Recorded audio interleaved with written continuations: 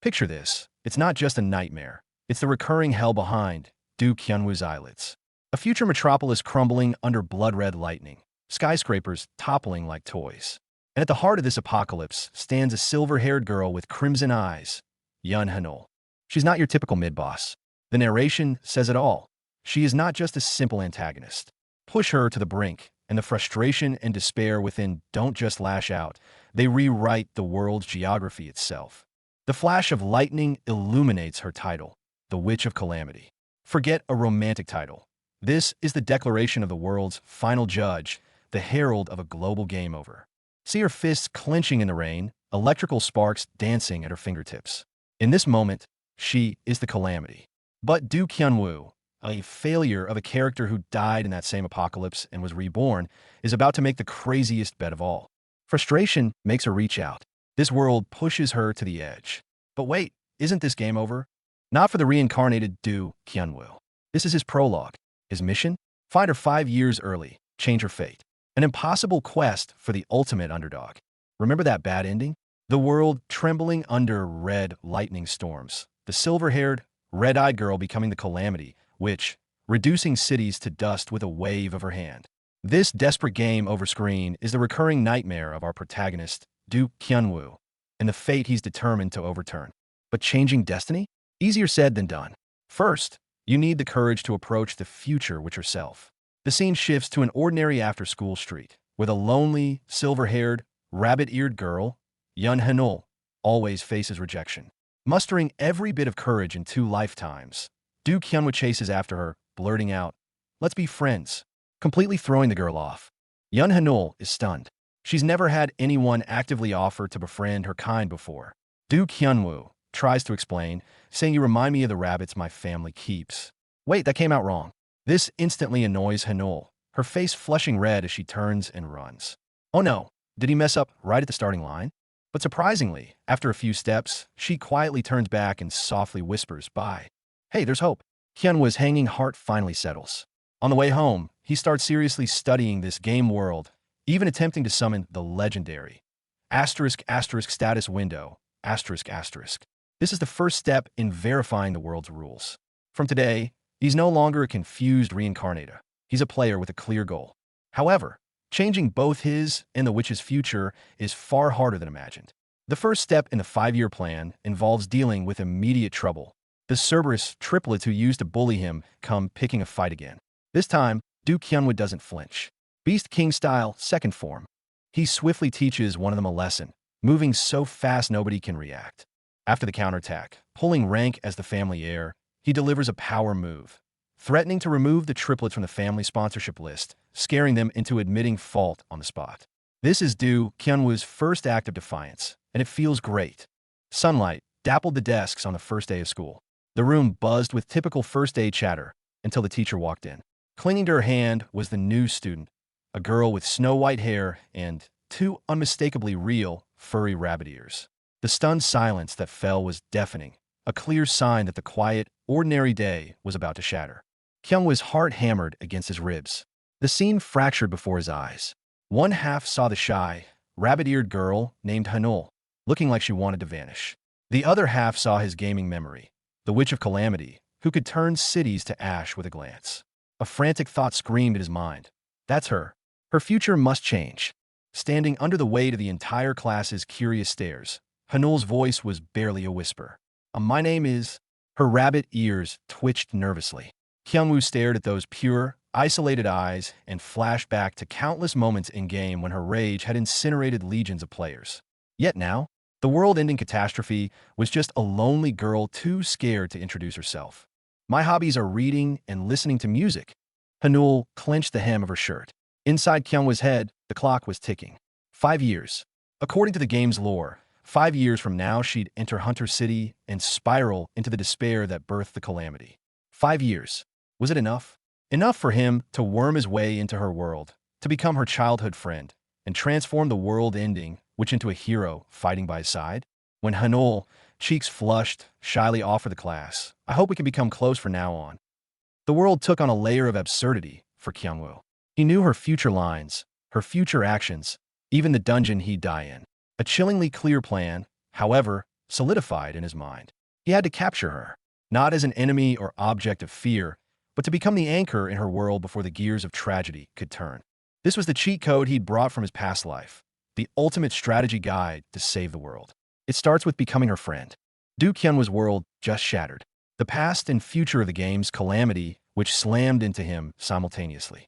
A white-haired, red-eyed girl stands in a ruined world, lightning illuminating the silhouette of the apocalypse behind her.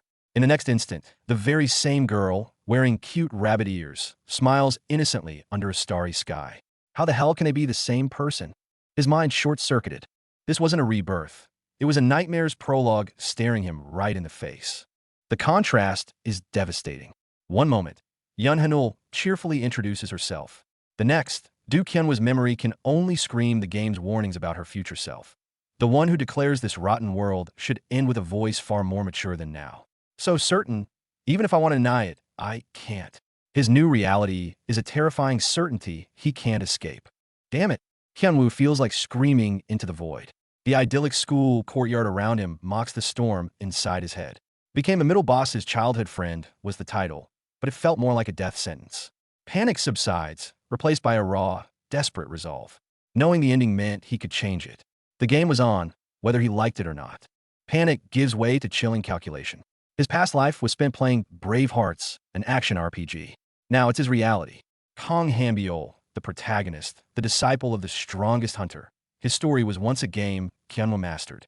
A world built 200 years after a great upheaval, teeming with monsters, hunters, magic, and tech. This wasn't an unknown nightmare. It was a battlefield whose rules he already knew. Survival required a player's mindset. The Vajra Academy, the game's main stage where future legends and villains would gather. The fear remained, but now it was overshadowed by a fire. 44 endings, most leading to ruin? Fine. He would forge a 45th, one where everyone lives. The first step, become the light that guides the destined which away from the darkness. His impossible game had begun. As Kyunwoo calms down, it all clicks. This isn't reality. It's the game world he once knew so well. The Vajra Hunter Academy, 2 centuries after a global cataclysm, a place where monsters roam, hunters fight, magic clashes with tech. Sounds epic, right? But here's the kicker. The game has a whopping 44 different endings. And most of them, they're catastrophic, world-ending bad endings. The digital interface before him flashes like a grim report of doom. The scenes flickering in those floating cubes aren't just game art. They're the countless paths to destruction burned into his memory. Exploding planets, mountains of skulls, bloody handprints staining the sky. It's as if the devs had a personal vendetta against Happy Ever After, cramming in 44 unique flavors of apocalyptic failure. This isn't just a hard start. It's like being born with a VIP membership to the underworld. But the final, cruel twist was yet to come. The identity of this team sabotage and cancer cell was all too familiar. The timid, sniveling detective, forever frozen in fear during combat, clinging to teammates for dear life, too meek to even muster hatred in the face of relentless bullying, the ultimate punching bag. So it wasn't just an ice guy. It was a targeted soul drop, right into the body of the most despised character in the entire game. Seriously, universe? That's your idea of a joke? Fragments of memory flood in, painting a bleak picture of Du Kyunwoo's original fate. In the game, the so-called Divine Sword Rabbit was the team's anchor. He'd freeze up in battle, earning curses of useless deadweight from teammates. When bullied, he'd curl up, mocked as a spineless coward who won't even rebel. Crying and trembling seemed to be his only functions. Was this the role he was now destined to play? A human doormat, universally despised, fated for a tragic end? One glance at the calm, unassuming Hanuel in class, the future witch of calamity in her most placid state. The realization that he's stuck sharing a classroom with this walking apocalypse for 5 whole years sends a fresh wave of near-paralyzing terror through Kyunwoo. This isn't a drill. The sheer weight of his predicament drives him to a manic, desperate edge. The panic thought to just end this torment now, by any means necessary. But violence born of fear solves nothing. That's the coward's way out, and he has to claw for a different path. Yet, just before the breaking point, his mind snaps back. He forcibly conjures up the game's memories, the terrifying visage of the Witch of Calamity, and the scant, heartbreaking lore fragments about her origins. The silver-haired, crimson-eyed vessel of future destruction started as a child the world threw away. Her overwhelming power in the game, the force that wiped out player parties for fun, didn't just manifest. It was a bitter fruit cultivated and nurtured by endless wells of despair, parental abandonment, genetic scorn, a lifelong void where love should have been. Abandoned in the snow, tormented in her youth, forever reaching out for a connection that was perpetually denied. Countless moments of pain and isolation, distilled over a lifetime, would one day erupt into a world-consuming inferno. The realization hits him. The future calamity isn't a born monster, but a tragedy meticulously crafted by the cruelty of the world. This is the future witch of calamity? Fate has been far too cruel to her. A mana disaster triggered a genetic mutation, marking her, as an outsider destined for loneliness and misfortune. Hyunwoo fully understands this injustice. He even comprehends why she would become a force of annihilation in the future. But understanding is not acceptance. An internal alarm screams at him. He cannot simply stand by and watch her destroy the world. A dark and brutal thought flickers through his mind. Just eliminate her before she becomes a threat. His fist clenches at the thought. But an even stronger revulsion immediately shatters it. No. Is there no other path? With his friends urging him to go sit with his partner, Hyunwoo looks up. A mad plan ignites the first spark in his eyes. The plan is disrupted. His cousin's startled call pulls him back from his whirlwind of thoughts. Plan, future, calamity witch. Annoying as it is, Hyunwoo takes a deep breath. He knows he has to start over. Gaming logic fills his mind. In the story, Hanul's unfortunate circumstances breed world-ending hatred. But what if the story hasn't begun? He looks at the isolated child who will become a calamity, and a radical new plan crystallizes. If the main storyline hasn't started, then everything I do can change the future. From this moment, his goal shifts from mere survival. He will, within the next 5 years, force his way into her world and turn a destined villain into the heroine of his own new story. The future is set, but Do Hyunwoo just made the wildest gamble. That calamity which Yun Hanul, feared by all, the very talent that destroyed the world, might be the key to changing it.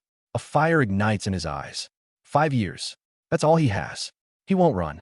He's going to win. Win her heart and pull her from the abyss. He's determined to turn the destined villainess into the heroine by his side. Operation Friend the Future Doomsday. Which is a go. Duke Hyunwoo zeroes in on his target. The solitary, silver-haired girl. Walking straight up to her, a simple hi snaps Yun Hanul out of a reading trance. The shock is written all over her face. Who is this? Why is he talking to me? The sheer confusion emanating from our introverted antisocial, which is priceless. He goes straight for the knockout punch. May I sit beside you? That line fries poor Yun Hanul's brain circuits.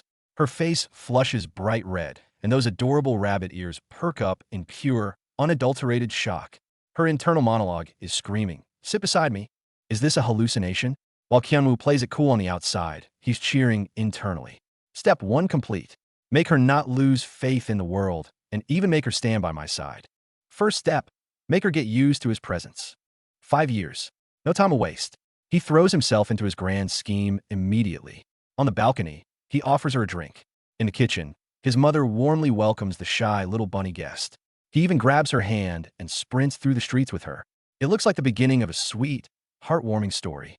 But remember, every second of this is Hyunwoo's frontline battle against the script of the future. Look at this scene. A sea of stars, radiant light. Do Hyunwoo smiles and extends a hand, reaching out to pull the lonely girl into the light. And that world-ending power, guided by him, begins to sparkle with the possibility of creating hope. His ultimate goal shines bright before them. Change her from a villain to a heroine. The story is truly beginning to change. Do Hyunwoo's master plan, Phase 1, is a go. He locks onto his target.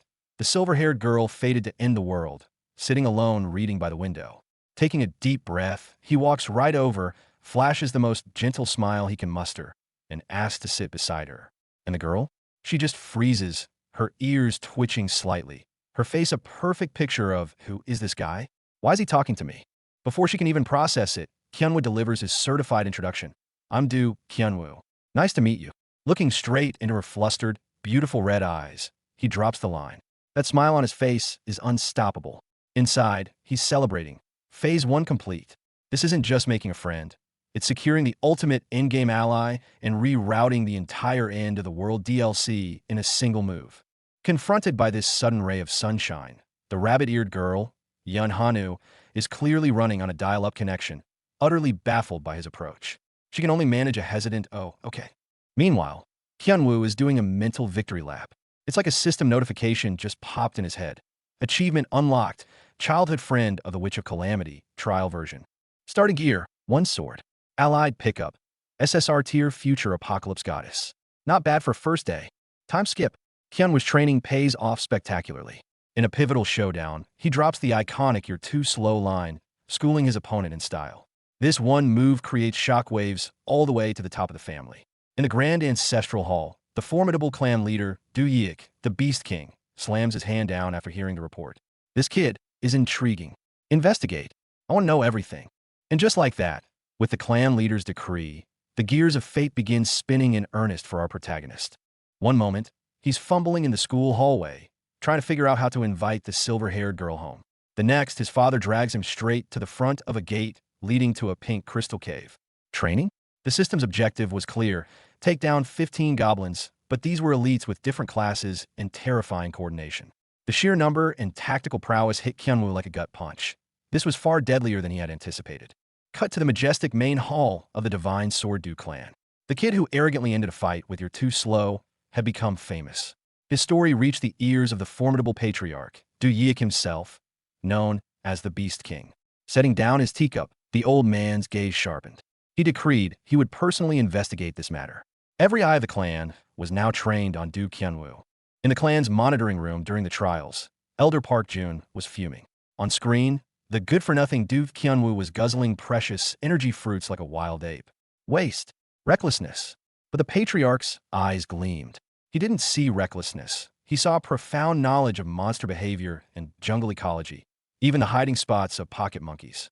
Stroking his beard, the patriarch nodded approvingly. It seems Bumjun has taught his son well. Cut back to the jungle. Fully restored and loaded with supplies from a monster's fur bag, Hyunwoo sped through the trees. Taking a shortcut for speed, the environment suddenly shifted, damp, muddy. He slipped. Trap. Mud frogs. Low level, but swarming and carrying paralyzing venom.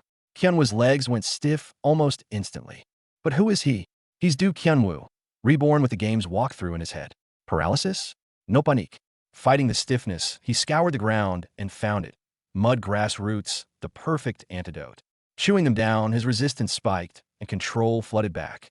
He sighed in relief, only for his ears to twitch at a nearby struggle. Pushing aside leaves, his heart sank. A red-haired participant was surrounded by fiercer level 2 red mud frogs, paralyzed by stronger venom, movements sluggish, covered in wounds, and moments from being overwhelmed. A new crisis, right before his eyes. Du Hyunwoo was in a truly hopeless situation, drowning in a literal sea of goblins, every slash of his sword a desperate, bleeding struggle. Outside, his father watched, knuckles white, every line on his face etched with powerlessness. At this critical moment, his father's mind was violently pulled back to a pivotal, painful past. A tiny Hyunwoo trembled alone on the training field, surrounded by mocking cousins. Rabbit, a name he would later reclaim for good, was a cruel curse that shattered his outgoing nature into a silent shell. His father watched it happen, heartbreaking, but he couldn't act. It wasn't a lack of will, but a matter of powerless reality within the rigid hierarchy of the Regulus clan. The agony and regret of being unable to protect his own son would haunt him for years. Time snaps back to the present. 5 years later, in the midst of a trial, Hyun would dove into a shortcut through a swamp, seeking speed. And danger loves shortcuts. The wet environment activated the lurking hunters, a horde of mud frogs. Low-level pests? Not on their home turf, where their sheer numbers and paralyzing venom were deadly. But this Hyunwoo was no longer the defenseless rabbit from 5 years ago. The moment paralysis crept up his legs, his past life gamer knowledge kicked in. The antidote, mudgrass root, was nearby. Fighting the stiffness, he searched on reflex, found it, swallowed it. Resistance, unlocked. A crisis? For a reincarnator, it was just another puzzle with a cheat sheet. This data interface was Du Hyunwoo's everything. Alias Sword Rabbit, talent, evasion instinct, and that insane 43 agility stat. Yet back then, that kind, soft-hearted boy, holding this very hand of cards, was ridiculed in the dojo as a rabbit who only knows how to run. Every memory of him being ganged up on, kneeling with hands over his head, is carved into his father's mind like a knife. Watching his son grit his teeth against the goblin horde, it was like seeing that child again, the one who grew silent under bullying, the light in his eyes dimming by the day. He hated himself for being powerless in the clan back then, for failing to protect his own son. Was this the world he chose? A data-driven future street measured in luck and points? He had to keep walking. For the silver-haired girl destined to end the world and to violently carve a path of survival out of the shell of that rabbit from the past. This power wouldn't be wasted. One ironic memory. 43 agility, a trump card that should have been unbeatable, yet it became the very reason he was pinned to the ground and beaten. Why was I always bullied? His father had no answer. The clan offered no shelter. If this world only understood fists, then he'd use his father's guilt as fuel, this trial as the forge. He would personally forge a version of himself who would never need protection again. Past mansions, chandeliers, a cushy life? Utter nonsense. What Du Qianwu wanted wasn't that kind of false comfort. When he stepped toward the hunter's path, what he craved was real combat, the kind that kills monsters. It was that fire blazing in his son's eyes when asked what he wanted that made the father resolve. He would arrange trials beyond the gate. Better to let the child be reborn in hell than rot in a greenhouse. This was everything he was fighting to protect. A simple "you're back" from his mother could make this once cold, isolated soul's ears burn red instantly, flustered. This was the reason he fought so desperately. This was his motivation to grow stronger, to preserve that greeting forever, to ensure no rabbit is ever bullied at the doorstep again. Du Qianwu had to survive the paralyzing toxin of the mud frogs, find the antidote within this dire situation. Only then could he go save others, like that red-haired idiot about to be swallowed by the elite red mud frog. This is the ghost of Qianwu's past, the wound he can't bear to touch. But it's the father's unbearable pain, the agony of failing to protect his son, that pushes him to ask the hardest question: what do you truly want? Qianwu's answer shatters the silence. Not games, not play. He craves real combat. He wants to fight, to kill the monsters beyond the gates. That single declaration severs the boy he once was and shatters his father's last shred of doubt. In that raw desire for power, the father sees a new, resolute Qianwu, and his only response is to pave that path of carnage himself. With power comes connection. The white rabbit by the window isn't just a pet. It's a piece of collateral, a tiny tile placed on the board of a grand 5-year plan. It's the fragile thread linking the calamity, which to his hope. He calls it Meng Shil. In that simple name lies the weight of his gamble to save a future. That soft gaze? It's hiding the eyes of a man who staked everything on this one tiny creature. Yet, the first true life-or-death test hits him sooner and fiercer than he ever imagined. Hidden in the shadows during the clan evaluation, Qianwu watches a rival hunter face a brutal end. Step in? He risks exposing his true power, ruining all his carefully laid plans. Stay hidden? He'd be watching someone die. The cost-benefit analysis in his head is deafening. But just as the scales tip, a horrified, desperate scream echoes from the battlefield, instantly chilling his blood. That single, raw sound shatters the paralysis of choice. He's out of time. The battlefield chose for him. The scene cuts back to the memory that changed everything. Faced with his own powerlessness, the father can only ask one question of his son, who should be protected but has already chosen to walk into the shadows. Tell me, Qianwu, what is it you truly want? He's not asking for the family, not for glory, but for the boy's own heart. And what does Qianwu ask for? Not comfort, not toys. He says, I want to fight. To really fight, to kill monsters. Spoken as a child, it carries a resolve that even adults might lack. The father is stunned. In that moment, he understands this is not a whim.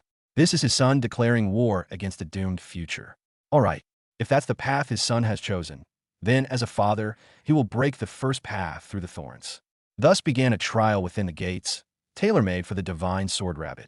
The tide of memory recedes violently, yanking us back to the harshest reality. Look, right now, in the heart of this trial, Qianwu, the same child who just asked his father for a chance, is completely overshadowed by the monster. Mage Li Hongqiu's fingers spark with magic. The father's rescue order is on the tip of his tongue. Everyone assumes the failure of the clan is about to fall. But look into his eyes. There's no surrender there, no fear. Only a sudden, explosive conflagration, a fire determined to tear the darkness itself apart. What is he planning? The turn arrives. Cornered with no escape, Qianwu doesn't retreat an inch. The power within him, the resolve built over 5 years, the fangs hidden beneath his failure mask, explodes in this single instant. The true essence of the Beast King style, fourth form. He transforms into a sudden, counter-attacking bolt of azure lightning. Prey one moment, predator the next. This strike is not just for survival. It's a brutal punch thrown right back at destiny itself.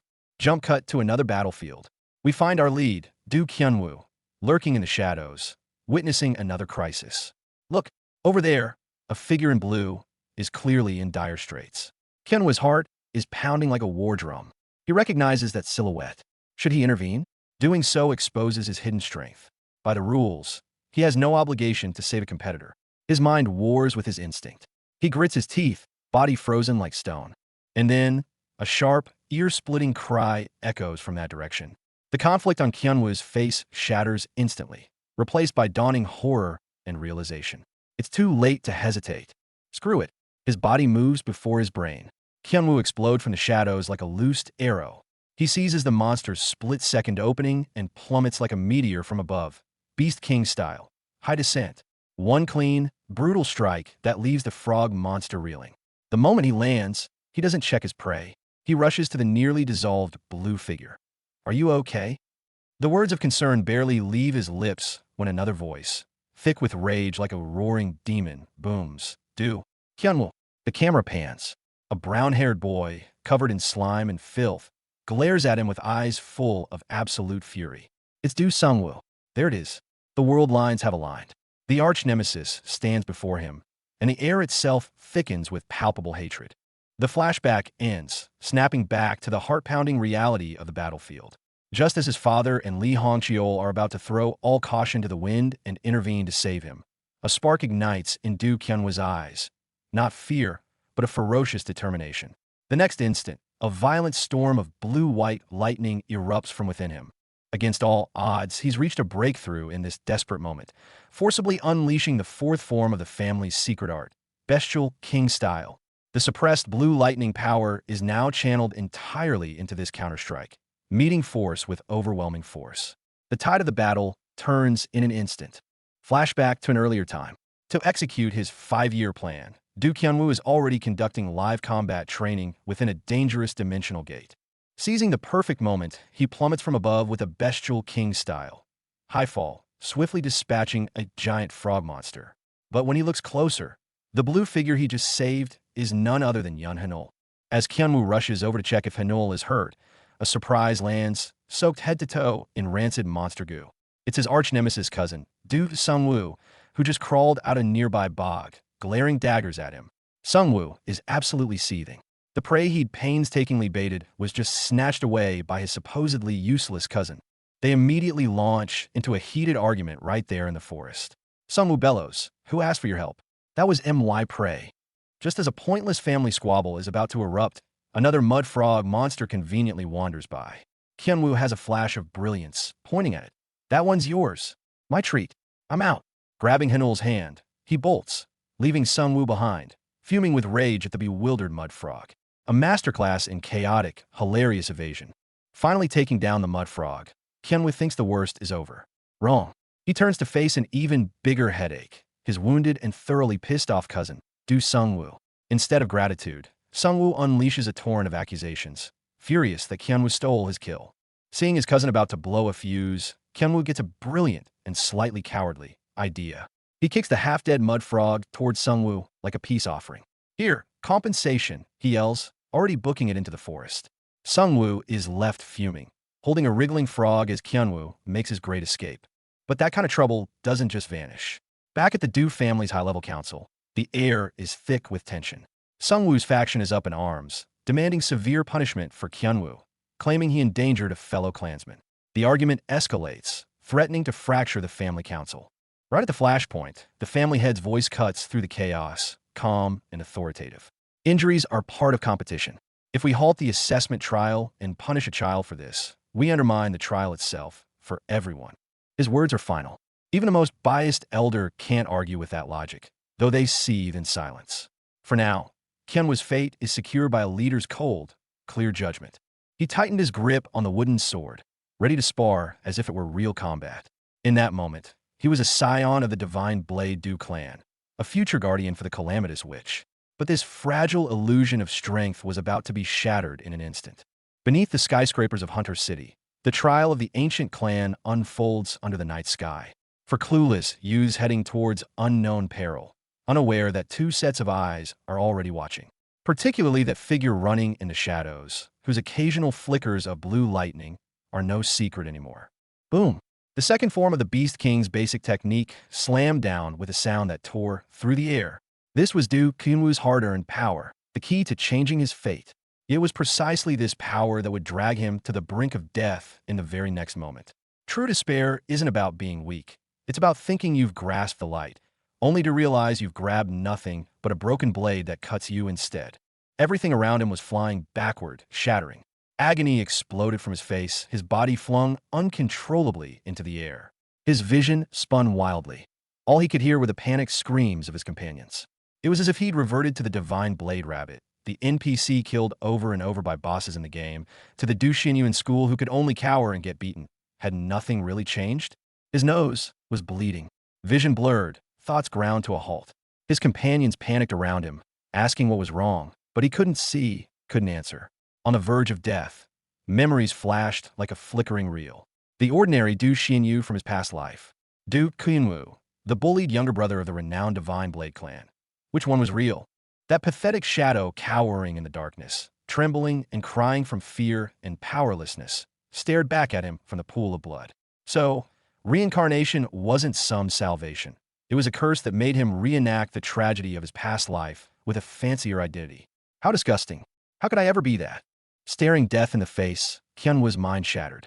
He saw the worthless nobody from his past life, compared it to his current status as a Du family scion with powerful allies by his side. And for what? His power was still just beyond his grasp, dancing on the knife's edge once more. Why was he even reborn as Du Hyunwoo? Just to revisit the pathetic, shaking, weeping version of himself he loathed so much? Reality doesn't care about his existential crisis. The trial rages on. Hyunwoo's senses screamed. The environment had shifted, saturated with an intense, sapphire glow from a nearby source. The lake. Pushing forward, what met his eyes was a scene straight out of a nightmare. For other trial takers lay paralyzed on the ground. At the lake's heart, a colossal water spirit churned the waters. And standing against it, alone and surrounded by a summoned army of minions, that lone figure with silver hair. Yun Hanul, so much for fighting side by side. Arrive a moment later, and the world's destruction might just skip to the present day.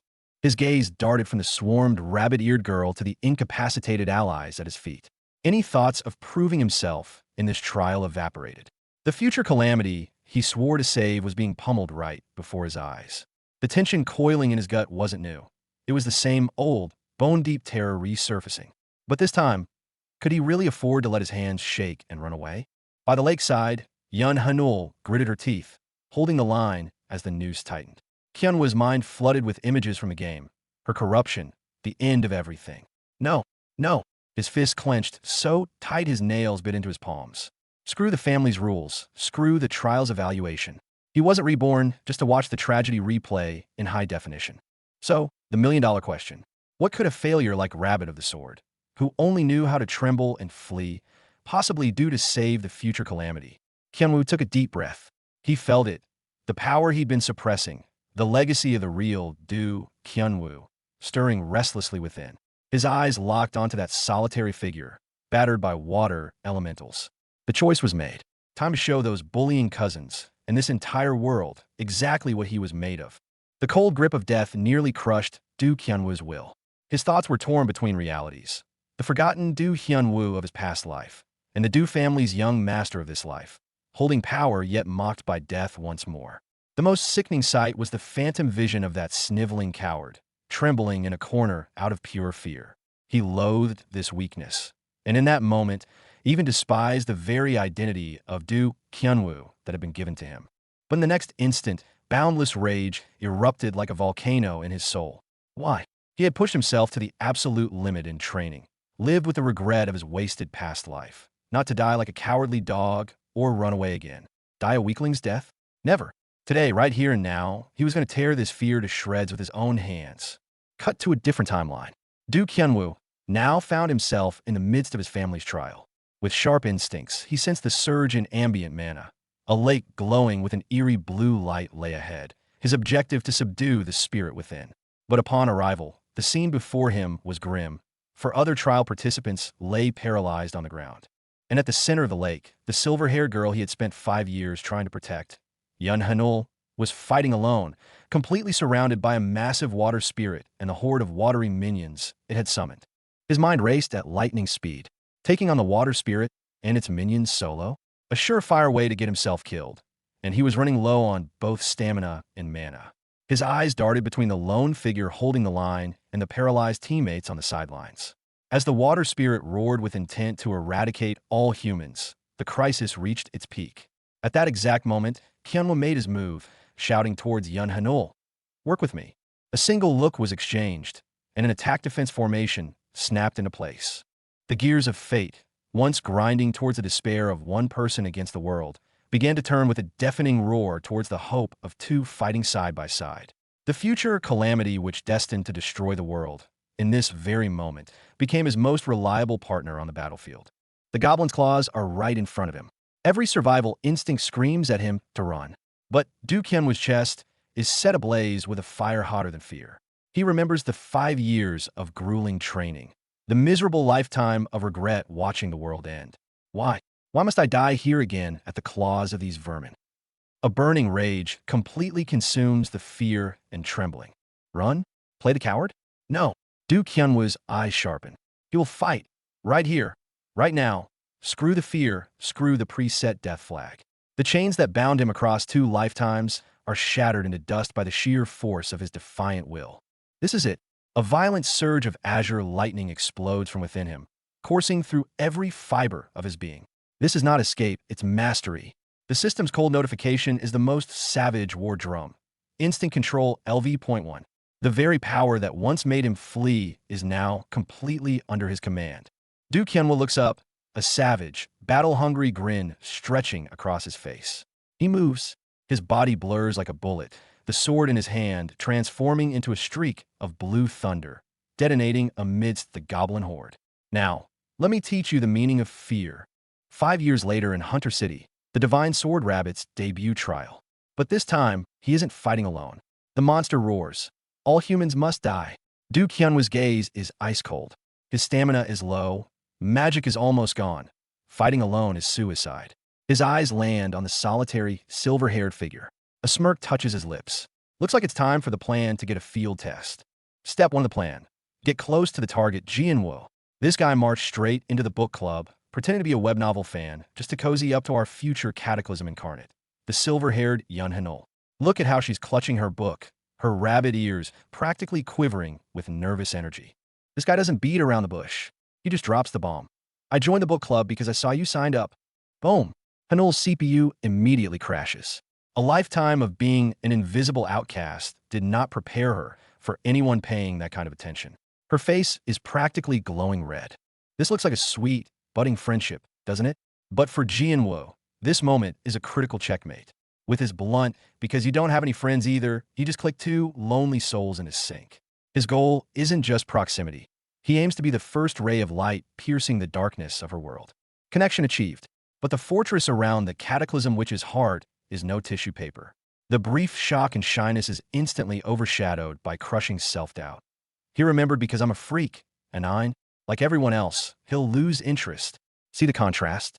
She's in the shadows, watching the world of playful laughter that seems forever out of reach. First contact, mission accomplished. Kyunwoo has successfully breached the witch's isolated world, planting the first seed of bonding. But this is just the first tiny step on a monumental journey. To change a fate of destruction, he needs power. And the price of that power lies within the next brutal trial. The plan is progressing steadily.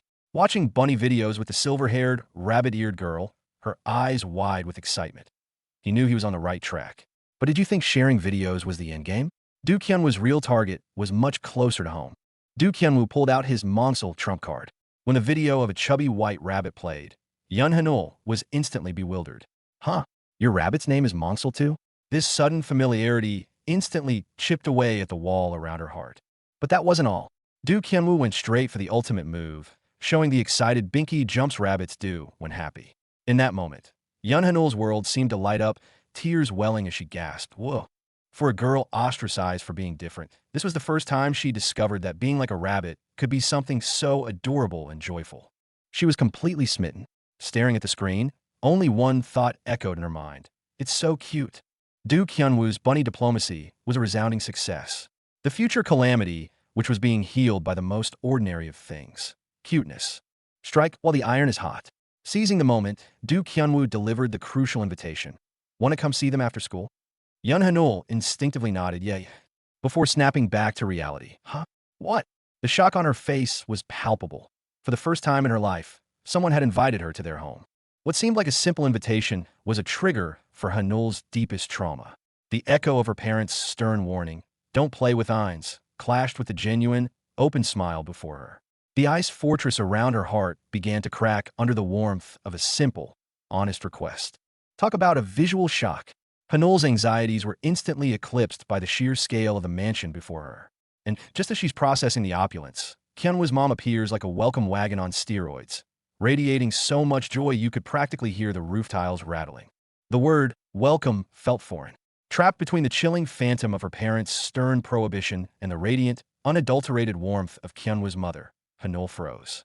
It was a collision of two realities she was never supposed to stand in the middle of. Her inner alarms blared. Don't just befriend anyone. But then came Kyunwoo's mother's revelation, a beam of sunlight, so pure it vaporized the gloom. He'd never brought a friend home before. That simple, joyful fact was a warmth so potent it melted through Hanul's every defense. She could be a happy occasion? The breakthrough happened not with a grand gesture, but with the smell of homemade food. As Kyunwoo eagerly requested tteokbokki, Hanul hid her blushing face. The mansion was gone. In its place was a home. This mundane, precious moment of normalcy was the most extravagant kind of salvation. The gears of fate had been irrevocably nudged by the promise of a simple, shared meal. On the way home, Kyunwoo extended the crucial invitation to see rabbits. Hanul's ruby-red eyes widened with a tremor, old wounds tearing at her memory. She wanted to run, but looking at that earnest hand reaching out, the cold nose spun around her throat 3 times and couldn't be spoken. There was not a hint of pity in Kyunwoo's smile, only a pure invitation. The disaster, which was fated to tear the very sky apart in another future for the very first time, reached out and took his hand. As her hand was firmly grasped, that voice inside Hanul's head warning herself instantly fell silent. She thought, resignedly, even if this curiosity lasted only a day or an hour, she couldn't bear to let go of this hand. Then, the moment she stepped inside, she was utterly stunned. This was no ordinary home. Sunlight poured down from the skylight, and a modernist architectural structure made her feel like she'd stumbled into a luxury gallery. Even the staircase was this grand. Upstairs, Kyunwoo's mother watched from afar, a knowing smile already curling at the corner of her lips. The cozy evening was interrupted by the sound of a father returning home. Bumjun walked in, carrying the day's work on his shoulders, but with a particularly bright smile. His younger sister rolled on the floor, begging to see her bunny sister, the atmosphere warm and joyful. But after the family's greetings, as Kyunwoo headed back to his room, his father called out to him. Under the bright living room lights, Bumjun's smile faded, replaced by a seriousness that mingled scrutiny and responsibility. He saw the change in his son's eyes. His father asked why he was late. Kyunwoo took a deep breath. He didn't mention school or friends. Looking straight into his father's eyes, he spoke in a voice that was calm, yet hard as tempered steel. "Dad, I want to get strong. I want to actually hunt the monsters inside the gates." The entire living room fell silent instantly. Only the background noise of his sister's antics remained. Bumjun was utterly taken aback. The son he remembered as timid, who only wanted to hide, now had a glint in his eyes that felt utterly foreign to him, cold and resolute. As soon as Dad walks in, Jianwoo cuts straight to the chase. "Dad, let's spar after dinner."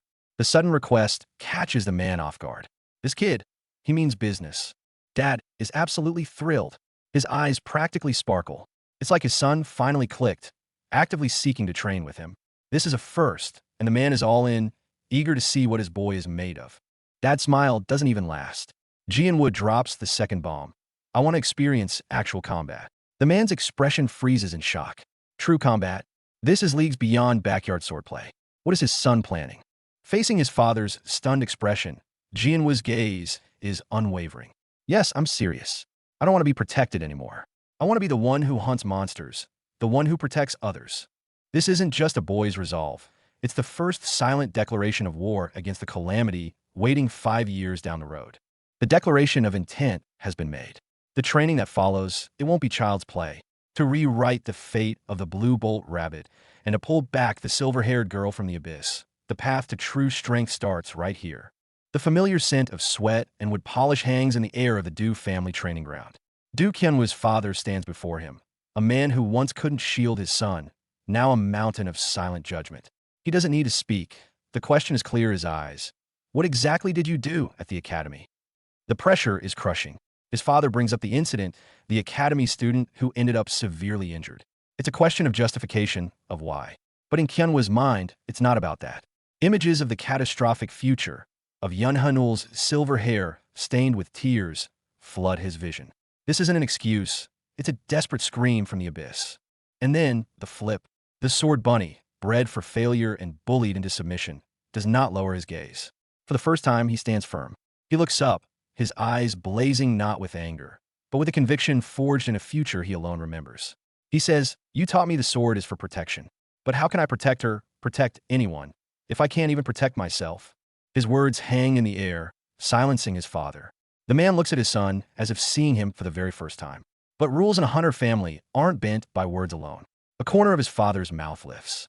"All right," he says, "you want to protect others? First, show me you can protect yourself." The rules are simple, basic stances only. No mana. Don't move your feet more than 5 steps. Let's see if you can last 3 seconds against me. The air freezes. A 5-step domain. A battle of pure skill, mana forbidden. Across from him stands a seasoned hunter. Kyunwoo takes a deep breath, grip tightening on the wooden sword. This isn't a sparring match. This is his qualifying exam to swing his sword against fate itself. And he absolutely must pass. That look on Du Xianyu's face tells you the conversation isn't over. His father may have opened a door, but a seasoned hunter would never simply hand his son a ticket to danger. He lays down an impossible condition. No mana. Only rudimentary sword forms, and movement restricted to just 5 paces. It's a cage fight designed to force out Du Xianyu's raw, instinctual will to survive. Dad isn't looking for a win.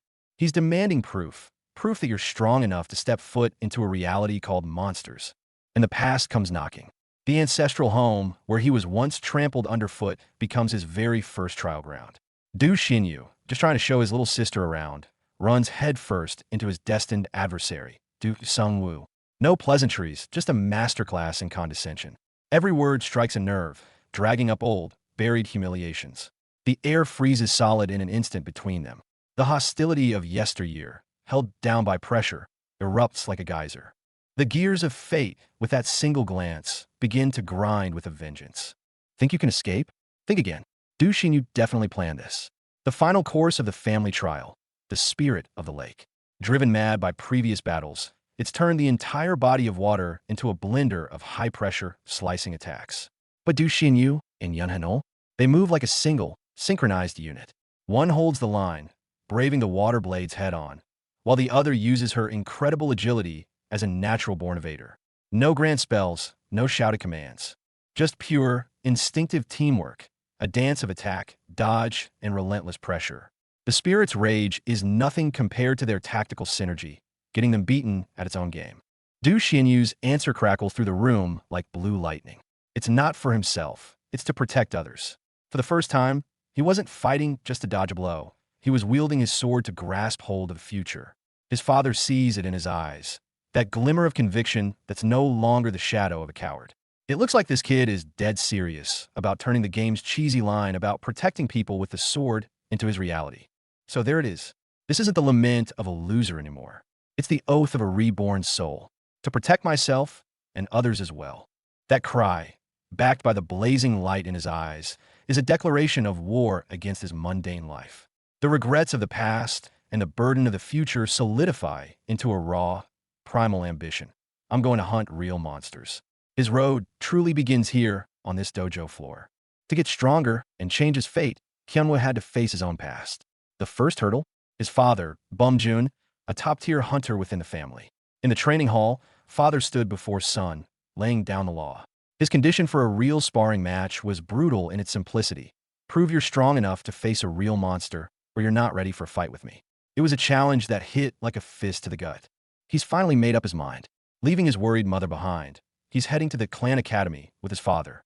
To change fate and for that silver-haired girl. He knows this journey is crucial. The training begins, But this is no game. This is brutal. Every swing, every breath, he's paying into the bank of his future survival. Want to save the world? Gotta earn it the hard way. First real fight, and it's against a master. The speed lines are screaming. Leaning on that insane 43 agility, he clashes head-on with his opponent's blade. But look closer, that flicker of fear in his eyes? That's his past coward self whispering. Enough. He bails. A full-on dive into the unknown. His ace-in-the-hole avoidance instinct is screaming at him. But can you really avoid fighting forever? Incredible. The dodge, the immediate counterattack combo. This fluidity isn't rookie level. His knowledge as a reincarnator is kicking in. But the real test, the one waiting beneath the water with the girl he intends to save, is about to begin. Do Kyung knew this world held secrets. On the road, his father unveiled the truth. Those things called gates are fissures that tear through space, spewing forth countless monsters and creating the man-made hell known as outbreaks. The sole mission of hunters is to conquer these gates and win the gate keys, the only path to preventing global collapse. Sounds like a high-difficulty dungeon raid? Exactly. But for Do Kyung's Save the World plan, this is just the first step. Father and son arrived at the local branch of the hunter organization, Regulus Clan. As the son of the branch manager, little Do enjoyed privileges rookie players didn't have. Even without a hunter license, he could get early access to the world inside the gates. Is this what a cheat code feels like? Not quite. It was the first true training ground his father laid down for his path to strength. That gate key, shimmering with a mysterious light, was about to open not a game, but a real battle of life and death. Watch this. Inside the underwater training ground, the battle reached its climax. That raging water spirit sent Do Kyung flying with a single impact. But did you think that was the end? He's the man with 43 points in agility. In the air, he performed a miraculous adjustment, stabilized his stance, and then his sword became a rainbow of destruction. Beast King attack style, first form, second form, third form lion's tearing slash. His sword was no longer a training dummy's toy. It was fangs tearing through the water curtain. Right beside him, Yun Hanul was also unleashing hell. For the first time, their combined assault forced a look of fatigue onto the once dominant water spirit. Right now, with a single exchange glance, they understood. This fleeting chance for a counterattack had arrived. Do Kyung and Yun Hanul moved in perfect, seamless harmony. Their attacks converged on the water spirit's core like a storm from above and below. And from the distant observation point, the clan leader and elders nearly had their eyes pop out. What were they seeing? Flawless, synchronized combat? More crucially, on the edge of Do Kyung's blade, that flickering, energy-rending, blue lightning. In that instant, everyone understood exactly how the former family disgrace had defeated the clan's prodigy. This single battle completely redefined Do Kyung in everyone's eyes. He was no longer the lucky rabbit needing protection. He was the true warrior fighting alongside the calamity, which, his blade now gleaming with the sharp edge of blue lightning. He guided her, and she, in turn, responded to him with her own power. This was no longer a one-sided rescue. This was the light of hope ignited together by two lonely souls who had finally found each other. Do Kyung's 5-year plan was evolving step by step, from changing her to changing the entire world's perception of them both. That smirk on his face says it all, a mix of challenge and calculation. He's already 3 steps ahead. Too late to react. That devastating blue light tears down. Turns out he's not just about dodging. His offense is lethal. The power is all wrong. He's probably screaming inside, "This is impossible." This force, this impact, it's not from any ordinary kid. Unbelievable. To prove himself, this kid dared to strike even his own father. But the sweat on his face and the complex expression on his dad say it all. Beneath the scolding, there's shock and a hidden flicker of pride. Internal affairs settled, off to the real world. The father-son duo's first trial inside a gate begins. The goal is simple. Sharpen those fangs before the real 5-year countdown starts. Talk about a training exercise on easy mode. Dad cleared the entire dungeon floor, leaving just a single goblin for his son's first fight. The nerves and the excitement hit Kyunwoo all at once. The hunt is finally his to begin. While some kids head off to do homework, Kyunwoo's school involves dungeons and monsters. Behind mom and little sister's worried goodbyes, his nonchalant promise to return hides a world of difference. And as Dad starts the car, the true beginning of his hunter's journey roars to life. The world didn't just change, it shattered. Ever since the calamity, reality has been cracking, twisting at its very seams. Qianwu stands on high ground, weapon in hand, looking down at a city that appears calm, but is riddled with invisible faults. The age of peace is long gone. The cracks widen, finally tearing open a gate. On the other side lies a world teeming with monsters.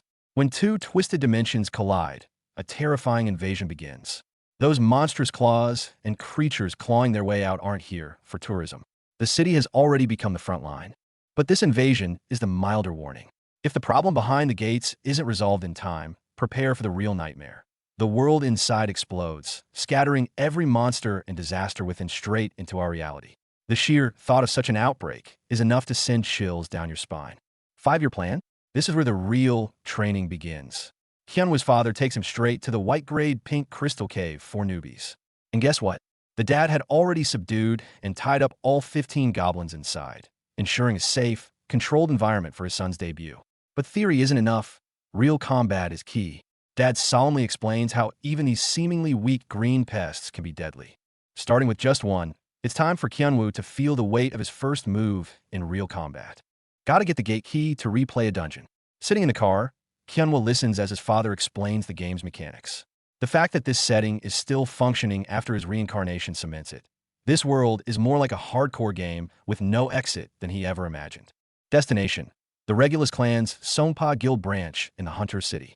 Gazing up at the towering modern fortress, Hyunwoo knows that his true path as a hunter begins here.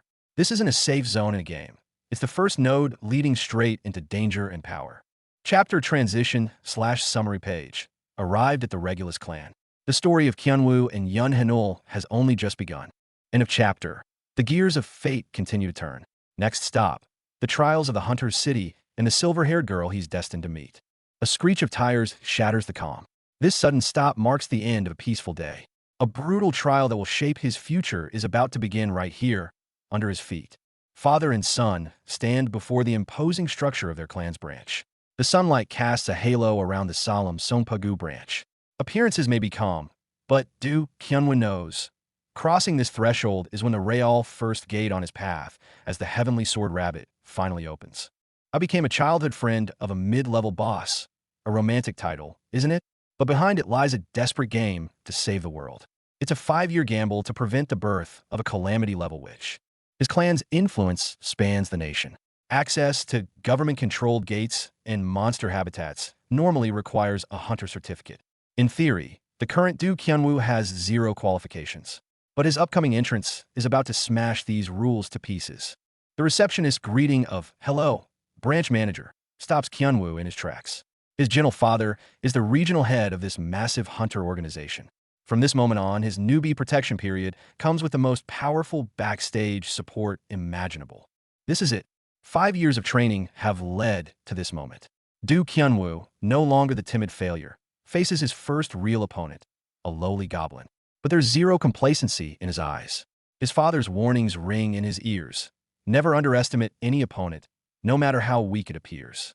As the goblin scrambles for survival, snatching a crystal shard as its weapon, Hyunwoo steels himself.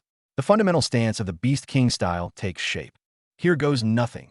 His future begins with this single strike. First blood. The goblin crumples to the ground with a single, clean strike. Victory. A mix of residual fear and a thrill so potent it feels electric. This is Hyunwoo's first real taste of success. But a deeper awareness stirs within. In this world, every soul harbors a latent power, a gift that defines its very nature. His, as a reborn soul who should be destined for failure, is an enigma. The first monster is dead, but the first real mystery of his new life has just awakened. Years later, a different sort of trial emerges. After another treacherous run through a gate, Hyunwoo and Hanul stand victorious, bruised but alive. As they catch their breath, a hunter from the Regulus clan arrives to congratulate them. The tradition is laid bare. All spoils, the key included, revert to the clan. The air goes cold. Before Hyunwoo can speak, it's Hanul who breaks the silence. Her voice is steady, cutting through the tension. Is tradition always just? With one simple question, she challenges the very hierarchy her partner seeks to navigate. The buck stops at the top. The clan leader, Yik, the Beast King himself, is patched in. His voice booms through the communicator, leaving no room for debate. A new decree is etched in stone. From this moment, spoils belong to the victors. The old, stifling rule is shattered with a word. In the wake of this declaration, Hanul doesn't hesitate. She pushes the boss's weapon toward Qianwu. You can use this better than I can, she says. This isn't just a gift. It's an act of trust that defies a fate where they were destined to oppose each other. But the Real treasure was still hidden. As Qianwu examines the dissipating boss remains, a flicker of something catches his eye, a crystal pulsing with a rare, soft energy. He picks it up, and information floods his senses. This is a medium-tier physical attribute stone, a rarity that allows him to enhance a single attribute lying dormant below 80. Hope, raw and potent, surges within him. I should get this appraised, he stammers, barely containing his excitement. Hanul simply nods, a tiny, knowing smile on her lips. The future calamity which is not sowing destruction today. She's helping forge her own hero. The key he holds is white, the beginning of a long climb. But thanks to her, he already has the tools he needs. With the boss vanquished, Hanu doesn't even glance at the epic weapon drop, immediately offering it to Jianwo. That girl, she needs gear herself, but her eyes keep drifting back to him, wanting to give the best to him. Jianwu accepts it, a silent understanding passing between them. Her stubborn kindness is clear. Gratitude stays in the heart. A real man responds with actions. Just as everyone assumed it was over, Jianwu's avoidance instinct grants him a hyper-awareness of his surroundings. He senses something amiss. Kneeling down, he digs into the monster's remains and, jackpot, a strange, glowing light is unearthed from crack. A polished, brilliantly shimmering magic stone. The veteran gamer's gut screams. This is something legendary. The information floods in. Mid-tier physical ability magic stone. It grants free attribute points to any physical stat below 80. Jianwu's eyes go wide, his heart hammering against his ribs. Strength, stamina, agility. This is the perfect fix for his weakest stats. Hanu peers over, equally amazed, warning him of its extreme rarity. She urges him to store it safely and have it appraised later. This surprise jackpot excites him more than any legendary weapon ever could. The journey back feels completely different. Hanu breaks the silence first, offering a quiet, genuine, congratulations on finally mastering Blue Thundered. Relief laces her praise. Jinwu turns to her, sincerity in his eyes. I couldn't have done it without your support. Those words shatter the last of her defenses. Two hearts, once tragic and distant, now beat warmly and closely together. The bond of childhood friends has long since transcended friendship, becoming each other's sturdiest armor. Back at the family assembly ground, they are met with thunderous applause. Their elderly but imposing grandfather, the Beast King who once filled Jianwu with dread, stands on a dais. His gaze sweeps over the crowd, finally landing on Jianwu and Hanu. In a booming voice, he declares, "You two have broken a record that eluded our family heads for generations." The entire field falls silent. Duke Jianwu, the former black sheep, freezes in place. The long-lost recognition from the very pinnacle of his clan washes over him like winter sunlight, instantly melting the deepest frost in his heart. Beside him, Yun Hanu, seeing his stunned, teary-eyed expression, can't help but smile happily, reaching out to gently ruffle his hair. This moment, sweet, warm, brimming with pride, encapsulates it all. The boy who vowed to change the future and the girl he pulled from the darkness are writing a new heroic legend together. The air on the way back is sweet. Hanul offers her quiet congratulations on Qianwu finally mastering Blue Thunder, and he looks back at her with profound gratitude. This bond has long surpassed a simple salvation. It's the mutual redemption of two lonely souls. Back at the clan gathering, the atmosphere shifts instantly. The stern, mountain-like grandfather acknowledges everyone publicly. When he specifically calls out the names Duke Qianwu and Yun Hanul, declaring they've broken a record untouched by generations of clan heads, the entire world seems to fall silent. A long-lost warmth quietly fills Qianwu's heart. Look at that. Even a future calamity which can't help but pat his head like comforting a puppy. This scene is impossibly heartwarming. Who would have thought? The boy once seen as trash by everyone, now standing beside the girl destined to end the world, is basking in the highest glory of his clan. The gears of fate have long been nudged off their bloody original course by this gentle touch. But Qianwu is clear-headed. This recognition is just a ticket. What he wants is the key to truly alter the future. So, while the warmth lingers and the atmosphere is at its peak, he makes a move no one dares to imagine. He makes a request to the grandfather standing at the apex, one that can only be described as insane. He wants to enter the clan's treasure vault, guarded for generations and never shown lightly. In that moment, even the Beast King, who hardly ever shows emotion, wears an expression of pure shock. Damn, this kid just accomplished a great feat, and now he wants to touch the clan's lifeblood? What exactly is he looking for in there? In the depths of the cave, the faint pink glow catches the cold glint of a sword's edge. Du Qianwu holds his breath, his world narrowed down to that wooden practice sword and the potential threats lurking all around. 5 years? No. Every second now is a race against the future. Look at his eyes, like a cub ready to pounce at any moment. Every sense stretched taut, dreading the moment they lurking behind the crystal formations might swarm. Hold up. Something's off. All these defeated goblins scattered on the ground, and that imposing figure standing tall as a mountain, wearing a suit, his long blade hanging quietly, yet silencing the entire cave with his presence. Du Qianwu's pupils trembled. Dad? That gentle-hearted man who couldn't even protect him from bullies is now standing like a solitary king who single-handedly cleared this entire beginner zone of mobs. Staring at the horde of green creatures trussed up like dumplings, Qianwu is stunned speechless. So much for a basic initiation trial. Did you just show me the graduation ceremony? Aftershock gives way to ecstasy. His dad's single maneuver laid the win condition bare. 15 goblins, all present and accounted for. The kid pretends to calmly count, but inside he's bursting with joy. Man, this isn't a father. It's a legendary cheat code in the newbie zone. Defeat them, clear the dungeon. That simple, brutal victory condition has Qianwu smiling harder than holding down an AK's trigger. Cheat codes are nice, but XP has to be earned. His father rests a spear on his shoulder. His tone is calm as explaining kitchen safety. Start with the weakest one. Not far away, a lone goblin trembles. Seeing his son's mix of eagerness and nerves, the old man adds one final piece of advice. It might be the weakest of the group, but don't forget, goblins by nature. He leaves the sentence hanging. The rest of the lesson is one his son will have to learn through experience. Combat érupte instantané. That weakest one moves like a rabid dog, lunging, biting, pure ferocity unleashed. In his first real fight, Du Qianwu's adrenaline screams, but the body with its monstrous 43 agility and evasion instinct reacts faster than his mind. The wooden staff whistles through the air, a direct hit. Crash! The monster tumbles, shattering crystals beneath it. His father's steady voice comes from behind. That's right. Don't forget their ferocity. Qianwu pants, staring at the fallen foe. Lesson 1. Using the power of his future self, claimed in the present. Sure, he's got game knowledge, but that's not all. As a member of the Divine Swordsmanship Du family, Qianwu knows monsters inside and out. Those green-skinned creatures? They're desperate. Their only chance for survival is to take him down right here, right now. This is survival at its most desperate. Qianwu grabs a stray crystal, his only weapon. His mind is racing. One wrong move, one tiny mistake, and that's it. He's teetering on the edge, and he knows it. No holding back. If this is a real fight, then he's giving it everything.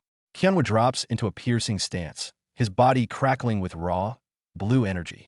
This is the Beast King style's fifth form, and he's unleashing it with everything he's got. Team up time. Shuren from above, Qianwu from below. The blue-haired prodigy's focus is unmatched, while Qianwu flips, his sword blazing with twin beams of blue lightning. They converge on a monster's head with a devastating boom, shattering its helmet in a flash of light. Qianwu is never one to stay idle. Barely finished befriending the future calamity which, he's already diving into this hazardous dreamscape of amethyst crystals. He's unleashing a brutal, dual-colored shockwave against a looming shadow, the ground shattering under the impact. But before he can even think about claiming a victory, a massive wave of blue energy slams back at him. The look on his face says it all, abject terror. Thinking cheat codes and meta-knowledge will save you? This game world isn't about to hand out freebies. Hear that? That's the sound of prey hitting the floor. The fearsome foe of a moment ago is now gasping in pain, clutching a chest wound. And Du Qianwu?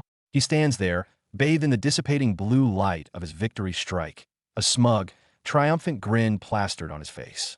That battered training sword in his grip just served its purpose. One down for now. It's the quiet confidence of a hunter who's come into his own, proving that the blue thunder he honed through hellish trials is more than just a pretty light show. Hold on to your seats. Chapter 6 is live. Buckle up for the next phase of our story. The spotlight swings back to our hero, Du Qianwu. He stands tall as a respected member of the protagonist party, but a shadow looms. Notice that glaring red restriction symbol over his head? What does it mean? An inherent weakness? A flaw in his rebirth cheat? The narration hits us straight. Do Kyunwoo has one constraint. So his cheat code does have fine print. The real test for our cunning underdog might be about to commence. Time for a lore drop. In this game-turned reality, every soul bears a unique mark reflecting its deepest nature. A gift. It's not a learned skill. It's a passive manifestation of one's very soul.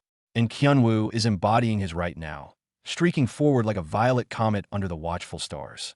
That drive, that explosive energy, that's the soul of the Godsword Rabbit in motion.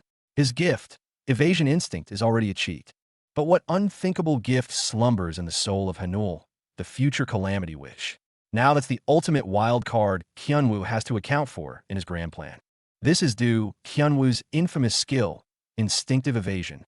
It looks unstoppable, letting him deliver kicks that send monsters flying and decapitations executed in a flash. But here's the kicker. He has zero control over when it activates. See that? In a life-threatening moment, instinctive evasion just kicked iron. His body moves before his mind can even process. Commands? Intentions? All overridden in a split second.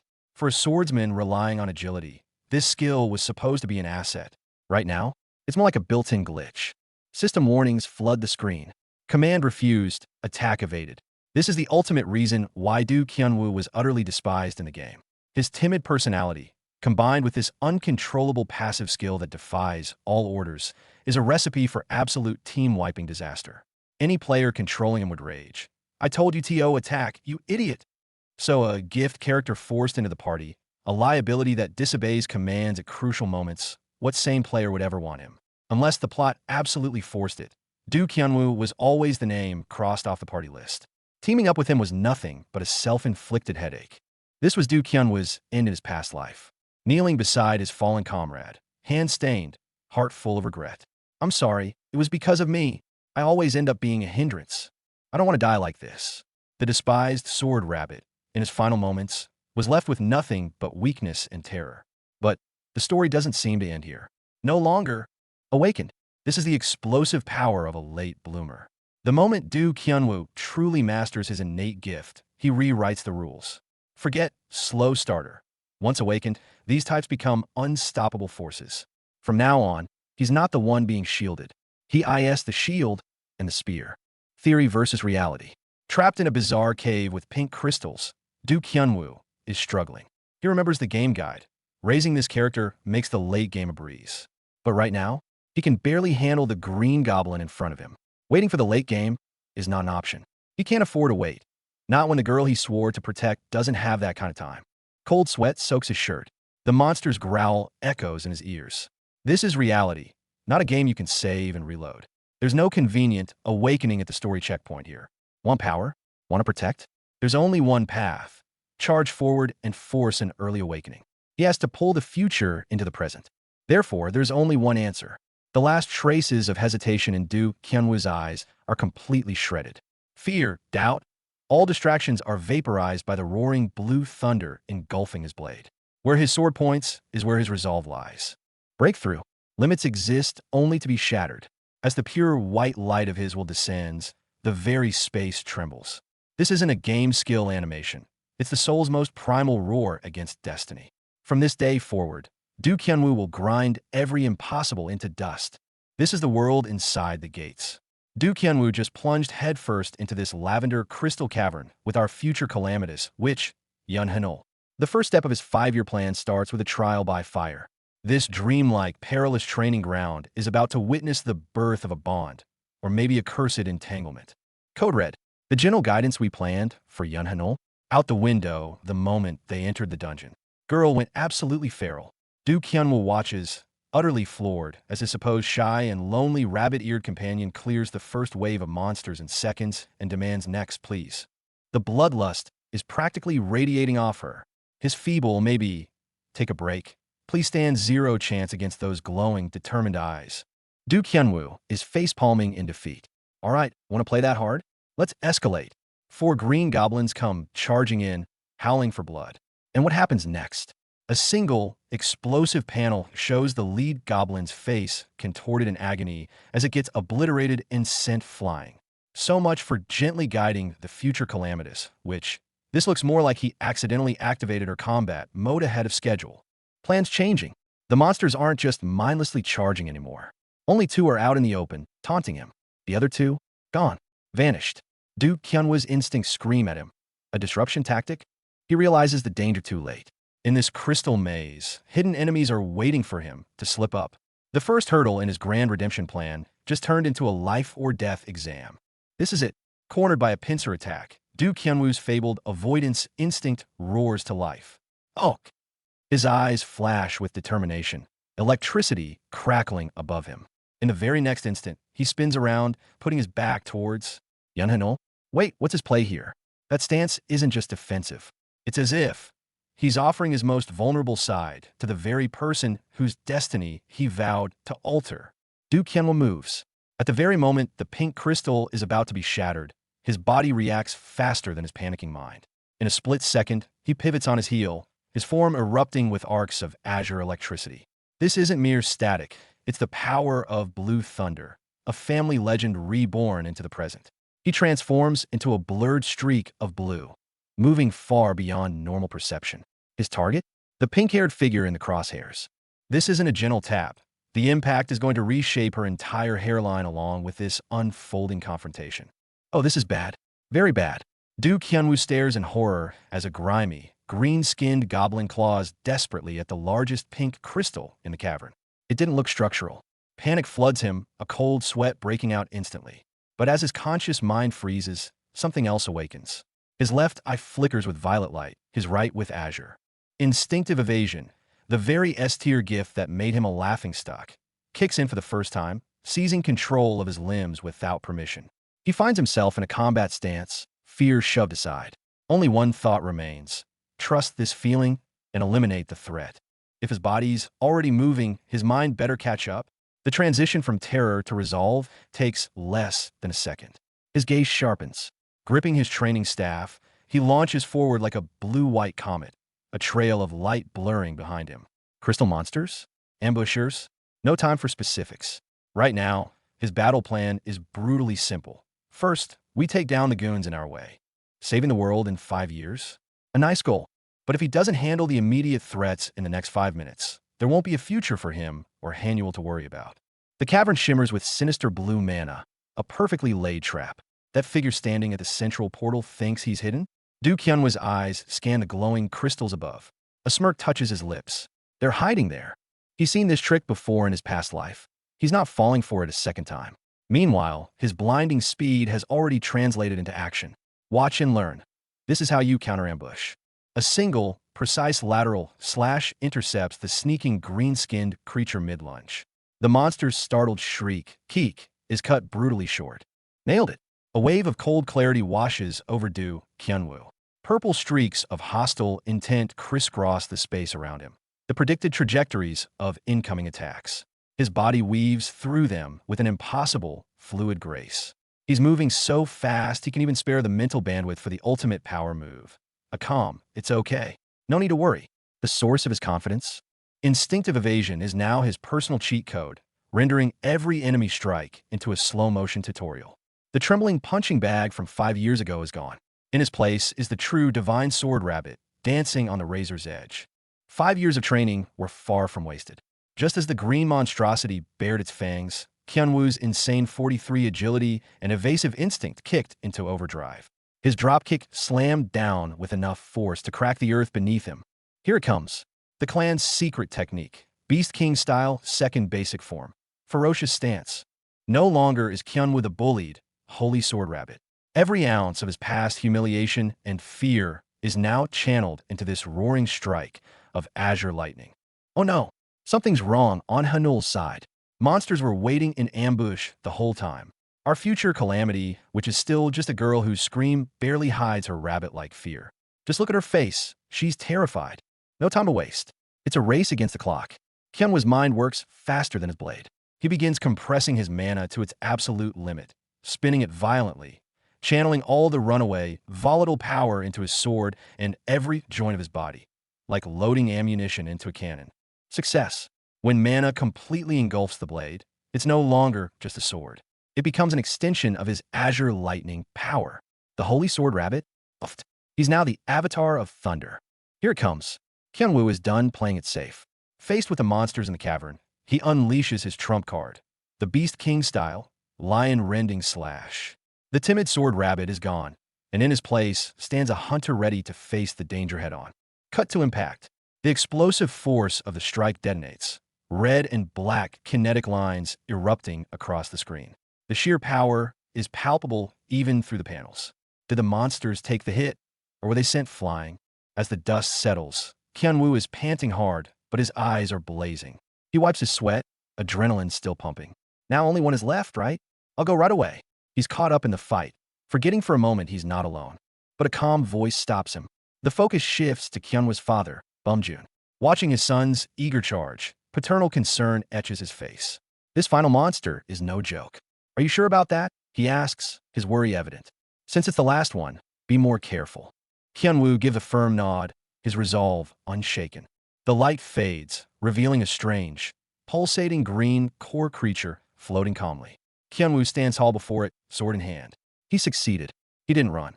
He faced the challenge and cleared it with his own strength. From behind, his father, who has been observing the entire ordeal, finally speaks his judgment. He did great. It's a statement loaded with relief, pride, and the quiet acknowledgement of his son's metamorphosis. From a child in need of protection to a warrior who can stand his ground. The notification flashes, gate cleared. Hyunwoo and the others have bought themselves 24 hours with sheer grit. The countdown begins. Amidst the fading light, the true prize emerges. A golden scepter pulsing with ancient power. Hyunwoo doesn't just hold a key. He now holds a trump card for his future. Hyunwoo is frozen, staring at his handiwork. His father's sharp smack breaks the trance. Snap out of it. Is it so hard to believe you actually won? The shock of success is the final hurdle. With the sunset as his backdrop, Hyunwoo gazes at the glowing gate ring in his palm. Are there more gates, Dad? He asks. It's not a question. It's a declaration of war on every challenge that lies ahead. Here's the setup. A reincarnator, burdened with memories of a doomed future, makes a desperate bet against fate itself.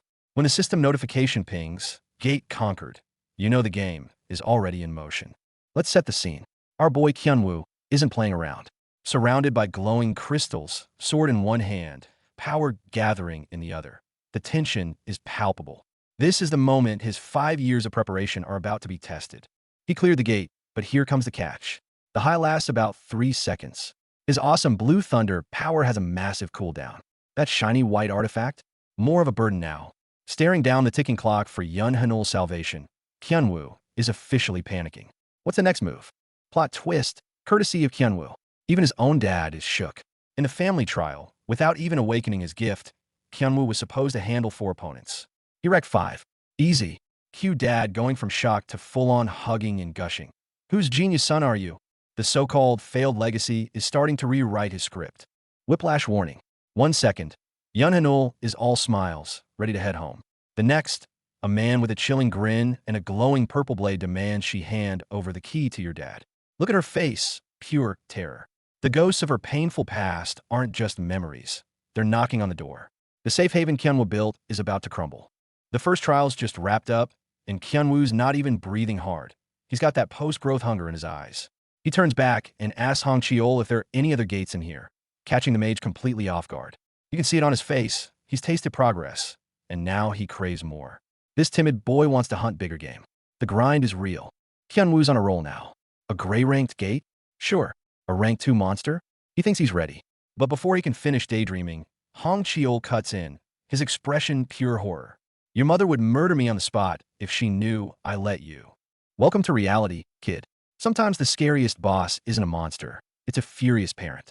That deep purple smoke says it all. Panic is setting in. Hong Cheol's panic is contagious. Some bystander mutters darkly about them, all dying anyway. But Hong Cheol takes a breath and lays down the law. Push yourself, and a white rank might be possible. But a rank 2? You're not there yet. It's a brutal reality check for Hyunwoo, a hard stop to his grand ambitions. But a single, slim avenue, white ranked, is left tantalizingly open. And just like that, it clicks. The confusion vanishes from Hyunwoo's face, replaced by a swordsman's sharp focus. He grips his sword hilt, a determined smile forming. I'm a swordsman too. I understand. Hesitation means defeat. You can't let that vague, precious feeling of a breakthrough fade by holding back. That hand on the sword, the timid boy who used to freeze is gone. He's found his resolve. He's done it. Dad, Bum Jun, finally relents, handing over a potion that's more than just an item, it's permission. Thank you, Dad. Hyunwoo grins like he just won the lottery. But Bum Jun isn't finished. His blade is ever so slightly drawn, his eyes deadly serious. However, I'll step in the moment I sense danger. Got it. This isn't a suggestion. It's the ultimate safety net of a father's love. Hyunwoo's booming yes is pure trust. The journey is on. Talk is cheap. 5 years is a long time, so Dad isn't wasting a second. He drags Hyunwoo straight into a legendary white gate. The glowing blue energy chamber hums with power, and Hyunwoo actually looks giddy, ready to charge in with his sword. The road to saving the world starts with this very first father-son trial run. But Hyunwoo's stomach drops at the sight of another white gate. Flashbacks of the last one, nearly killing him, are still fresh. Dad's on it, though.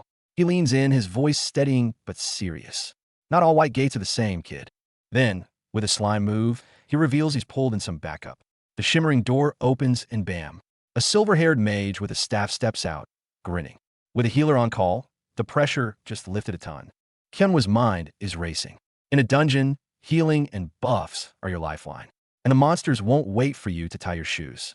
As he tenses up, ready for anything, Dad's battle cry cuts through. Are you ready?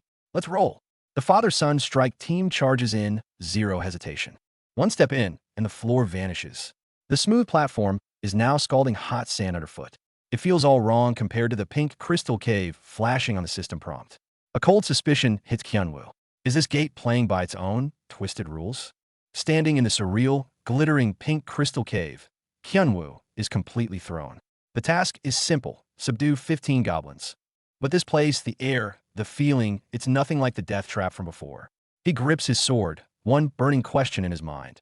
Is this a test of strength, or another carefully laid out coffin? The blow comes out of nowhere, a shockwave of blinding pink energy that blasts Hyunwoo off his feet. He's still gripping his weapon as he's sent tumbling through the air, his mind reeling with a single, stunned thought. What on earth is this power? Warning lights scream to life. Multiple hostiles detected. The purple crystal cave Hyunwoo used for cover is now swarming. Goblins, swordsmen, archers, even a mage, 15 in total. This isn't a beginner's gray gate anymore. It's a death trap. And there's no escape, not with those crimson eyes glowing from every crevice. 15 goblins. With classes. This is insane. A cold sweat breaks out as Hyunwoo realizes the threat level is all wrong for a gray gate. But panic is cut short.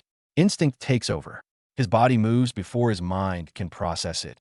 Instinctive evasion activates, forcing him into a hair's breadth dodge just as the first strike arrives.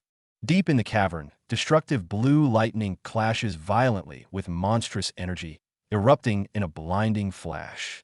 Outside, branch manager Lee Hongcheol watches the chaotic display with deep concern. Manager Du, he asks the stern man beside him, can Hyunwoo really handle this alone? Du Bum-jun crosses his arms, his expression grave. He offers no answer. Du Bum-jun observes his son, a heavy feeling in his chest. He remembers a time when playful pranks would startle Hyunwoo into vivid, loud reactions. Now, his son meets every surprise with unnerving calm, his eyes like still ponds. That fragile, lively boy seems gone, replaced by a shell driven by a burdensome purpose. The change fills the father with a quiet, profound dread. Everyone says Hyunwoo has changed for the better, that he's braver. But here's the million-dollar question. Can this innately kind good boy really thrive in the Divine Sword Tao clan, a world built on ruthless competition where the strong devour the weak? Look at that nightmare realm stretching before him, a dark abyss woven from countless jeering, grinning faces. They mock his past as the rabbit, while simultaneously tempting him to become a different, perhaps more powerful, version of himself. Remember this boy? Holding his sword high with a smile brighter than the sun. Back then, the sword was a source of pure joy. But fate played a cruel joke. From that moment on, every time he picked up a sword, it wasn't accompanied by laughter, but by unstoppable tears. The memory of that innocent joy stands in stark, brutal contrast to the harsh reality he would be forced to face. Duke Bum-jun, Hyunwoo's father, carries a heavy burden. How could he not know his son was being mocked as the rabbit at school? More painful than the taunts was his own helplessness as a father, wanting to protect him but finding his hands tied. This stalemate continued until the 5th grade. Suddenly, his quiet, passive son began to change. Why? What was the reason behind this dramatic shift? At first, they laughed it off as a schoolboy crush. Maybe their son fancied a girl in his class? But a gut feeling told the father it was something deeper. And just as those suspicions took root, the phone rang. The answer wasn't in the classroom. It was in the dojo. Look at this slightly nervous young man scratching his head. He's the key to the mystery. Kyunwoo's sword training instructor, reaching out personally. Whatever is going on, it's clearly more serious than puppy love. And just like that, the father's worst fears were confirmed. The words Kyunwoo got into a sparring match that turned into a real fight were a trigger. Bumjun immediately jumped to his son's defense. There's no way. But if it did happen, the other kids must have started it. Look at the instructor's face, sweating, struggling to find the right words. This is bad. The reality is far more complicated than a simple scuffle. And the most alarming part? Kyunwoo kept it all a secret. He never said a word. The sheer audacity of this scene is infuriating. A grown man casually dismisses years of torment as harmless play while painting the terrified child as the problem. That explosive outburst you see, it's not just anger. It's a father finally realizing his son has been silently screaming, drowning in a daily hell he was blind to. The question isn't just, are you kidding me? It's the detonation of a lifetime of guilt and ignorance. Tension in the dojo reaches a breaking point. The masked figure's excuses about enduring family harassment sound hollow against the cold, relentless interrogation. His dripping sweat and balled fists betray the truth. He's a pawn. And the man pointing out the conspiracy? He's not asking. He's dissecting the entire power structure that allowed this rot to fester in the shadows of their sacred hall. And there it is, the core of the rot. The father's admission isn't a confession. It's an eruption of deep-seated shame and powerlessness, painted in violent reds across the scene. His powerlessness directly led to his son's suffering. Meanwhile, that smug, backlit figure sneering at his phone, dismissing the whole thing as mere harassment, that's the face of the systemic indifference and cruelty festering at the heart of the family. The fallout lands like a physical blow. The apologetic phone call ends, leaving only the deafening silence of regret. The man crumples, kneeling amidst scattered papers, a poignant visual of a life and a truth shattered. His muttered realization that his son must have had a hard time comes far too late. It's not wisdom. It's a eulogy for the childhood already lost. The final caption, "My child was just enduring all this alone," is a gut punch of epic, heartbreaking proportions. Witness the metamorphosis from victim to predator. The boy who endured torment now has a fire in his eyes that speaks of more than just revenge. I want to experience real battle. I want to kill monsters. These aren't childish fantasies. This is the desperate, raw declaration of a soul seeking to forge its new identity not in peace, but in the crucible of violence, to kill the weakness of his past, one monster at a time. Look at that face. Pure, un adulterante triumph. Whatever he's holding, whatever he just pulled off, it's a game changer. That's the look of someone who just turned the impossible into a done deal, and he can't wait for the world to see it. Notification, Gotha conquered. Those 3 words are more than just a system message. They're a death certificate for the old, scared Kyunwoo. The victim is gone. The hunter has arrived, and he came marching out the front door. There they stand, father and son, silhouetted against the aftermath. The father's mind is racing. He expected panic, a meltdown. Instead, he saw composure. He saw his son not just survive, but handle it. The pride is there, battling with sheer astonishment. Mom's reminiscing about the prodigy he once was, seeing this as a natural return. But Dad's gaze is fixed on the horizon, serious and calculating. He's thinking forward. If Kyunwoo's skills are here to stay, then it's time to stop coddling and start forging. He's 12. Look at him go. Every swing is a statement, a declaration of war on his own limits. Give him time to grow calmly. No way. The power is there, screaming to be unleashed. This isn't a sapling needing shelter. It's a storm waiting to be directed. Things just took a nosedive. One wrong call, and now Kyunwoo is clinging to life by a thread. Look at his face, pure terror, blood still fresh on his clothes. He's in over his head. A hushed voice from the shadows finally breaks. Manager, shouldn't we intervene before it's too late? Time's running out. Observers are panicking. His strength is completely spent. One more hit could be fatal. Kyunwoo stands amidst the purple crystals, sword trembling, thinking, is this really how I go out? Meanwhile, in a quiet corner of someone's mind, regret bubbles up. He's going to be so disappointed in me. Bro, save the soul searching. Throw a lifeline. Un forcément arrive. Outside, A rescue operation is launching at lightning speed. The command echoes, "Protective magic now." The mage powers up, shields humming. The plan is simple, brutal. I'll kill the mage. You protect Kyunwoo. Everyone else handle the archers. They're not just here to save a life. They're here to erase this nest from existence. Back inside the Crystal Hell's Cape, our boy is cornered. Fear has locked up his limbs. Greenskin monsters close in, jaws dripping. But hold on, look closer into his eyes. Do you see surrender? No. This isn't the gaze of prey giving up. This is the predator, backed against the wall, about to turn and rip out its hunter's throat. Boom! At the critical moment, all hell breaks loose. A gloved fist, moving faster than sight, slams into the ground with apocalyptic force. The very earth shatters and screams. The blue-haired tactical genius can only stare in utter disbelief, his entire world view collapsing with the impact. His mind reels with one thought. That's what level of power is that? This is it. The blue thunder erupts.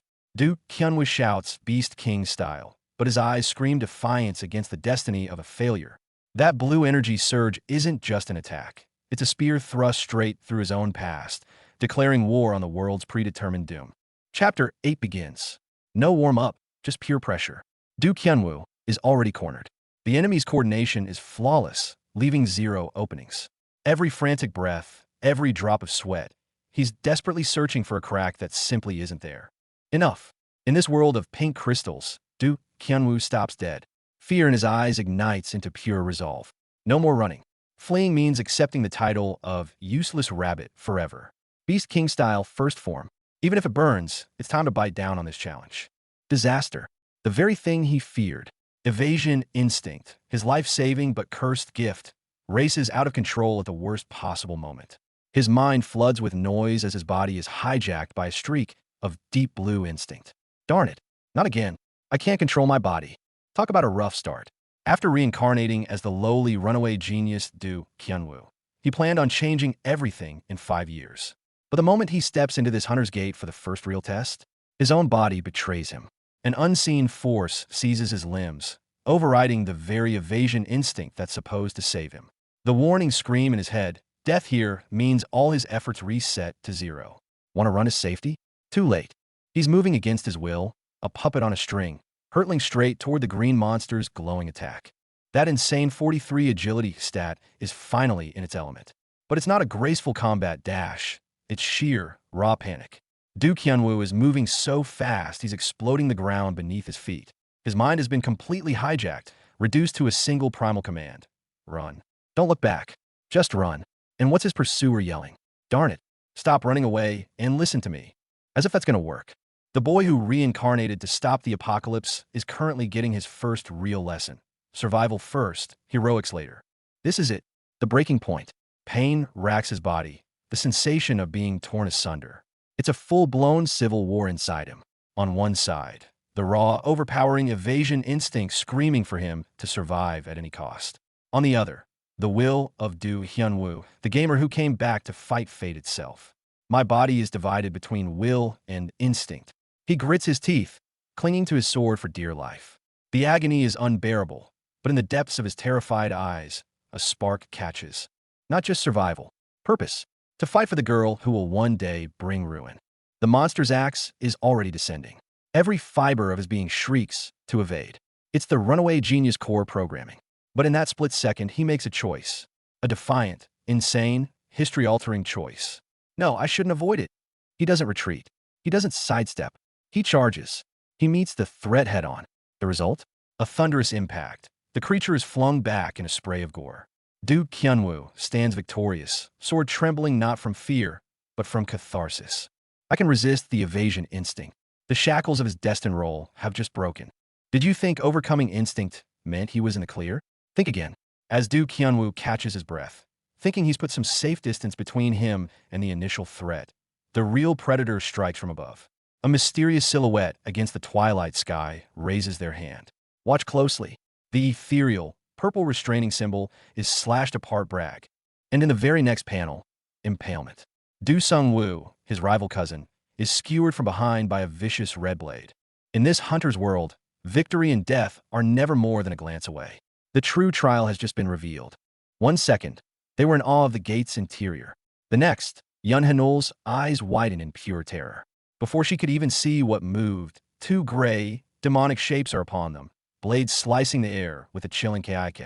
Then a sickening impact, pickle. The young hunter who was just beside her is slammed to the ground, sweat plastering his face. It happened in a blur, leaving only one panicked thought echoing in her mind. What just happened? The blood drains from Du Kyunwoo's face, literally. He looks down and realizes the ground he's standing on is warm and sticky. Blood. And by the time that registers, it's already too late. A sharp sound whistles past his ear, just before a searing pain erupts from his back. A jagged purple blade is suddenly protruding from his chest. The cold touch of death is real. One frantic thought takes over. If I make a single mistake now, I die for real. Run. His evasive instinct screams at him.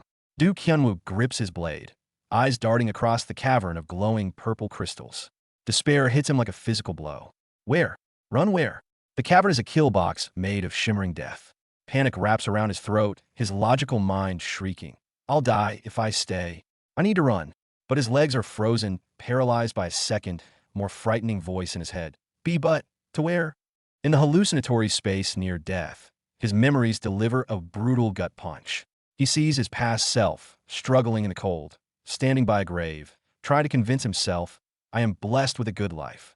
What's the difference between that struggle and this one, as a genius of the Du family, a future comrade of Kong Hang-gil? Both were fights for survival. So why? Why does he, now blessed with status and powerful allies, feel more trapped and desperate than ever? Why is he here, on the verge of death, filled with this same soul-crushing why? Which one is the real Du Kyunwoo? The ghost in the snow, or the trembling genius with a sword? A storm rages within Du Kyunwoo's soul. He's screaming into the abyss. Why him? Why was he reborn as the game's designated loser? Chaotic purple shards of memory flash, showing nothing but the terrified, weeping boy he once was. Is that all his past amounted to? That gut-wrenching fear clings to him like a second skin. He stares at the trembling, tear-stained specter of his past self with sheer disgust. Is that truly him? The coward who caved at the slightest pressure? He grips the book detailing the Calamity Witch's fate tighter, a burning cocktail of shame and hatred taking root. A stark duality stares back at him. Above, the determined, sword-wielding now. Below, reflected in the void, the pathetic, sweat-drenched visage of then. There's doubt, sure, but it's utterly drowned out by a seething, white-hot rage. Was remembering his past life just to torment him with his own weakness? Not a chance. That fury is now his core. With a brutal stab, he drives a dagger into his own arm. The searing pain cuts through the mental fog. Without his past memories, he would have lived and died a spineless loser. That life is unacceptable. So he pushes his body to the absolute limit, using pain as a whetstone to sharpen his will. This conviction is branded into his very soul. So there's only one answer left. Fear wants him a cower. Fate wants him to flee. Over my dead body, he roars his defiance into the abyss. He refuses to die a coward's death, to shrivel up in the shadows. He'll seize his own fear, and then he'll crush it. Now he moves forward. Kyungwoo's inside the gate now, but a chilling warning rings in his head. Don't go there. Ahead, glowing crystals pulse with an eerie light. He's on his knees, his body tense. Every instinct screams at him to run, but something else is taking hold. Then he remembers. He remembers who he is, and the silver-haired girl he's sworn to save. Kyungwoo clenches his fists and stares down the crackling blue lightning. This time, he is not running. I should fight for my life. And with that resolve, the system chimes. Instant control acquired. He seizes the reins of his own fear. Controlling his fear was just the warm-up. Now comes the real test, a literal hellscape. The purple crystal cavern morphs into a slaughterhouse. Demons roar above, and below, he's completely surrounded by hulking green monstrosities. Escape? Not an option anymore. But then, a miracle. The unlucky rabbit, who is all dodges and no fight, gone. In his place is a warrior whose body moves with shocking fluidity. Kyungwoo explodes into action, a blur of motion faster than thought. Sword arcs, electricity surges within him. The very fear that held him back is now the power that tears through the darkness. See that? This is what unleashing his true power looks like. A single kick sends a monster flying. And look at that grin on Kyungwoo's face. It's not smugness, it's the sheer, unadulterated thrill of mastery. I am unstoppable. The script of the doomed side character? He just ripped it to shreds with his own two hands. Talk about a power-up. Gone is the terrified Kyunwoo. He stands now, arms crossed, a chilling storm of pink energy remnants swirling around him. Forget fight or flight. This man just activated a whole new mode. One witness is on his knees, jaw slack, his world entirely shattered by what he just saw. The underdog has vanished. The predator has arrived. Even his own father is staring in disbelief. They prepped for a controlled test run, but Kyunwoo just soloed the boss mob. The defensive shield? Useless. No one, not even Kyunwoo himself, can explain how his fist found every opening. The narration delivers the chilling truth. He isn't fighting, he's predicting. Every move, every strike foreseen. The clan's failure has revealed a combat instinct that borders on precognition. This is it, the crucible. A duel to the brink, blood on his arm, a lethal blade aimed at his heart. In that split second of absolute peril, something snaps. He doesn't just dodge, he flows around the attack like water. An onlooker gasps. Could that be his gift? It's not a gift. It's the culmination of 5 years of desperate preparation, forged by the obsessive will to save a world and a girl. It's survival weaponized. Awakened. Raw determination, the kind born from a vow to rewrite fate itself, has shattered every limit. Electric blue power crackles not just around him, but within his very gaze. It's not mere strength, it's insanity. The beautiful, terrifying insanity of a man who decided to pit his will against destiny. The rabbit of the divine sword is no longer a joke. He's a warning. Finish your move. Lion crush cut. Forget dodging. Forget playing the nimble rabbit. When crackling blue lightning wraps around his strike, Kyunwoo descends like a thunderbolt incarnate. It's not just an attack. It's an obliteration. That green monster isn't just defeated.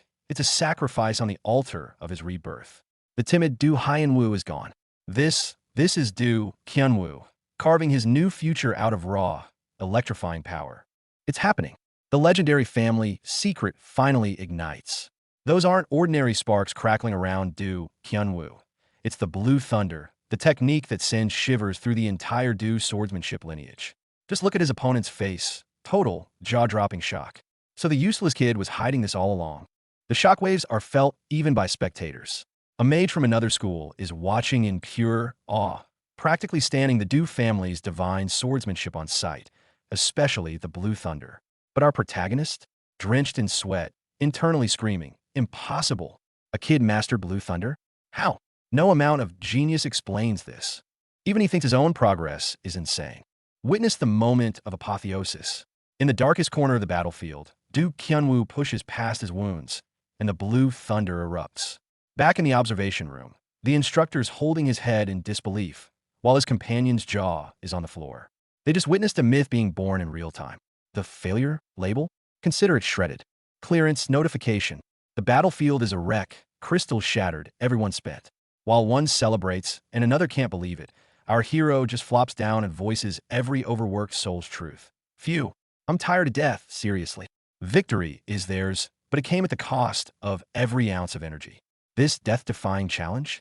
Totally worth it. You know when you finally drop to the floor after a fight, just to breathe, and then the system dings with belated rewards? Stats increased. Strength +1, agility +1.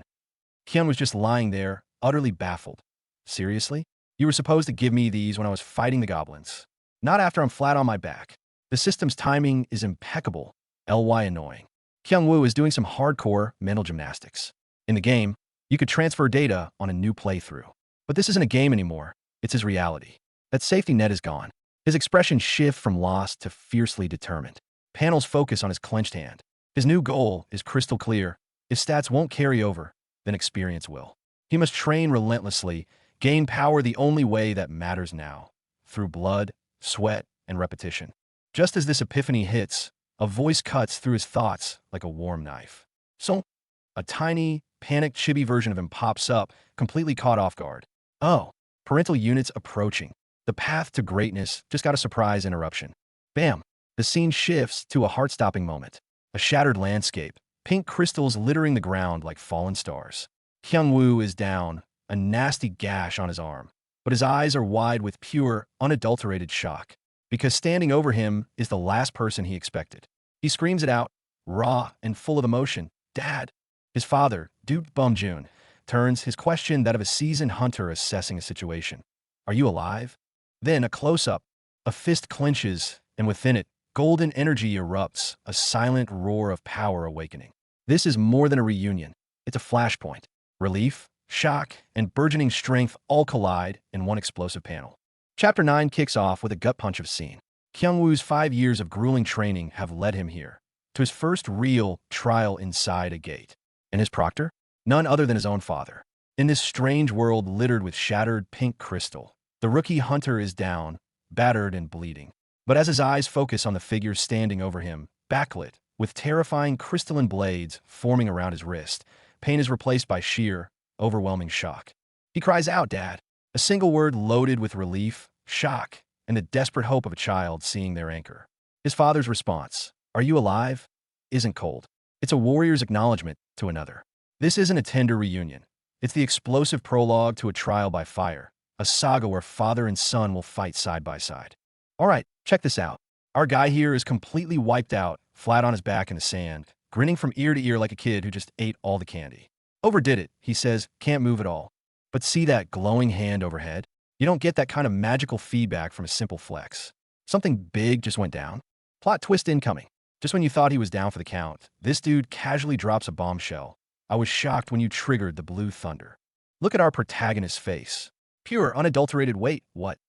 The guy knows a secret our own hero didn't even realize he possessed. And there it is. The proof in the pudding, or should I say, the proof in the thunder.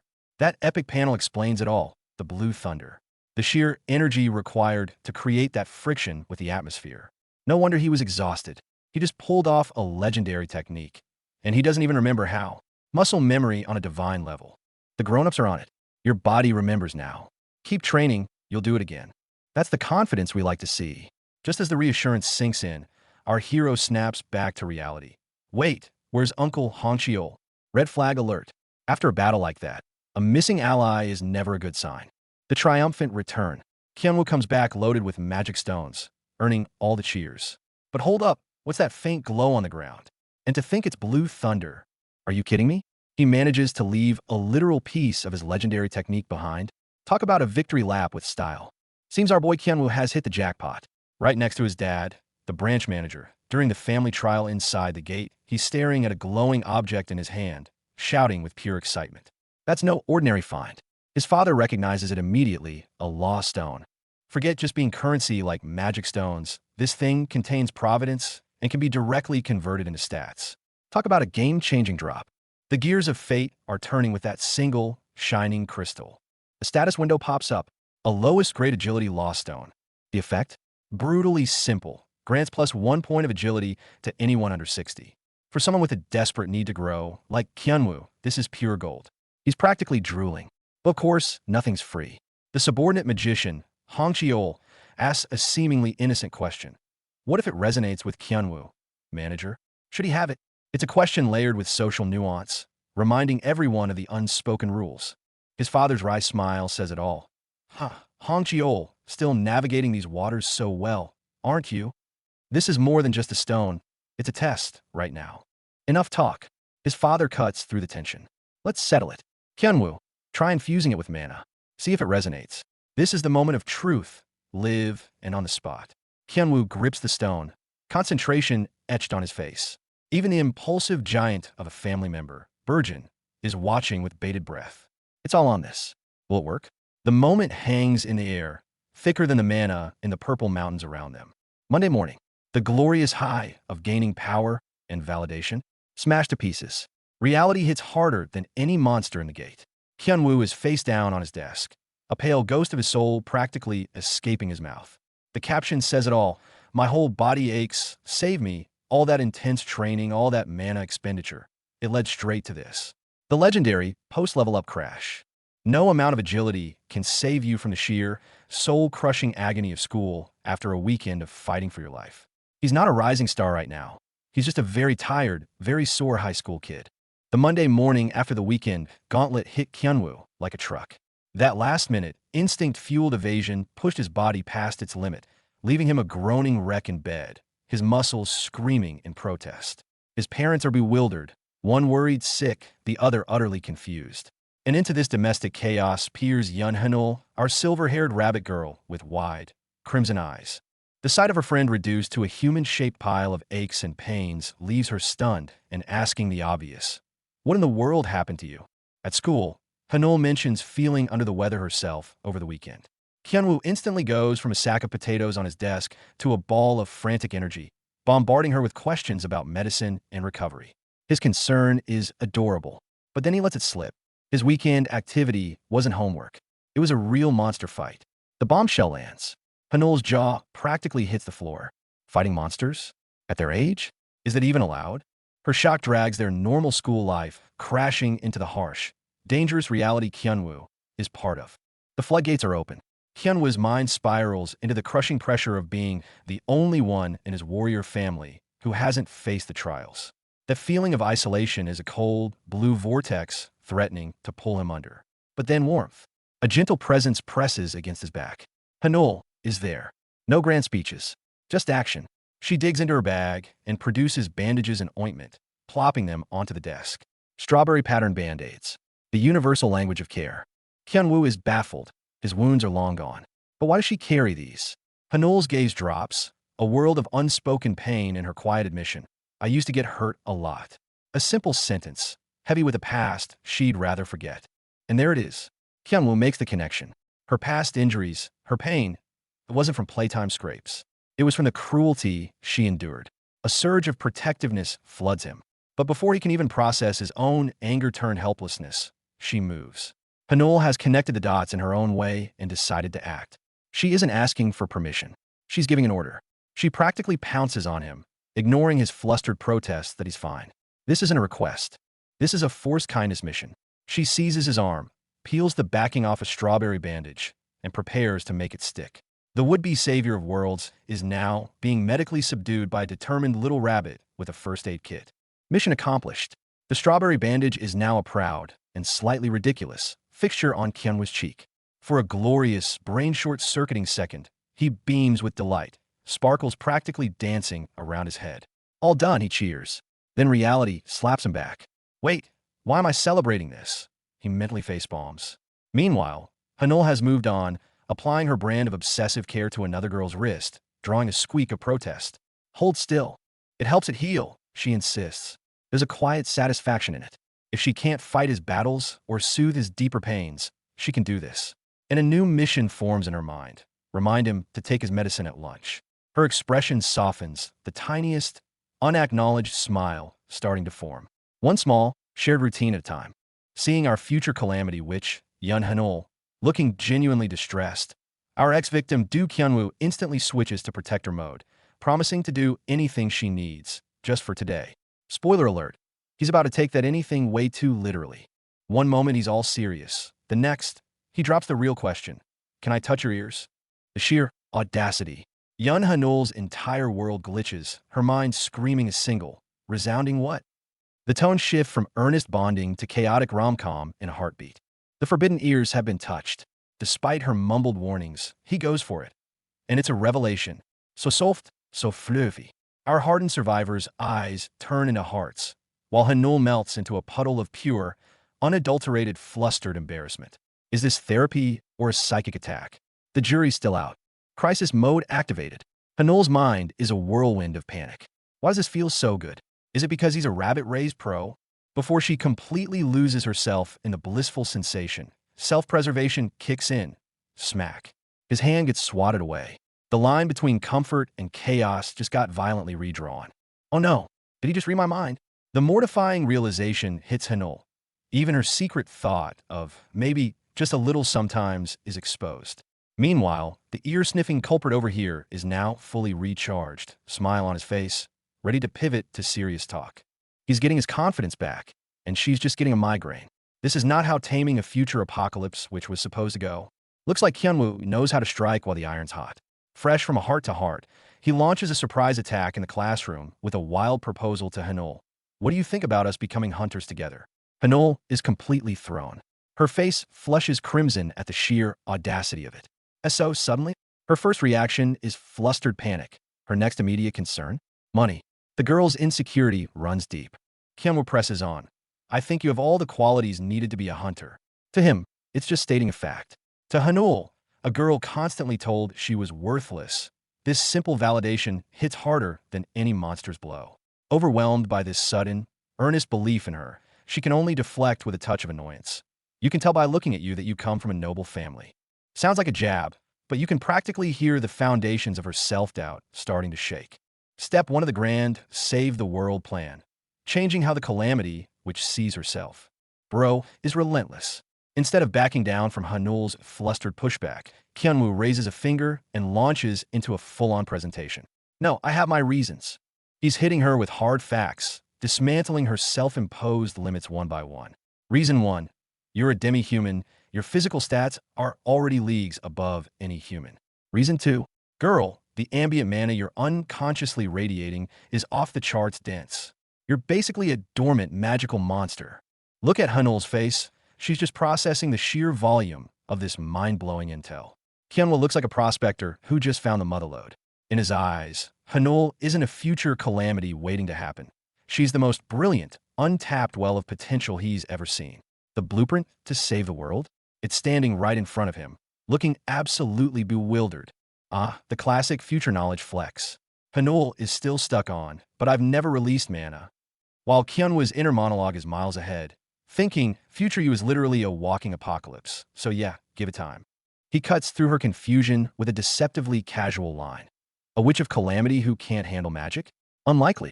Hanul's hands are clenched in pure anxiety. But Kyunwoo isn't done. He drops the real knowledge bomb. Every living thing unconsciously emits mana. I can sense it because I know how to handle it. That's the key. He's not bragging. He's pointing the way. I see the power you can't see yet, and I can show you how to see it too.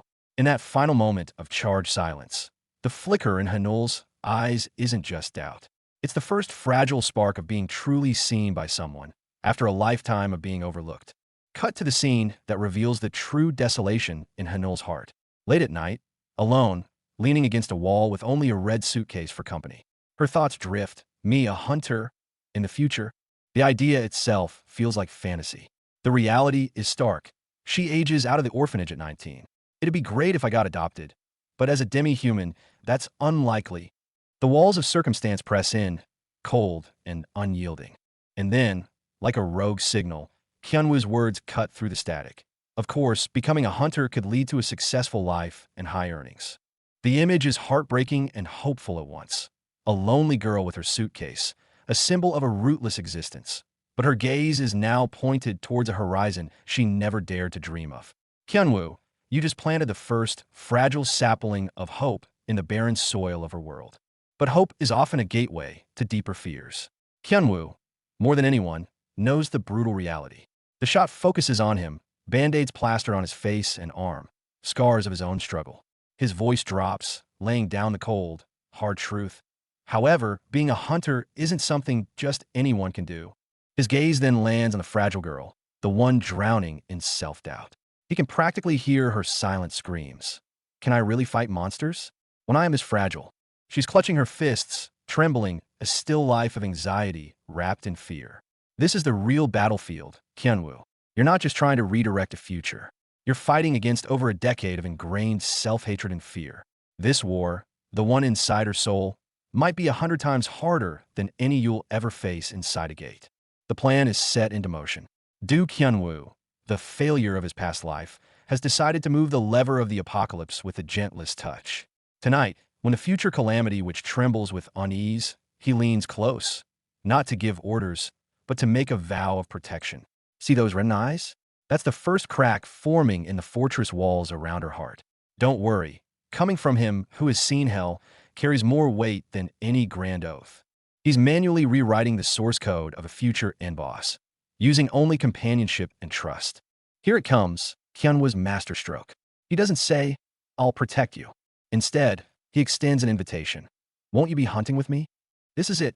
He understands her perfectly. He's not offering pity, but a shared identity, a future partner. You believe in me, and I believe in you. He's lifting the girl huddled in the shadows into a bright future, not by raising her to his level, but by making her believe she already is at his side. He's not pulling her along. He's convincing her to become the light herself. Look at that processor overheating expression on Hanul's face. One moment she's stuck in self-doubt, the next she's thinking, I really can do anything. This is the direct result of Kyunwoo's grand operation. He's feeding positive XP to an account destined to wipe the server. And that line, will you take responsibility? Perfection. On the surface, it's about the future, but deep down, it's a tremor from a heart that's starting to flutter. Kyunwoo, my man, the seed you planted isn't just hope. It might be sprouting into some genuine first love butterflies. The pact is sealed, not a contract of servitude, but a binding childhood friend duo contract. Kyunwoo just tied their fates into an unbreakable knot, booking a one-way ticket from middle school straight to the Hunter Academy together. Hanul's practically steaming with embarrassment, but what comes out of her mouth is rock solid. Together. Think about it. Really think. The dreaded silver-haired calamity is blushing over a dude known as the family swordsmanship failure. Welcome to Dimensional Dominance, where you overwrite the source code of an apocalypse with nothing but friendship and a crush. Faced with a resource gap, Kyunwoo instantly morphs into a venture capitalist. Hanul frets over tuition fees, while the little bunnies in her mind hop around asking, "Why are you being so nice?" Kyunwoo might be smiling, but his expected ROI is literally saving the world. He's not offering money. He's handing her a backstage pass to the hero's journey. All to make the girl who thinks she has nothing realize she's the most valuable, high-potential stock in the world. This isn't a handout. It's a series of funding round for the world's future top DPS. Here we go again with Kyunwoo's grand plans. He's looking straight at our future witch of calamity, Yun Hanul, with the audacity of a seasoned investor. Think of it as an early investment. He says, when you're a famous hunter later, throw some benefits my way, all right? Poor Hanul's brain just short-circuited. Look at those ears. They're burning up. All she can manage is a stun. What? This isn't friendship goals. It's him making a down payment on his future. The smooth talker from before is gone. Now Kyunwoo is just lying in bed, disarming in his honesty. If I had to give a reason, that's it. There's nothing else. So simple, so final. And Hanul? She's utterly disarmed. Forget just blushing ears. She's surrounded by a full-blown emotional explosion. Hearts, sparkles, the whole deal. That with Path scribbled on her chest says it all. She's not just flustered. She's genuinely touched. Look at that. The first real blow the future calamity, which has taken, is a heart-wrenching confession. The awkward silence is deafening. Hanul tries to process the emotional bomb that just dropped, covering her face with nervous laughter. What is this, seriously? She finally manages a soft, "Thank you, Kyunwoo." And what does our genius do? He grabs his head in classic, blunt fashion. "You're really weird." "Huh? No, you need to focus on physical training." Smooth, Kyunwoo, real smooth. Just after a heartfelt moment, "You're assigning homework." Hanul's timid question, "So, does that mean I'll be learning how to use a sword too?" Isn't asking about swordsmanship. She's asking if they'll be sharing this path together. Plot twist. Now it's Kyunwoo's turn to be the hype man. His eyes are sparkling with genuine excitement. "You should learn magic." "Yeah, you seem to have a talent for that. It would be better if you had a teacher." Boom. He just pinpointed the true source of her power, the very power destined for calamity.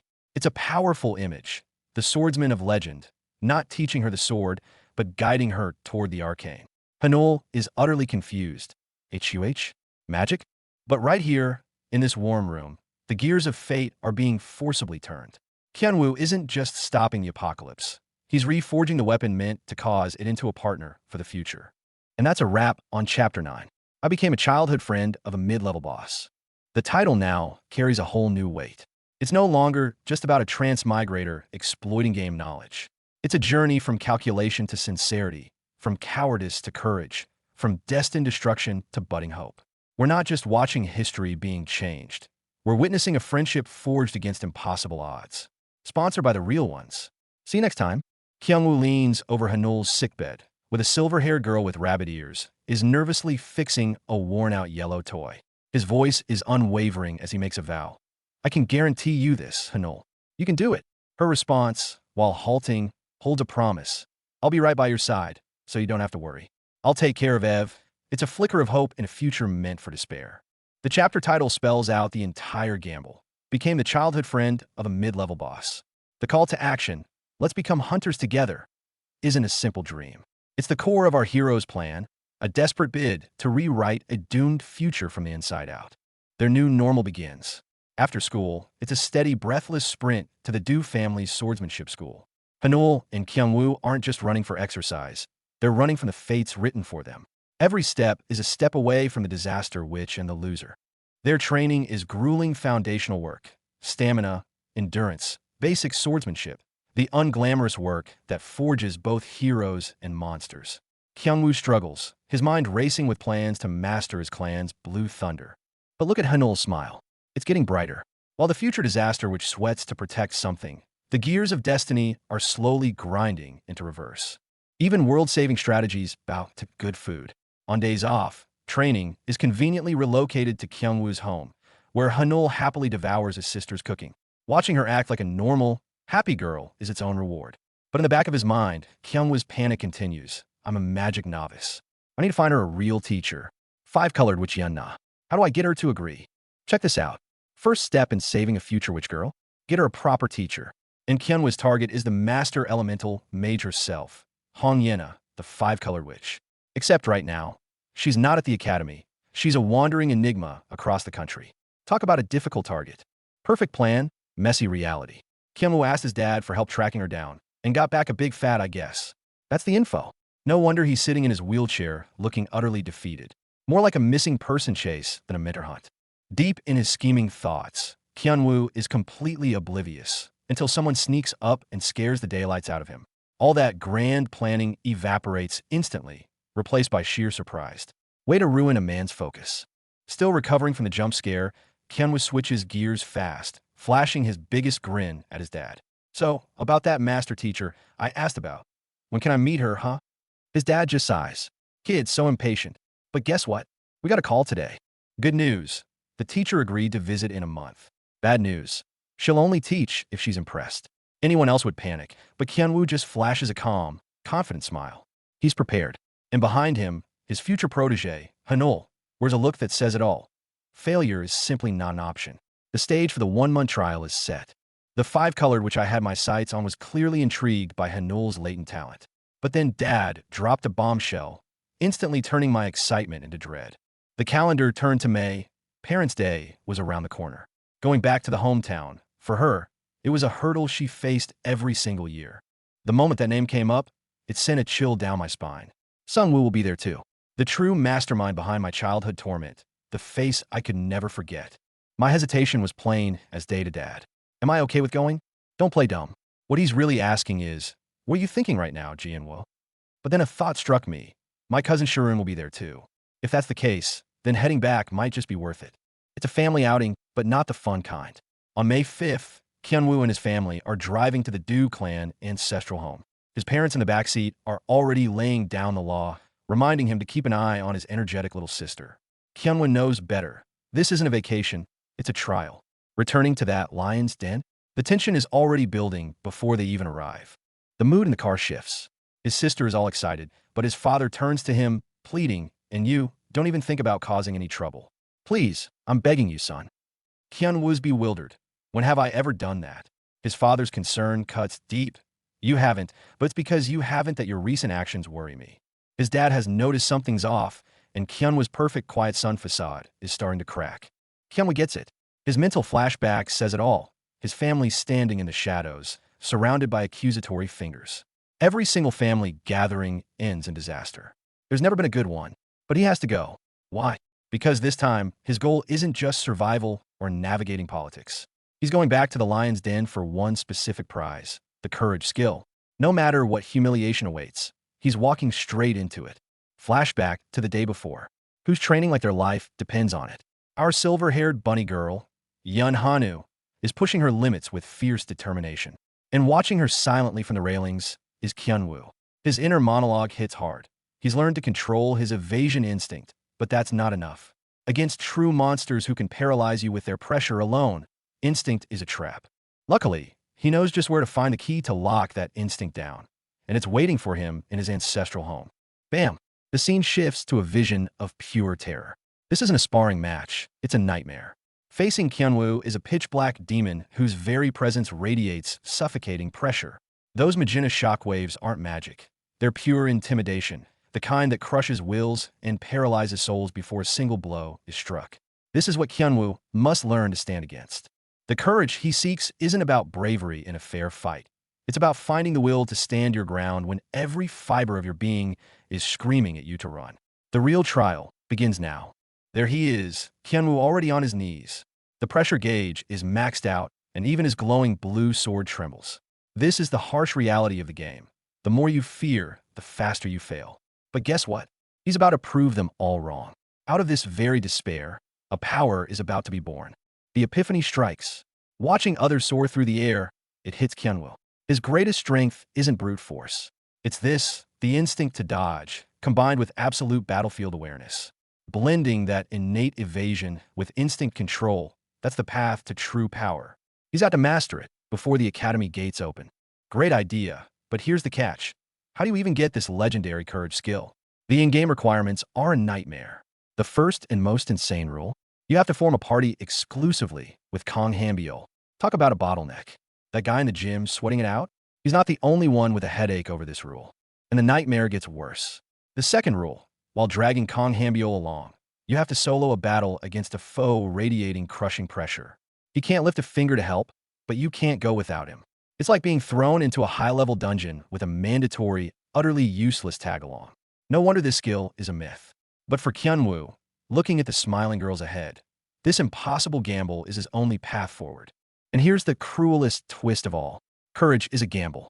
You have to be a dancing phantom, evading a powerhouse's attacks like your life depends on it, which it does. The stronger the foe, the slimmer your shot. One perfect evasion streak, then, bam, bad end. This insane RNG is a soul-crushing wall. To win this lottery, Kyunwoo will have to make game over his second home. Kyunwoo is deep in thought, wrestling with the core of his problem. To truly tame his avoidance instinct and grow stronger, he can't avoid conflict, but he desperately needs pressure without the risk of being immediately killed. Finding the perfect opponent, someone strong enough to push him but restrained enough not to end him, feels like an impossible equation to solve. Perched on high, his mind races through the criteria. A strong individual who won't kill me. Suddenly, it hits him like a bolt of lightning. His expression morphs from contemplation to stunned realization. A candidate that perfectly fits this bizarre, contradictory description has been right in front of him this whole time. The solution clicks. A wild, almost manic grin spreads across his face. The answer lies within the very divine Sword Tao clan he's been avoiding. In a flash, we see the imposing clan estate. Meanwhile, a car speeds toward a destination, kids in tow. Unwittingly, the wheels are in motion, pulling him back toward the very trial ground he must face. The focus zooms in on 3 pairs of feet on a wooden floor.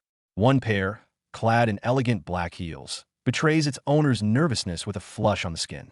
An intense, awkward energy practically crackles in the air between them. We see why the tension was high. The scene opens onto a formal, large-scale gathering at a grand estate.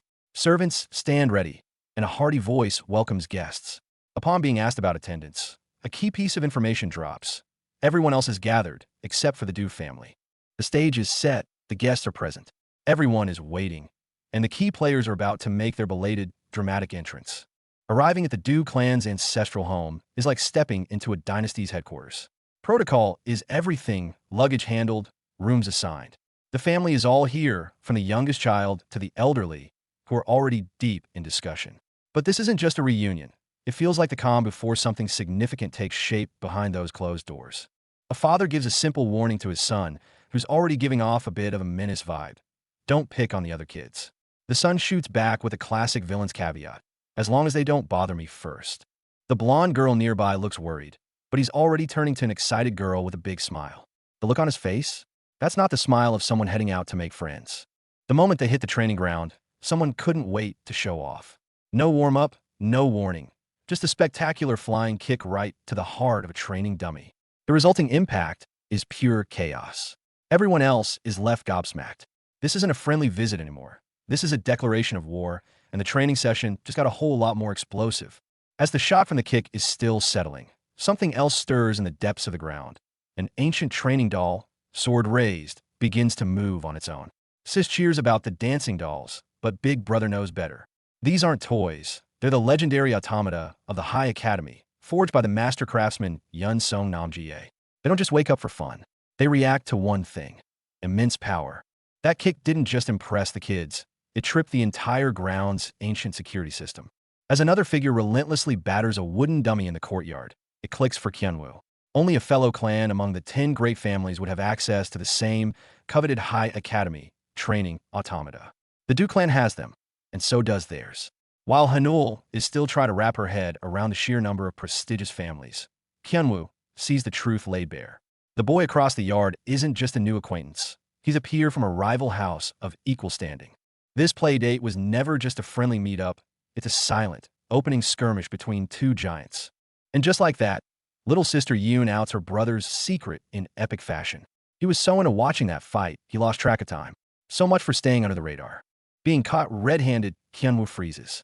The "why are you late" question hangs in the air, but the real dread hits when he remembers why he hates being late. Do Sung-woo. That name alone is enough to bring back every ounce of trauma. Speak of the devil. Sung-woo appears, dripping with the same old condescension. Didn't get lost this time, fool. One sentence drags Kyunwoo back to that humiliating hallway, to the moment his old self was ground into the dirt.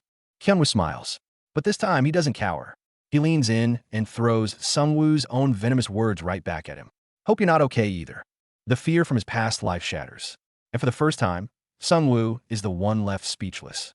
Support your creators and scanlators. Reading on official sites helps keep the story going. Now, let's get back to the action. You think you could just back away? Do Kyunwoo has no intention of letting that happen. Holding the other man with an intensity that's almost invasive, he drops the question. And you? How'd you been all this time? It's not a casual inquiry. The way he looks at him, it's like staring into a shared, painful past. And then comes the gut punch. Though, I'd be happier if you said you weren't okay. Rewind. Here she is, the anchor of a 5-year plan. Silver hair, bunny ears, cheeks flushed with a mix of shyness and barely contained excitement. Bathed in a warm, hopeful light, she practically glows. This is Yun Hanu, the future calamity which destined to end the world. And Do Kyunwoo's entire mission is to become this lonely girl's very first and only childhood friend. See that? Shot fired right back. The other guy is absolutely seething. Unfortunately, he spits out, I haven't been well, thanks to a certain someone. The tension skyrockets. But Do Kyunwoo, unfazed, he raises a calm finger, and as if on cue, the ghostly silhouettes of the 3 bully brothers, the dreaded Cerberus, appear behind him. The same ones who terrorized his past life. His voice is chillingly composed. I'm not sure what you did or how you did that, but I think you did a great job at handling them. How dare he? How dare he say that? I still vividly remember things from my childhood. The memory hits like a physical blow. A terrified child, tiny arms raised in futile defense, tears welling up. Above him looms a furious father, roaring, why can't you do a simple thing properly? The words crack like a whip. You're my son. Why do you not have even half my potential? Childhood trauma at its most brutal, engraved, and unforgotten. The nightmare never ended. Just look at him, Do Sung-woo, the cousin, still being manhandled by his own father. Did you see what your grandfather did? The man bellows, his rage palpable. And as if to twist the knife, he points an accusing finger at Do Kyunwoo, standing there with that infuriatingly easy smile. The father's final command is a roar that shakes the very floor. DOSEUNGWO. If you want to be my son, you must do everything in your power to crush Do Kyunwoo. This isn't motivation. It's a legacy of toxic rivalry, passed down like a curse. Do Kyunwoo again.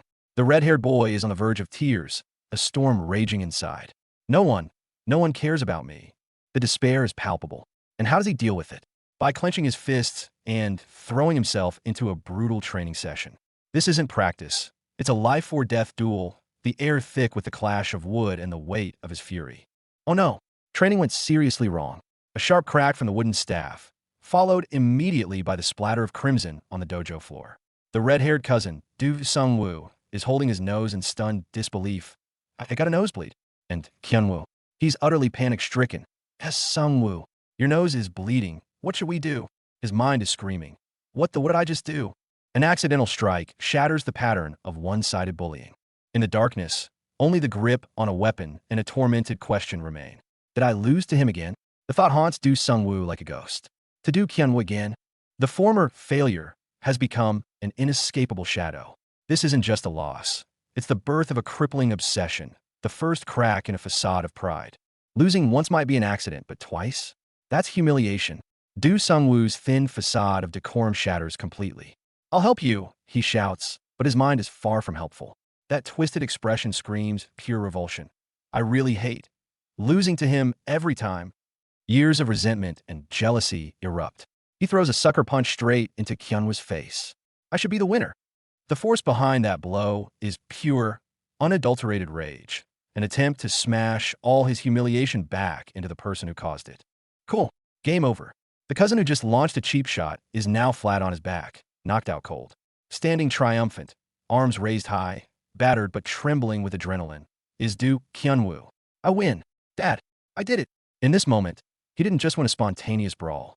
He won his first real battle against the embodiment of his childhood fears. This victory erases the labels of cowardice pasted on the family's former black sheep. Today, everything changes. One moment Sung-woo was taunting Kyung-woo with a smug grin, the next he's flat on his back. A single powerful counter from Kyunwoo flipped the script completely, leaving the victor laughing from the ground.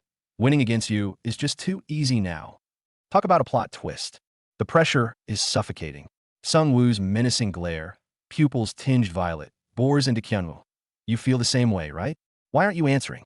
All Kyunwoo can do is curl into a ball on the floor, a broken scream trapped in his throat. This isn't a fight. It's psychological annihilation. That triumphant, malicious grin says it all. Since the day I knocked Du Kyunwoo down, the situation turned around. The whispers on the street echo the sentiment. Everyone thought he was a genius. Well, he just became an ordinary boy. The fall from grace is complete. Standing alone in the twilight, Kyunwoo touches the patch over his eye. A realization hits him. I should have done this earlier. But it's instantly drowned out by a furious, internal roar. How can you not kill a single rabbit? Are you out of your mind? The ghost of his past cowardice isn't done haunting him. Tension crackles in the dojo. What are you going to do? Want to fight? Okay, let's fight. Sung-woo dares, eyes burning. Kyunwoo just shrinks back, terrified. The final, crushing verdict is delivered. A coward who's afraid of hurting others doesn't belong here. Isolated against a shattered blue background, Kyunwoo's expression is pure desolation. Talk about a blast from the past. It's Du Sung-woo, the cousin who led the bullying brigade against our protagonist in his past life, looking as smug and obnoxious as ever. He's cornered a terrified-looking student, his taunts dripping with contempt, ridiculing her for wanting to hide, challenging her to a fight she couldn't possibly want. This isn't a duel offer. It's just old-school intimidation on replay. One glance at the fear in her eyes confirms the bully hasn't changed a bit. If Kyunwoo saw this, those carefully buried memories of helpless rage would probably ignite all over again. Well. Plot twist. The prey doesn't just accept the challenge from his tormentor. He seems thrilled. That confident smirk, that playful tone. Okay, should we get on with it now? Is miles away from the trembling, coward Sung-woo expected. One moment he's betting on fear. The next, he's met with an unnerving, almost cheerful readiness. The tables are turning, and the look on Sung-woo's face is about to become a picture of pure, beautiful confusion. Priceless. Just look at that face, pure, unadulterated shock. The red-headed bully is having a full-blown meltdown over his target's defiance. But while he's busy fuming in the spotlight, the real action is happening elsewhere. Check out that restaurant scene. A waiter with a cold expression, surrounded by those ominous wah sound effects. Classic misdirection. Someone is pulling strings from the shadows, and their game is on a whole different level. Sung-woo's tantrum is just a sideshow. He might be the pawn about to be swept off the board without even realizing it. Cut to a different kind of tension. The air is thick, literally and figuratively. Acrid smoke, dim lighting. This is the grim welcome of a family gathering gone wrong. Kyunwoo's mother is visibly uncomfortable, shielding her nose. His father's concerned look isn't just about the smell. It's the dread of stepping back into a battlefield where subtle poisons fill the air. Even on the fringes, this family's atmosphere is toxic. Fragments of memory float by like colorful bubbles. There's a smile of gratitude for Ja, a moment of warmth. Perhaps he's giving her something to block the smell of cigarettes. But in the very next instant, shock washes over him. Wait, the name that just left his lips, it's not Ja. It's Sangjun. His expression freezes, the gratefulness crumbling, revealing a terrifying crack in the foundation of what he thought he remembered. An uninvited guest appears in the moonlit courtyard, his friendly smile chilling the air. Long time no see. The one speaking is the red-haired elder, Du Bumjun, kin to the bully Du Sung-woo. He wastes no time, steering the conversation directly to the past victim, Kyunwoo. It's better to talk face-to-face than over the phone, he smiles, but every word is a carefully aimed barb. I told Sung-woo not to bother Kyunwoo anymore. Is Kyunwoo okay? The black-haired father's anxious question and his wife's startled darling turn this casual chat into a tense, veiled confrontation. The false concern finally peels away. Du Bum-jun's eyes narrow, a cold fire seeming to flicker behind him. What if Kyunwoo ends up traumatized because of our Sungwoo? That would be a big problem, wouldn't it? Listen to that tone. It's not an apology. It's a threat dripping with insinuation. He even helpfully offers to recommend a psychiatrist. It's only now, in the face of this calculated cruelty, that the mother truly understands. Wait, darling, isn't our Kyunwoo getting bullied? Her terrified realization and her husband's bewildered darling, what does he mean? Force the long-hidden truth out into the open. Just as the verbal bombshell is about to detonate, a streak of blue light tears through the night. Who did that? The scene cuts to reveal Kyunwoo, no, Du Kyunwoo, swinging his arm with inhuman speed, a mere blur of motion. The crisp sound effects of asterisk ta asterisk and asterisk talk asterisk accompany a bolt of blue lightning-like energy, sharp as a blade, instantly striking its unseen target. The red-haired young man watching this is utterly stunned. What? Did you just do that? The spineless, cowardly failure from everyone's memory. He just unleashed that? Impossible.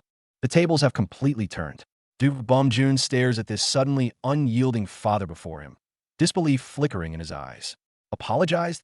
The man coldly rejects his so-called help, ordering him to make his own son, Sungwoo, face Kyunwoo directly. It's the kids' matter. Let them resolve it themselves. This defiance ignites Du Bum-jun's fury. He clenches his fist, voice a low, dangerous growl. Are you sure you won't regret rejecting my help?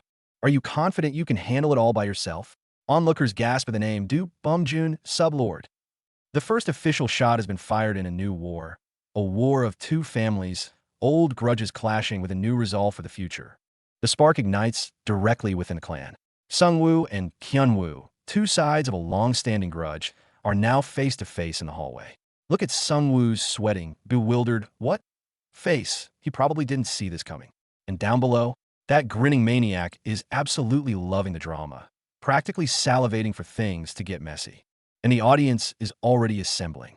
Over at the bar, the betting pool is basically open. With a triumphant cheer, they're all gearing up for a field trip to witness the show. Let the Du family resolve it themselves? Sounds more like they're grabbing popcorn for the main event. They're practically on a parade. Some can't wait for the fireworks, while others fret over Kyunwoo's safety. We can't let anything happen to our dear Kyunwoo. That line draws a sarcastic scoff from his companion. Do you think he's that weak? The confidence is palpable as he directs everyone to wait at the training ground, the designated arena for this spectacle. Back home, the mood is far from celebratory.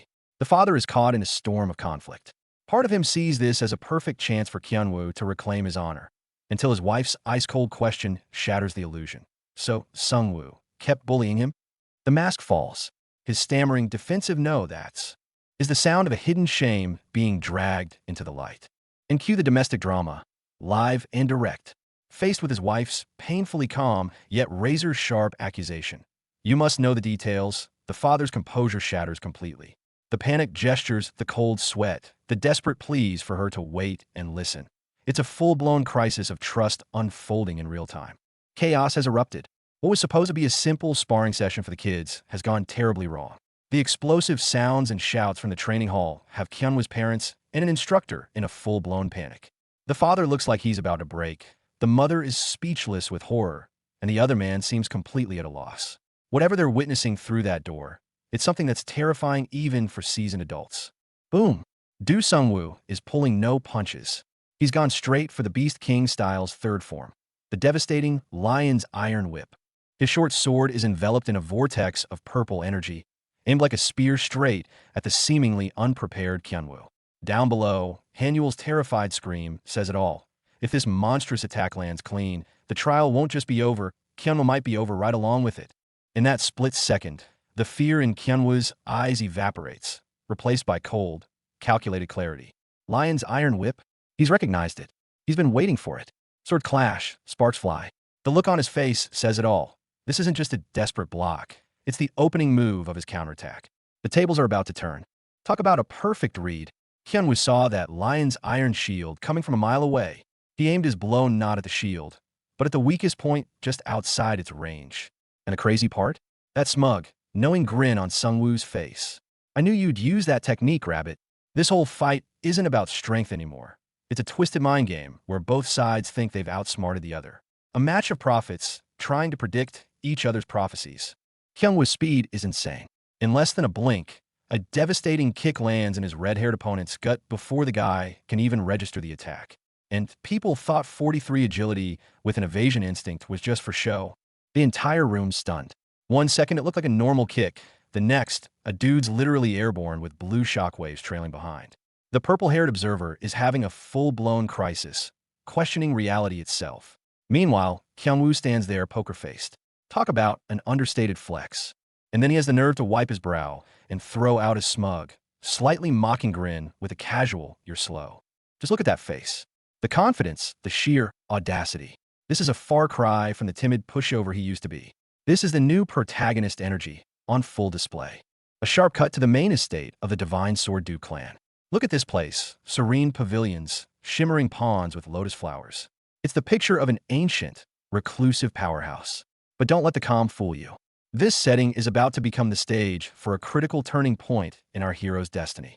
And the absolute authority within this clan, this powerhouse with silver hair, muscles for days, fresh out of the sauna.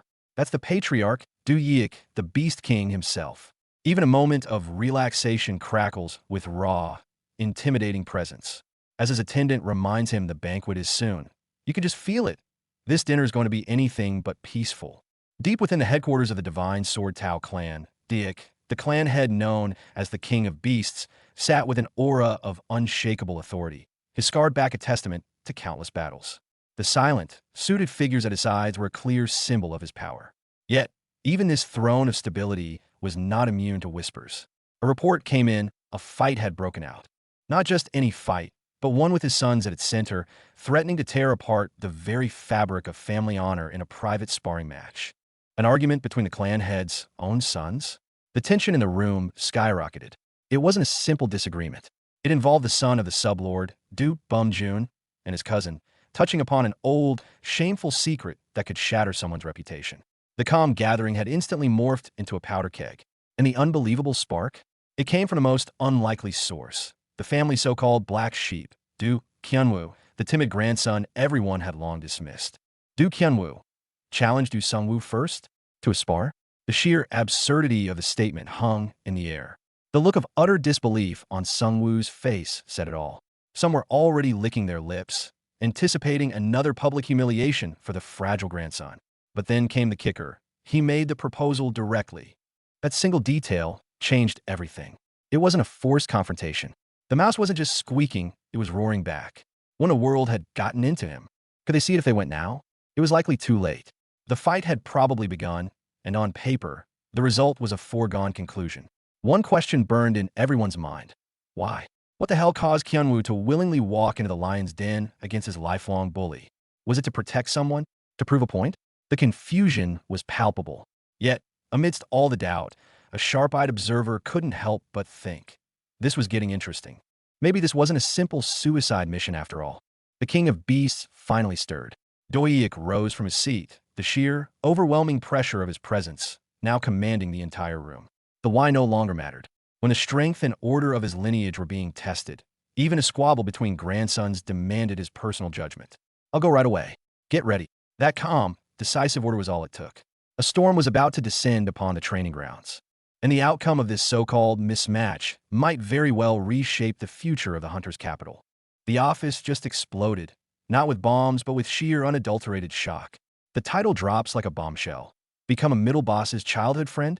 They're starting with this energy? Look at these suits. Their jaws are on the floor, eyes wide in terror. And this woman holding her mouth? Pure, unadulterated my life is over panic. Whatever the story is about, it's kicking off with a bang, not a whimper. And here we go. The classic foot meets face schoolyard special. This dark-haired kid just booted the brown-haired one straight into the ground. Check that ice-cold stare, and the poor victim's pained ARGH. The bystanders are frozen in shock. Is this establishing dominance, or just pure, unadulterated rage? Either way, this isn't a playground scuffle. This move has the chilling precision of someone removing an obstacle permanently. Boom. Fight's over, and just like that, he levels up, redheads down, black-haired Victor stands tall. His expression shifts from smug dismissal. He was nothing. To mild surprise, I didn't think it'd end this easily. And the cherry on top? A crisp blue notification. Instant control, level up, Dude literally used this guy as a training dummy. And now he's contemplating, should we go again when he wakes up? Savage. Absolutely savage.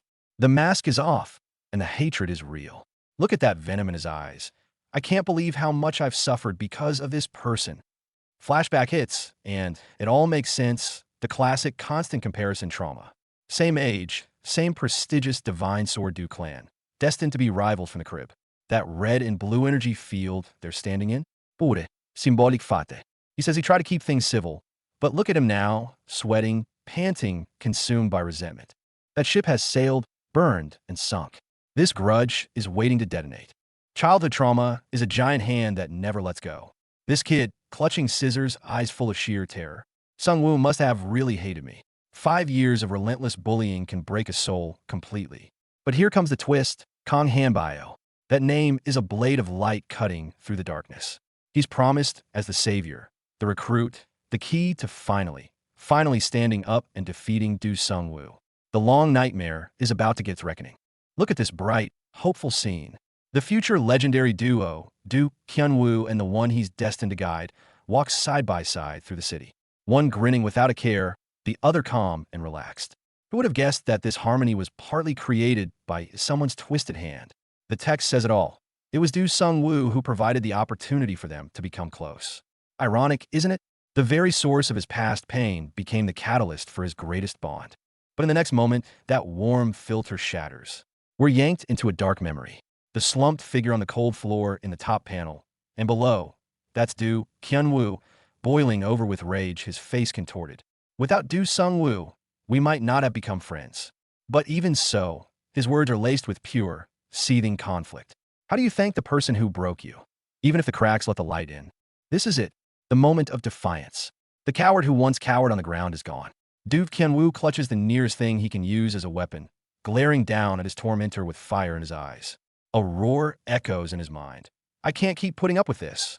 The story has changed. I will change too. That fist holding the stick isn't trembling in fear anymore. It's ready to shatter the damn, pre-written script of his life. The weak divine sword rabbit is tearing the page of resignation with his own hands. The scene shifts to another corner. Du Sung-woo, the former perpetrator, is now the one lying on the cold ground. Du Kyun-woo stands over him, but his expression is complicated. Be quiet. Is he telling himself or the ghost of the past? That sharp exhale, is it relief or the last flicker of hesitation? An inner voice cuts through. Hey, Du Sung-woo, wake up. You're not seriously saying this is it, are you? Even in this moment of reversal, there's no clean, satisfying victory. But this crosses a line. This isn't schoolyard bullying anymore. A young man is on his knees, delivering blow after blow to a girl lying helpless on the floor. Don't pretend to be dead, he snarls. I haven't paid you back for anything. Can't you hear me? Wake up. This is pure, distilled hatred. Raw, ugly violence. Who is this girl? And what nightmare created this monster? The tragedies Du Kyun-woo aims to prevent aren't just about a single calamity wish. They're twisted, deeply rooted, and drenched in this kind of blood. His mission just got a whole lot darker. One moment, a calm conversation. The next, a fist smashes into a face. Du Kyun-woo's furious punch isn't just a hit. It's a declaration of war on his entire cowardly past. The simmering rage he's held back for years finally explodes. And just like clockwork, the antagonist shows his face. That cocky, red-haired figure, likely Du Sung-woo, laughs loudly after the fight, mocking everyone present. Maybe the sparring is already over, he taunts, leaving the onlooking students speechless. This sheer arrogance is a power play meant to intimidate. The tables have turned dramatically. The once arrogant Sung-woo is now writhing on the ground in pain. Kyun-woo kneels beside him, his expression unsettlingly calm as he calls his name. And the chillingly polite, "Oh, hello, uncle," seals it. The adults have arrived. This scene looks less like an accident and more like a perfectly staged crime scene. The storm hits full force. Sung-woo's father, seeing his son down, completely loses it. He grabs Kyun-woo by the collar, face twisted with rage, and roars, "What did you do to my child?" This is blind, parental fury with zero room for reason. Kyun-woo is completely at his mercy, a cold sweat breaking out. Chaos erupts. The parents are now at each other's throats. Kyun-woo's mother steps in, fiercely protective. "How dare you touch my son?" Sung-woo's father fires back, throwing their old agreement in her face. "You said not to get involved no matter the outcome. Don't you remember? The fragile rules, hidden grudges, and family hypocrisy. It all shatters in this explosive confrontation. Tension hangs thick in the dojo after a spar. In the upper panel, Kyunwoo confronts his opponent, his words a sharp rebuke against an implied accusation. The lower panel cuts to a close-up of his seething face, veins nearly popping. Nothing's wrong with it, he throws back at his elders. I saw the whole thing, it was a clean fight. This isn't just a dispute, it's a crack in the old, oppressive order. The private squabble erupts into a full-blown family meltdown. His father roars, demanding to know if his own eyes should trust a relative's biased words. The so-called young, older brother, stung by the accusation, escalates, waving his seniority like a weapon. Caught in the crossfire, young Kyunwoo is paralyzed, tears welling. The final bubble reveals the nuclear accusation. Did you call my son a hooligan? The safe haven of family is utterly shattered.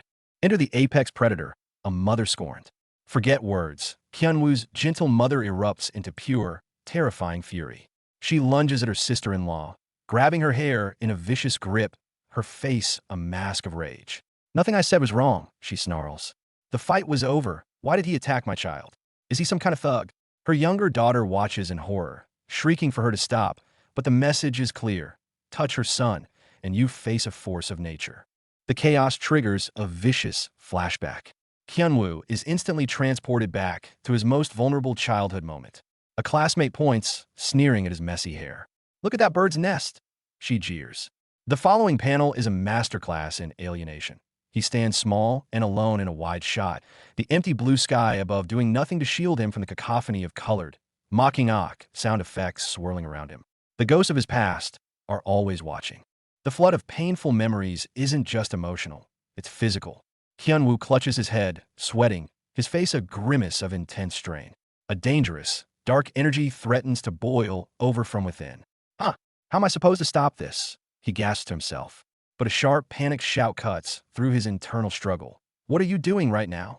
Whether it's Hanul's voice or his own conscience screaming, it's the lifeline he desperately needs to claw himself back from the brink.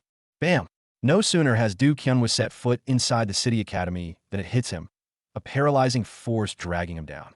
A chilling system alert hammers across his vision. Warning, all stats reduced by 10%. Students around him are already losing their minds, ready to rip him apart. His head snaps up. That voice, is it the system, or is there a hunter lurking even deeper in the shadows? The patriarch of the Du family, the legendary king of Beast Du Yiek, is absolutely livid. His white hair stands on end, his robes billow without wind, and his roar alone is shaking the foundations. Look at this mess. An utter disgrace. Is this the conduct worthy of a prestigious clan? You shame me just by existing. This isn't a family chat. This is a monarch's fury, ready to bring the whole house down. Tension in the Du family mansion is thick enough to choke on. The patriarch slams the table with a shocking verdict. Fighting amongst siblings? A good thing. Leaving his grandsons utterly gobsmacked. The hot-headed redhead cousin lunges to yell Kyunwoo, but the old man's glare slams him back into his seat. Quiet. I didn't ask you. Game over. When the king of beasts takes the field, all personal vendettas are officially benched. The pressure cooker just landed squarely on Du Kyunwoo. The patriarch ignores everyone else, his gaze sharp as a blade, aimed directly at his grandson. I'd rather hear from the person involved. Kyunwoo's heart plummets, a cold sweat breaking out. Grandfather, how much does he know? Is his 5-year-long plan about to be unraveled right here, on the family judgment seat? Cut to another room. Du Kyunwoo's father, Du Bumjun, stands rigid, arms crossed, his face pale with a fury that could ignite the air. What happened here? Seems like the ruckus Kyunwoo caused at the academy has successfully surprised every single elder in the family. Now, the trouble is officially out of control. We jump ahead 6 years. Look at that. Kyunwoo is a different man. He's kicking his way through goons without breaking a sweat. But there's no time for showboating. The only thing on his mind is digging for the truth. Tell me what happened. A question with no easy answers. And here's why. Flashback to 5 years ago. A much younger Kyunwoo is facing his own grandfather, the lord of the Regulus clan. Just standing before him, the suffocating pressure is overwhelming. See the blue lightning storm swirling around? That's the power of the Beast King. Young Kyunwoo looks like a leaf about to be torn apart. So this is the inciting incident. After his internal victory over Sungwoo, Kyunwoo is summoned by the big boss. The old man doesn't even have to speak. Just his gaze is enough to make Kyunwoo's knees shake. But the moment Kyunwoo admits he won fair and square, The pressure just vanishes. Is that approval? Or a calm before the storm? The real test starts now. The clan lord wants the details. Every question cuts like a knife, forcing Kyunwoo to relive the fight. He doesn't lie. He admits he exploited one opening and struck true. The old man watches, and for the first time, this grandson isn't shying away. There's a flicker of something new in his eyes. The family elder's question hangs heavy in the hall. He points to Sungwoo, who's still playing dead on the ground after their duel. Why touch him after he was knocked out? On the surface, Jianwoo puts on an innocent face, claiming he was just worried and tried to wake him. But the truth is far darker. Years of pin-up rage from being bullied, the roar, the slap. It was no accident. Hold on, the plot twist is here. After hearing Jianwoo's confession, the silver-haired master bursts out laughing. Ha ha ha. This isn't a trial anymore. It's pure entertainment for him. He completely ignores the frantic pleas from the other disciples trying to defend their side, dropping a casual, "That's quite interesting." That leaves them utterly speechless. But don't think it's over. While the master is amused, the other elder isn't letting this slide. He steps forward, a sword in hand, his gaze cutting. The truth has to be acknowledged, he declares. Then, in a terrifying move, he points the blade not at Jianwoo, but at the still prostrate Sungwoo on the floor. Or should I ask your son? One wrong move, and everything could collapse. The pressure turns physical. This is it. The truth is forced into the open. At the elder's command, "Get up," a trembling Sungwoo rises from the floor. He was faking it the whole time. Jianwoo's mind reels. Then comes the masterstroke. The elder pins Sungwoo down with one question. Was Jianwoo's victory in that duel legitimate? Sweat beads on Sungwoo's forehead, his expression warring with itself. And then, shockingly, he grits out the answer. No. He actually admits Jianwoo won fair and square. Genius move by our boy Jianwoo. He just confessed on his own terms. While his parents are forced to make a humiliating apology under the grandfather's glare, he's already playing chess when they think he's playing checkers. But the grandfather won't have any of it. With a single, thunderous declaration, he shuts down all arguments. The tension in the air could be cut with a knife as his authority slams down like a gavel. Just as they reach the threshold, the old man drops the bombshell with a deceptively kind smile. Oh, and after the feast, I'll be testing your skills myself. Spoken like a true final boss announcing Phase 2. Faced with the grandfather's menacing anticipation, Jianwoo sees the real stakes. Outside, his worried parents offered gentle comfort. A reminder that this fight isn't just for honor, it's for the family he's vowed to protect. The fight against his past and the clan's expectations is over, but the weight of it leaves Jianwoo breathless. He heaves, his grandfather's words about duty and the future seared into his mind. Still, this particular matter is finally settled. Just as he's trying to steady his heart, a worried call for him cuts through the lingering tension. But before he can catch his breath, the world shifts. The room warps, swallowed by a haze of crimson energy. Jianwoo's eyes widen in shock. Her figure materializes from the dreadful mist. The woman who should be gentle wears a smile that chills him to the bone, and her invitation for a chat promises nothing peaceful. This is a snapshot from a painful past.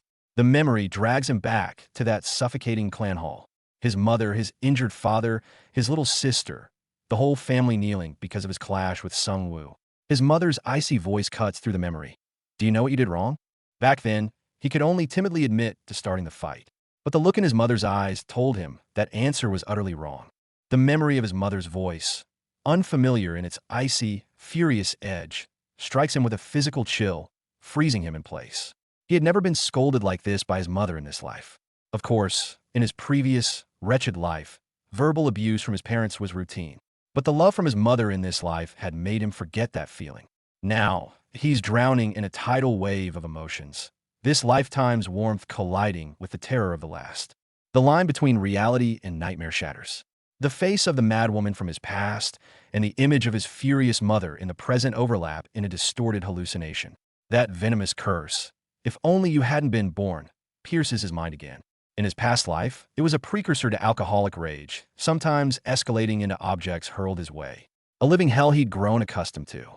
But now, as that same curse seems poised to spill from the lips of the mother he cherishes most in this world, the old scars on his soul are violently ripped open, bringing an agony that feels nearly apocalyptic. This is the weight of his mission. Hyunwoo kneels in the rubble, consumed by apologies. He knows everything that's coming. He knows Hanul's pain. And when her senses return, when she clings to him and weeps, that's the wound he must carry to keep her safe. Don't think he doesn't carry his own resentment. Picking up the pieces, soothing the pain, over and over. Sometimes he'd resent her. But with no one else to rely on, he'd swallow it down, offering comfort to the person whose destruction he's trying to prevent. His tears hold a cost. A 10-year-old's vow, I'll come back for you. But the truth is, he saw it even then. The luggage, the turning back. He knew her departure was a fixed point, and his whispered pleas were just sweet words against an unchangeable fate. A clean break. Kyun utters the calm, take care, while his insides scream. And with that, he cuts the safety line and starts living recklessly, diving headfirst into a free-fall life. He tells himself he doesn't care, but the ghost of the one who left still haunts him. It's a form of self-destruction. Here's the vicious cycle. The scene repeats. Another girl, another tearful accusation, another mumbled apology. A flicker of recognition. Maybe this cruel, unforgiving place isn't so different from the one that will forge the calamity witch. This echo from a past life is the exact trauma he needs to stop. As a reincarnated soul, Kyun thought he could escape his past, but the nightmare persists. The looming hand and the haunting question, what did you have to do to deserve this? Are echoes from a life he desperately wants to forget. Trapped between two existences, he wonders, how should he beg for forgiveness this time?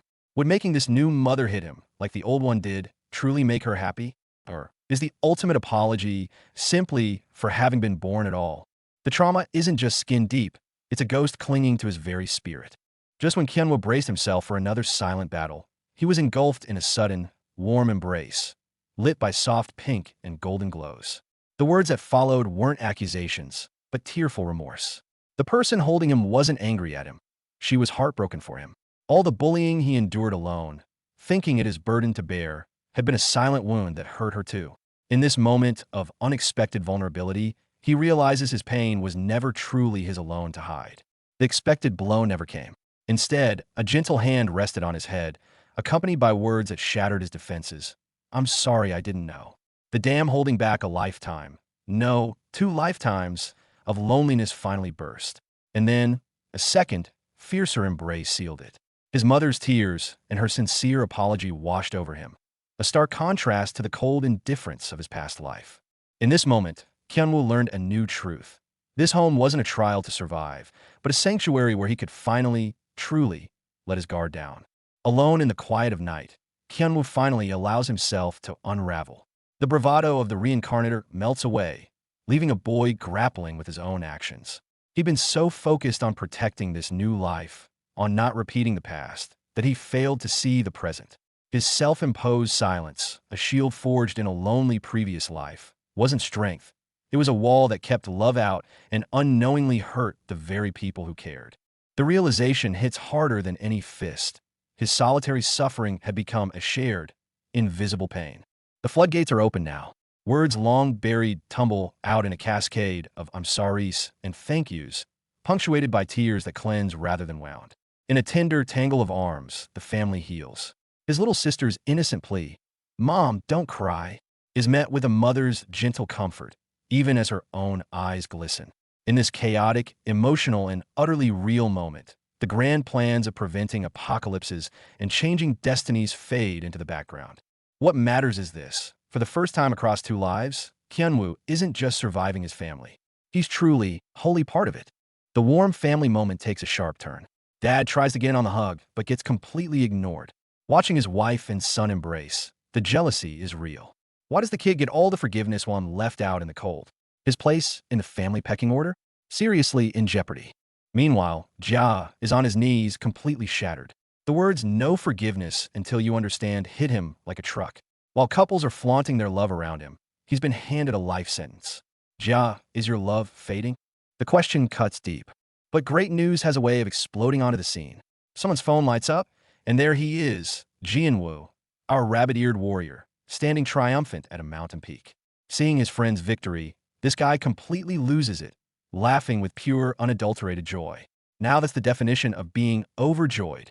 Back with Jianwoo himself, he's holding his sisters, savoring every bit of his second-chance happiness.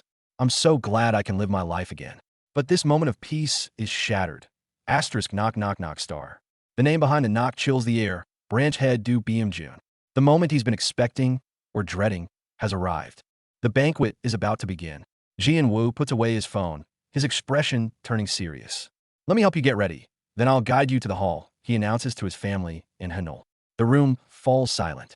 The trial he's been preparing for is about to begin in earnest. As night falls, the banquet of the Divine Sword Tao clan is about to begin. Servants call out gently, but the purple-haired genius with piercing blue eyes isn't thinking about the coming revelry. Her mind is fixed on the horizon, on the one thing that truly matters, the evaluation match. A hand touches her temple, and her gaze sharpens. She is not just ready, she is absolutely ready. And that's a wrap for this chapter. Want to see how our divine sword rabbit continues his mission to turn the future doomsday, which into a ride-or-die childhood friend? The real challenge is just beginning. Stay tuned, and we'll see you in the next one. The grand banquet kicks off. For over 2 centuries, the Tao clan has upheld its prestige, and tonight, it's on full display in this opulent hall. Crystal goblets clink amid an atmosphere of wealth and power. But beneath the glittering surface of this perfect gathering, unseen currents are beginning to swirl. Even in their own stronghold, the gossipers can't stay silent. At a corner table, young nobles sneer as they count the Tao descendants on their fingers, direct lineage, indirect branches, their every word dripping with mockery. To them, it's all just a pretentious show. And from across the room, Du Qianwu's expression turns to ice as he catches every venomous syllable. Disgusting. Absolutely sickening. Qianwu sits in a bubble of quiet amidst the noise, his drink untouched. He watches those who lost the earlier sparring matches, still in their rumpled clothes, become the punchline of whispered jokes. If I had been the one to lose, my family would be humiliated just the same. The cold sting of past bullying memories floods back. This entire celebration feels like a lie coated in gold leaf. Across the room, a girl's wide-eyed look of shock suggests he's not the only one who can smell the rot beneath the perfume. The clan's special training kicks off. Roll call is underway. It seems calm on the surface, but you can feel the storm brewing just beneath. The clan leader presides, exuding an intimidating aura. But wait, he's telling everyone to eat first? The stage is set for a high-stakes gathering that begins with a deceptively warm family dinner. Qianwu savors his dessert while absorbing the weighty history of his clan. The truth sinks in. Hunters were systematically created to save a world on the brink of collapse. Suddenly, that sweet treat tastes a bit more complicated. He takes a bite of chocolate, its sweetness a stark contrast to the bitter reality he's hearing. Every hunter is forged under this singular, ruthless ideology. The scene shifts to a grand, epic tableau. Human heroes stand against monstrous demons. Humanity survived, but the price was high and hunters remain a precious few. This scarcity is the very reason each surviving hunter is granted immense power and authority, matched only by their crushing responsibility. This is the true foundation of the hunter's world. History just changed gears. The handshake, it's not a deal, it's a death grip on humanity's future. The divine sword Tao clan's rise? From now on, every monster they slay, every hunter they forge, is a thread in the rope holding back the apocalypse. All eyes off the cleanup crew. The patriarch's real target is in the room. "I heard you caused a sign of blue thunder." Boom! That single question drops the weight of generations onto Siyun's shoulders. The prodigy spotlight just got 10 times hotter. Chaos. Pure, unadulterated chaos. A middle schooler? Causing the legendary blue thunder? The old guard is crumbling with disbelief. But watch the corner. While everyone's losing their minds, our MC is chilling. He knew this was coming. He's the only one not surprised when a star supernovas. They call it an awakening. Looks more like a pact with a storm.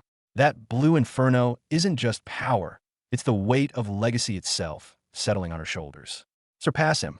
2 words that sound like a compliment, but taste like a life sentence of impossible expectations. The lioness is about to be born, and the world isn't ready. Talk about a study in contrasts. Up top, Hanu, bathed in ethereal purple energy, meets the formidable spirit of her grandfather with a steady gaze and a resolve that's utterly unshakable. Down below, Qianwu is sweating bullets, his internal monologue screaming in disbelief. How can she be this composed? The pathetic villainess he swore to protect is now radiating a confidence that's making the reincarnator second-guess his own plan. Busted. Hanu's affectionate glance fires directly at him, and Qianwu freezes on the spot, a deer in the headlights. In his panic, he completely misses the real danger. The ever-perceptive patriarch, watching from the side, lets out a knowing chuckle. "Your progress reminds me of that recent news about the battle demon." He muses, his words a slow-burning fuse. Something about Kyunhwa's unconventional growth is ringing alarm bells. A single name detonates like a bomb in the quiet room. Battle Demon CEO, Zhang Jin, the living legend from the Patriarch's generation, a man whose name is whispered like a myth. But the real shockwave hits when the follow-up card is revealed. He took on a disciple, an orphan named Kang Hambyul. Hyunwa's world tilts on its axis. The grand narrative he thought he knew is unraveling at the seams, revealing a board manipulated by players far older and more terrifying than he ever anticipated. His master plan to save the mid-level boss suddenly feels laughably small. A memory, sharp and clear, slices through the chaos. You have the talent of a hunter. The line from the game's prologue echoes in his mind. Hyunwoo's fist clenches, not in anger, but in a surge of electrifying realization. The pieces slam into place. The battle demon, his mysterious disciple. This was all part of the game's opening narrative. How can I not know him? He wasn't just dropped into a random world. He's been inserted into a timeline whose first chapter he's already memorized. The past and the rebooted present are colliding. So that was the grand opening act. The legend and the disciple soaring through the skies, a destiny forged under the banner of making you the strongest hunter. The scene shifts to a solemn night years later, where that same disciple, now a poised young man, faces the stars with a vow. I will honor your name, Master. The prologue ends, and with it, Hyunwa's window into guaranteed knowledge. Diamond Academy awaits Kang Hambyul, which means the clock is also ticking down on his own 5-year plan. The heroes of the main story are about to enter the stage. Is his childhood friend of a villain's strategy ready? Kyungwoo gazes at the familiar silhouette of the girl with rabbit ears against the dreamy background. Good news? His future goddess of destruction turned protege, Hanul, is waiting for him like a good girl. Bad news? He's obsessed with another ticking time bomb. Kang Hambyul, a mysterious orphan taken in by the legendary battle demon. Kyungwoo knows reaching out now could derail the entire plot. And as if on cue, the family meeting erupts with the shocking news of this new rival's arrival. A senior clan member pieces it together with a grimace. The battle demon didn't just pick up some stray. He picked a blank slate, a child with no clan ties, no baggage. This kid is pure, unrefined potential. The elder realizes this is a masterstroke to destabilize the carefully groomed heirs of all the noble families. The unspoken question hangs in the air. Are our pampered young masters and mistresses really ready to fight a kid who has nothing to lose? The pressure is on. The clan's prodigy, Soon, is thrust into the spotlight by the stern family patriarch.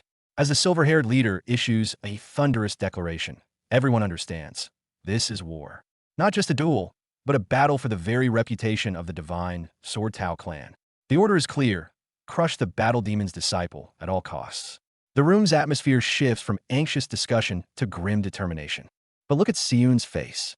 Her confident "I will not disappoint you" comes out as a shaky whisper. The onlookers are stunned. It makes sense. Asking the clan's polished princess to brawl with a street-hardened, wild child is a recipe for psychological warfare. The fight hasn't even started, and their ace in the hole is already cracking under the weight of impossible expectations. While everyone is fixated on the main event, they're blind to the dark horse in the corner.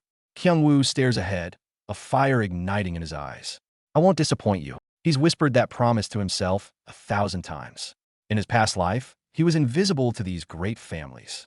Now, he understands the name Kang Hambyul better than anyone. The battle demon is using him as bait to hook the future of the entire hunter world. A smirk plays on Kyungwoo's lips. This Game of Thrones? He's not just watching. He's about to make his move. The lion's blood is boiling. He made a vow to himself to teach that bastard a lesson he'll never forget. Just as his father taught him, a lion uses all its might even for a rabbit. So now, no matter who his opponent is, he's ready to go all out and crush them. Look at that smug grin. But the other guy isn't having any of it. A single question shatters his moment. After all that talk, didn't you get your butt handed to you by Kang Hambyul and become the clan's laughingstock? The smile vanishes instantly, replaced by a volcanic pardon. Panic mode activated. The worst possible scenario unfolds. The family patriarch takes notice. The old man fixes him with an intense gaze that could freeze hell. What on earth is so amusing, Kyunwoo? Share it. Kyunwoo's brain short-circuits, and a flustered attendant scrambles to cover. He must have had some delicious food and is feeling good. Trying to slip away? Too late. The patriarch's foot is planted firmly in his path, blocking escape. The old man leans in, his voice a low rumble of pure authority. I asked you, why did you laugh so hard? Trapped in his chair, Hyunwoo trembles, utterly speechless. He's in deep, deep trouble now. Screw it. With the tension thick enough to cut, Hyunwoo cracks a defiant smirk. He stands his ground, looks straight at his smirking cousin and then the skeptical patriarch. He's done with the loser label. So he asks the real question. Honestly, I just find it funny. Would a powerful lion really need to go all out just to catch a rabbit? Look at our five-colored witch, Hong Yun-na, turning a simple lion catching a rabbit analogy into a full-blown survival philosophy lecture. She immediately shut down both Hyunwoo and the dark-haired boy with her logic. Her point was loud and clear. A true predator never risks everything for a measly snack. And Hyunwoo felt a chill.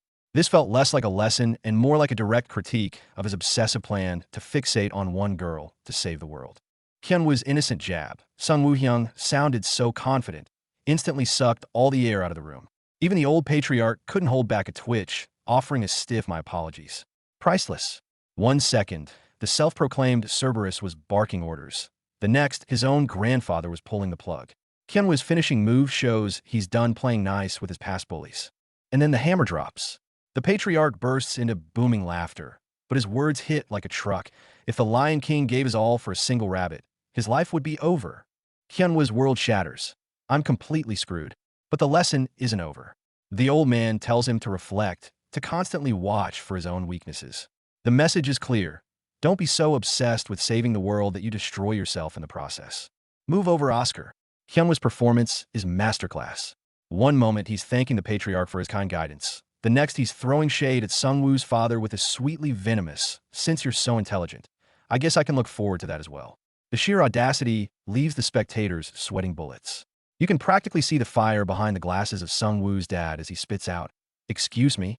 Hyunwoo is back, and he's clearly not here to make peace with the old guard. Enough with the warm-up. It's time for the main event. Hyunwoo turns around, and a hush falls over the room. "Everyone, listen well," he declares, his voice low but carrying the weight of 5 long years. The black sheep, the family failure, is back. And his first official announcement is about to send shockwaves through the entire Du clan. With one sentence, the family elder sends a shockwave through the hall. He just announced moving the annual evaluation inside a gate. The old man is basically throwing these kids into a live-fire death trap. Look at the young ones below, especially that redhead, sweating bullets with a "did I hear that right?" look of pure dread. Absolute pandemonium. That one declaration throws everyone into a frenzy. The blue-haired kid is internally screaming, "No prep into a gate." The silver-haired girl beside him looks like a startled deer caught in headlights. Even the adults lose their cool. The suited man is pleading, "They're just children." While another roars in outrage, "What grade of gate are you even thinking about?" Tensions hit a boiling point. The gruff man with blue hair crosses his arms, his stare icy as he delivers the brutal truth. Sending the divine Sword Clan's heirs into a mere white gate? That'd make them a laughingstock across the entire hunter community. But the die has been cast. The grade for this evaluation is revealed. It's yellow.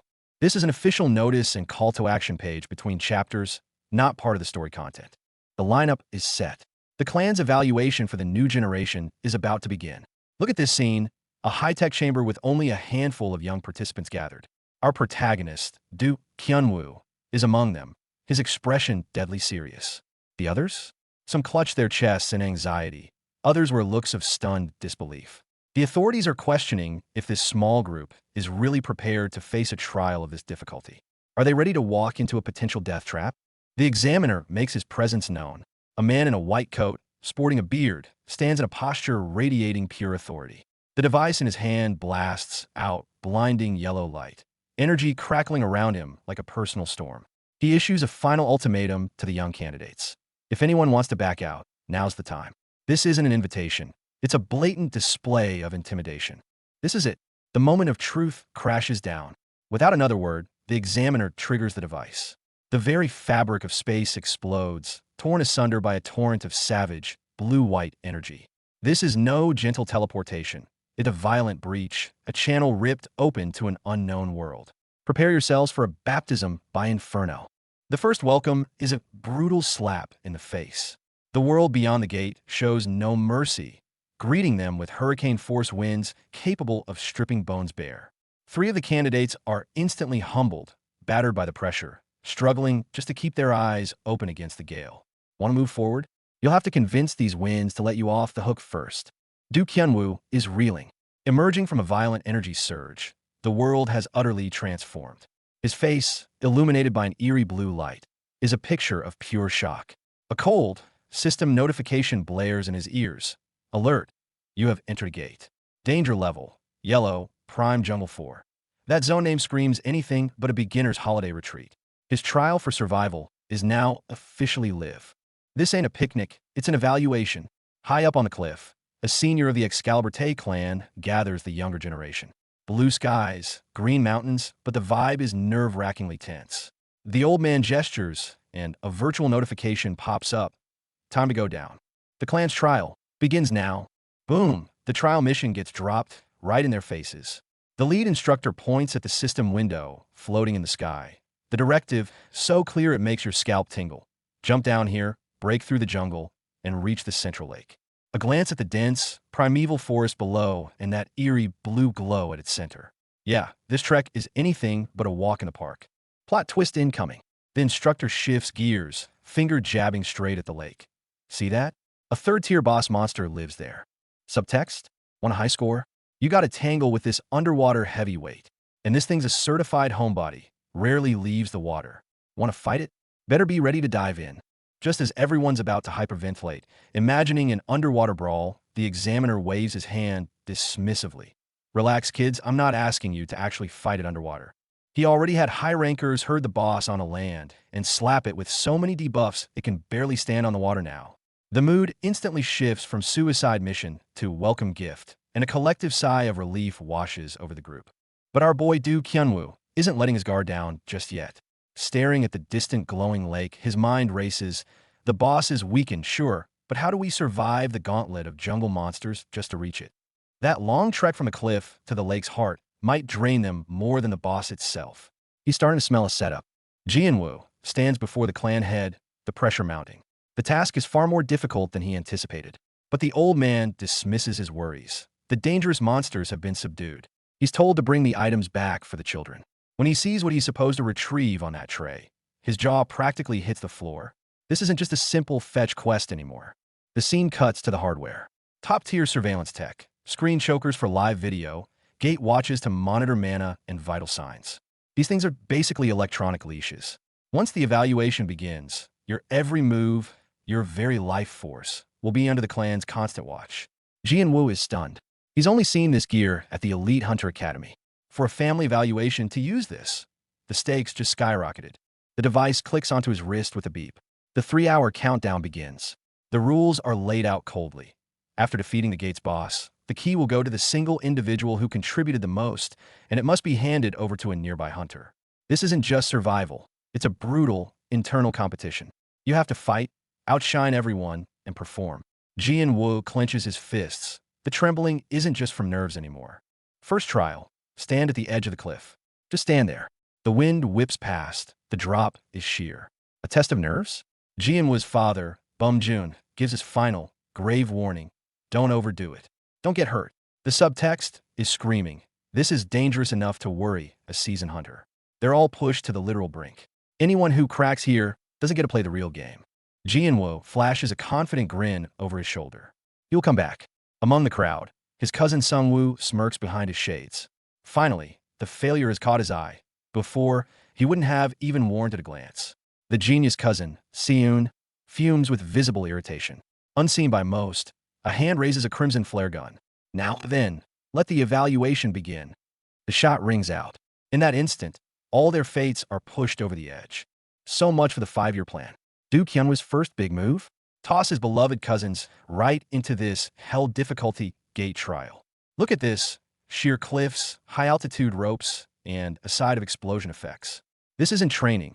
It's designed to leave psychological scars. They can't even think about quitting. The clock is ticking down. Check out these two on the Freefall Express, screaming and ready to give up. But look at our MC, Du Kyunwoo, as cool as a cucumber. One hand on the rope, the other on his sword, thinking, my instinctive evasion will tell me when I need to move. This is what we call a dimension shift. While they're still terrified of the fall, he's already calculating the perfect landing spot. A soft tap, and he's standing firm on the cliff face, overlooking the sea below. Here it comes. Du Kyunwoo ditches the rope, and goes with a leap of faith. From his height, anyone else would be a pancake. But who is he? A former player with 43 agility, on a mission to change the world. I'll put mana in my legs to cancel the impact. As he shouts it, his whole body starts to glow. This isn't falling. It's a violent farewell to the coward he used to be. The moment his feet touch the ground, the quest notification dings. See that? Break through the jungle and head to the leader's lake.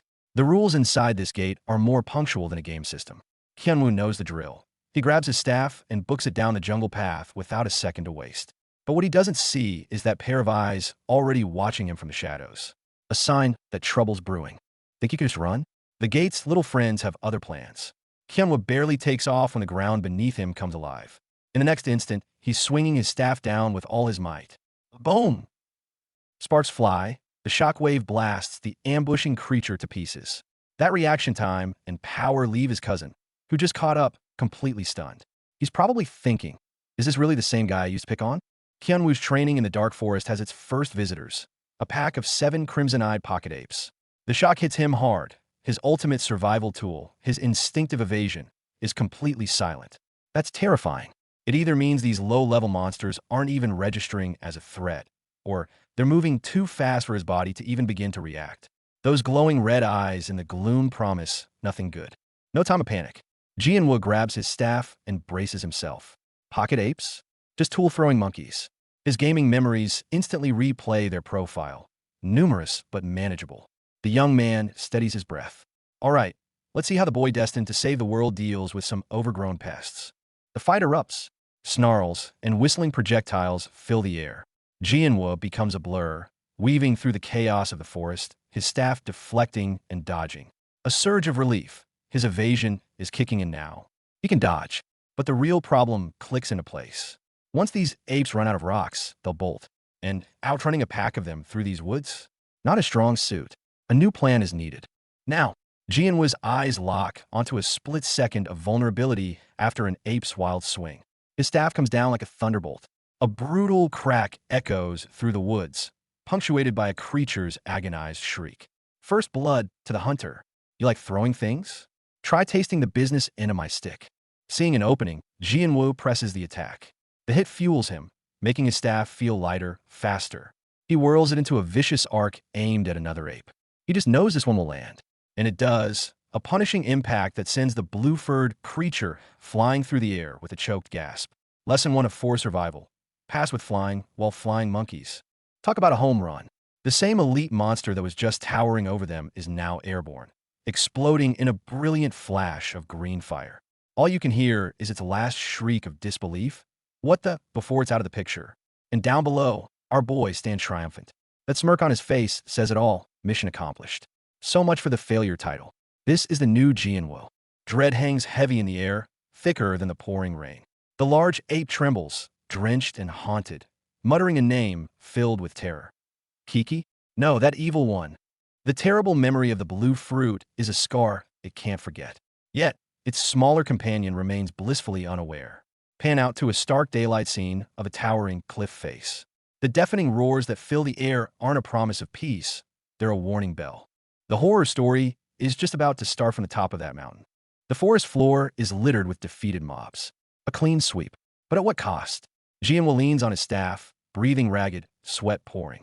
Stamina in the red, mana on fumes. The boss is still way out there, and the clock just hit a grim 30-minute countdown. Can he even land a single punch on the final enemy in this state?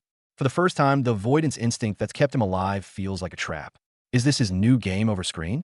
Hold up. What's this shiny red thing? Jianwoo stares at the smooth fruit in his hand, just as a familiar blue notification window pops up. Fruit of Vitality. Instant health potion. So, these pocket apes weren't just guarding their turf. They were carrying lunch for him. A desperate, brilliant, and slightly deranged plan begins to crystallize in his exhausted mind. Of course, they're drawn to the fruit in the area. And the past life memory is crystal clear now. There were even better, blue versions. In that case, a wild, scheming grin splits his face, banishing all fatigue. A frontal assault was suicide. But maybe he doesn't play the hero. Maybe he plays the ultimate scavenger, the plague of their pantry. Low health, zero time, all in on his secret knowledge. Just as Du Kyunwoo's group moved along the forest edge, The aftermath of an ambush lingered. The remains of mana barriers still shimmered around them with a whooshing sound. The little girl on the team was so scared she burst into tears, a blonde female teammate frantically asking, "He's not dead, right?" A comrade quickly reassured that he defended well with mana. He'd just be a little dizzy. He'd be fine. But look at this group formation. Even with weakened monsters, moving around like this is way too risky. Hyunwoo, your plan is really pushing it. Cut to the Du family compound. A certain purple-haired uncle was practically spitting with excitement, bragging to the patriarch. "Wah, what do you think, patriarch? Our Sungwoo is doing great, isn't he?" The white-haired patriarch remained calm, stroking his beard as he assessed. "He's pretty good at white steps. Although they're unnecessary movements, he's dealing with them sufficiently." The purple-haired uncle was over the moon. "It hasn't been long since I taught him, but he's truly a fast learner. See that? Some people are already popping the champagne early." What he doesn't know is Sungwoo's performance is about to look pretty mediocre next to someone else's. Why did Sungwoo lose that spar against Hyunwoo? The reason was laughably simple. He underestimated him. He let his guard down. The scene instantly flashes back to that decisive clash. Faced with Sungwoo's careless strike, Du Hyunwoo, who had been hiding his strength and enduring all this time, finally let loose. The power he'd been suppressing, refining, erupted. Blue lightning tore through the air with a deafening boom. Blue thunder. Take a good look. This is my real strength. And it wasn't just him. Witnessing Hyunwoo's breakthrough ignited something in his genius cousin too. Du Seun, the flower of lightning, stepped forward. She took a deep breath and unleashed a storm. The pressure in the air multiplied. Beast King style, fifth form, lion fierce attack. Purple lightning, even more intense, crackled around her blade. This was no longer a simple test. It was a declaration. The venue erupted. The spectators were stunned. Even the narration exclaimed, "The flower of lightning. She can unleash 4 consecutive attacks." The purple-haired uncle who was just bragging about Sungwoo, now sweating bullets, insisted through gritted teeth, "And my Sungwoo will not lose either." But someone else immediately chimed in with a laugh. Seun's skills have improved again. That's definitely the blue thunder." Even the patriarch up high was laughing heartily. The suited man behind him quickly flattered. "It's all thanks to your teaching, patriarch." Yet amidst all this celebratory uproar, a chilling dialogue box materialized. But this is quite concerning. Exactly. The family's geniuses are starting to show their true power without holding back. That should be good news. But it also means the level of danger they're about to be dragged into is about to skyrocket to unimaginable heights. This feels like the parents' pre-boss night panic huddle. Hyunwoo's dad, the one with the white hair and haunted expression, is probably calculating the DPS in his head and realizing the kid's mana and stamina pools just don't add up for a clean takedown. Meanwhile, the red-haired one is already drafting the celebratory speech, convinced Sungwoo's got this. But can they really afford to bet everything on one arrogant heir? And then we cut to Hyunwoo, just the bottom half of a figure, unervingly calm. He's watching the storm clouds gather and drops a line that's basically "we'll see." But the frame doesn't wait. It explodes upward into an epic landscape shot. Pristine lake, soaring birds, a whole world of possibility. And then, smashing right into the middle of it, a massive, ancient-looking, glowing blue character. It's like fate threw down a gauntlet right at his feet. Whoosh! Even the patriarch, holed up in his quarters, can't ignore the racket. He rushes to the window just in time to see something, or someone, blur past at terminal velocity with a deafening shriek. Whatever it is, it's not coming down for a gentle landing. Chaos in the control room. Every monitor is zoomed in on one target, Hyunwoo. 1 second he's there, the next, he's gone in a burst of kinetic energy, leaving nothing but a sonic boom and stunned observers behind. The staff is losing their minds, pointing and shouting. But the patriarch just stares, gears turning. That look, that speed. Is he burning everything down from the inside? And while everyone else is spiraling into panic mode, where's the main man himself? On a leisurely stroll, munching on a damn apple. He stops, flashes that disarmingly chill smile, drops a line that instantly de-escalates the entire crisis in his mind. Easy mode activated. While the world burns with worry, he's already finished the level and gotten the snack prize. Crisis Emerges Chapter 16 kicks off with maximum tension. Under a night sky, Hyunwoo is frozen by a voice. What on earth are you thinking, Hyunwoo? The thought, or is it a voice from the shadows, hits him with such force it breaks a cold sweat. Then, a hand clamps onto his arm from behind. It's Hanul, her face a mask of dread. Her gentle darling. is instantly swallowed by a chilling, razor-sharp ha-ha that erupts from the darkness. What has happened? A third party is laughing in the shadows. An unknown threat has them squarely in its sights. Family watch cut to an indoor observation point. The red-haired cousin, Sung Woo, is basking in smug satisfaction. A home run? I can't believe it. He's practically gloating. Behind him, two stern-faced family members watch intently. A mocking voice floats in. It seems Kyunwoo has come to play around. Let's just watch our diligent Sung Wo, family head. But then comes the cold, cutting question. Do you really not know, Burgeon? Followed by the reveal. He's avoiding all the monster attacks and also giving counterattacks. Wait, what? While everyone thinks Kyunwoo is fooling around, the live feed is showing him pulling off an impossible, high-stakes performance inside the gate. Genius instinct versus chaotic, snacking split-screen action. On one side, live combat. Blue-haired Kyunwoo is a blur of motion, every counterattack landing with brutal efficiency. The narration confirms it. He has a pretty good intuition. But the other screen shows the moment that breaks the observers. The combat prodigy is now casually sitting down, munching on wild fruit with a clueless, vacant look. The red-haired observer is freaking out, pointing frantically. But look, he really doesn't do it seriously. Moreover, he's recklessly picking and eating those fruits without even knowing what they are. The whiplash is insane. One moment he's a battle savant, the next he's a hazard to himself, giving the watching elders a collective stroke. Fury and interrogation on the mountain peak. The conflict boils over.